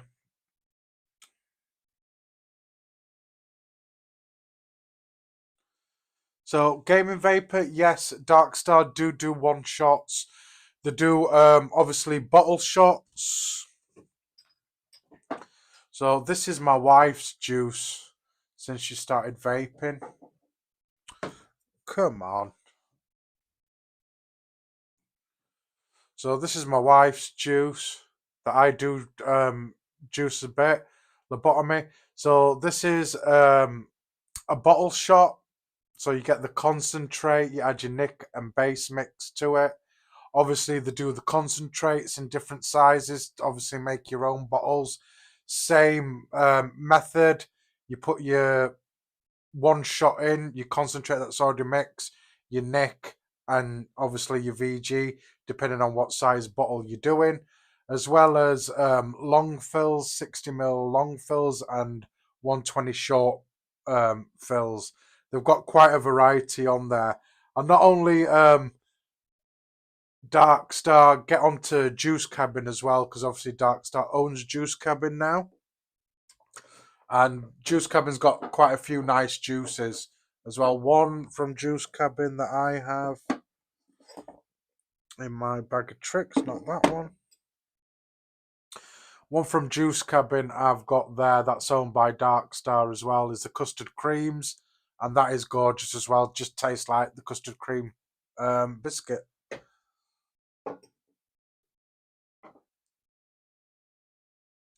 So they're located in the UK. If you want them over in Canada, Gaming Vapor, email them. Okay. If you email them and ask them, they might be able to get them to you in Canada. They do ship abroad, but just email them. Tell them what you want. Obviously, tell them where it's going, and they'll work something out. They might tell you whether it's worth it, depending on what shipping is and everything, obviously, to get it over there. So it might be beneficial if you've tried Dark Star before, maybe to do a big order or something. But definitely drop them an email, and they'll be able to tell you straight away whether they can ship to you or not. But they are based in the UK.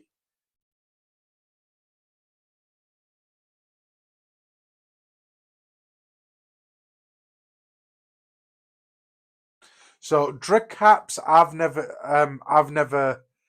Do you mean drip caps or drip hacks? Yeah, I thought you meant drip hacks then. Yeah, drip hacks. Obviously, they're in the UK. Drip hacks. So drip hacks. I tried drip hacks a good 5 years ago and found the juice really, really sweet. So Dark Star, the juices are not as sweet as drip hacks. I mean, I bought one juice on there and I think I got nearly twice as much as juice just because of the sweetness, because I kept an out in base mix down there because it was way too sweet for me. But yeah, drop them an email. Are you part of their group, Gaming Vapor, on Facebook?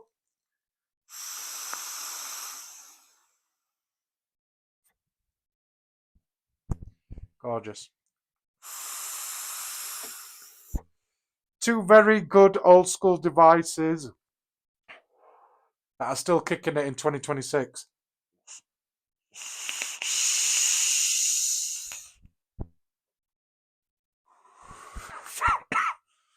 So 130 watts on the Coil.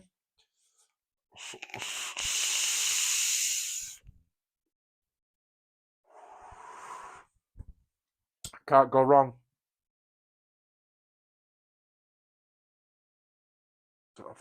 So, Gaming Vapor, if you follow me on social media, Instagram or Facebook, drop me a message and I'll give you their email address for Dark Star. And then, like I said, just email them, tell them what you're interested in, tell them where you are, and they'll, if they can do it, they will do it. Dark Star are top notch. The juices are good. Their customer service are next to nothing. The customer service as well. The customer service is really, really good. But like I say, if you follow me on social media, Gaming Vapor, Instagram, Facebook, drop me a message and I'll message you their email address and get a hold of them.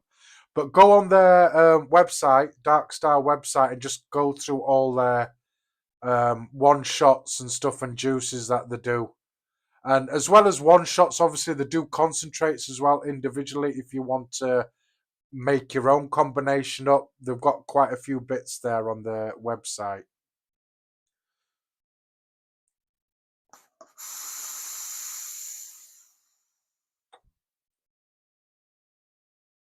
Can't go wrong with that at all, guys.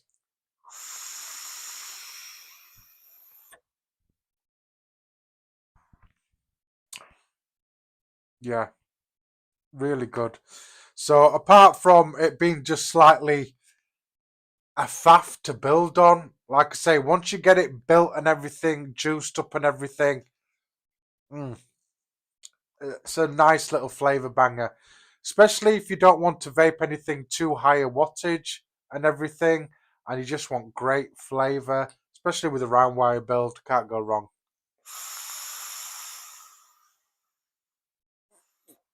Yeah, so like I said, Gamer Vapor, they do one shots of most of their flavors, if not all of them. So, like I say, check out the website, and even if you go on the website, they'll probably have the email address there. But also, like I say, you can Instagram or anything social media wise. If you're on Instagram, you said you're not on. Did you say you're not on social media? No, you don't have Facebook. If you're on Instagram, drop me a message or just go to their website, Darkstar website, and I'm sure their email address is on there. Drop them an email. They're very helpful, and like I say, if they can help you and make it happen, they will do that. No problem.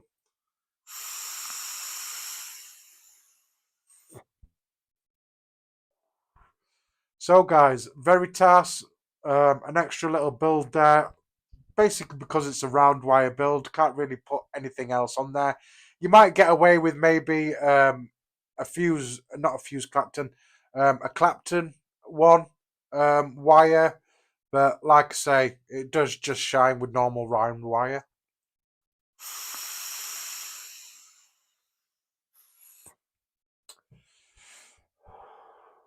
Right, guys, I'm going to leave it there, really.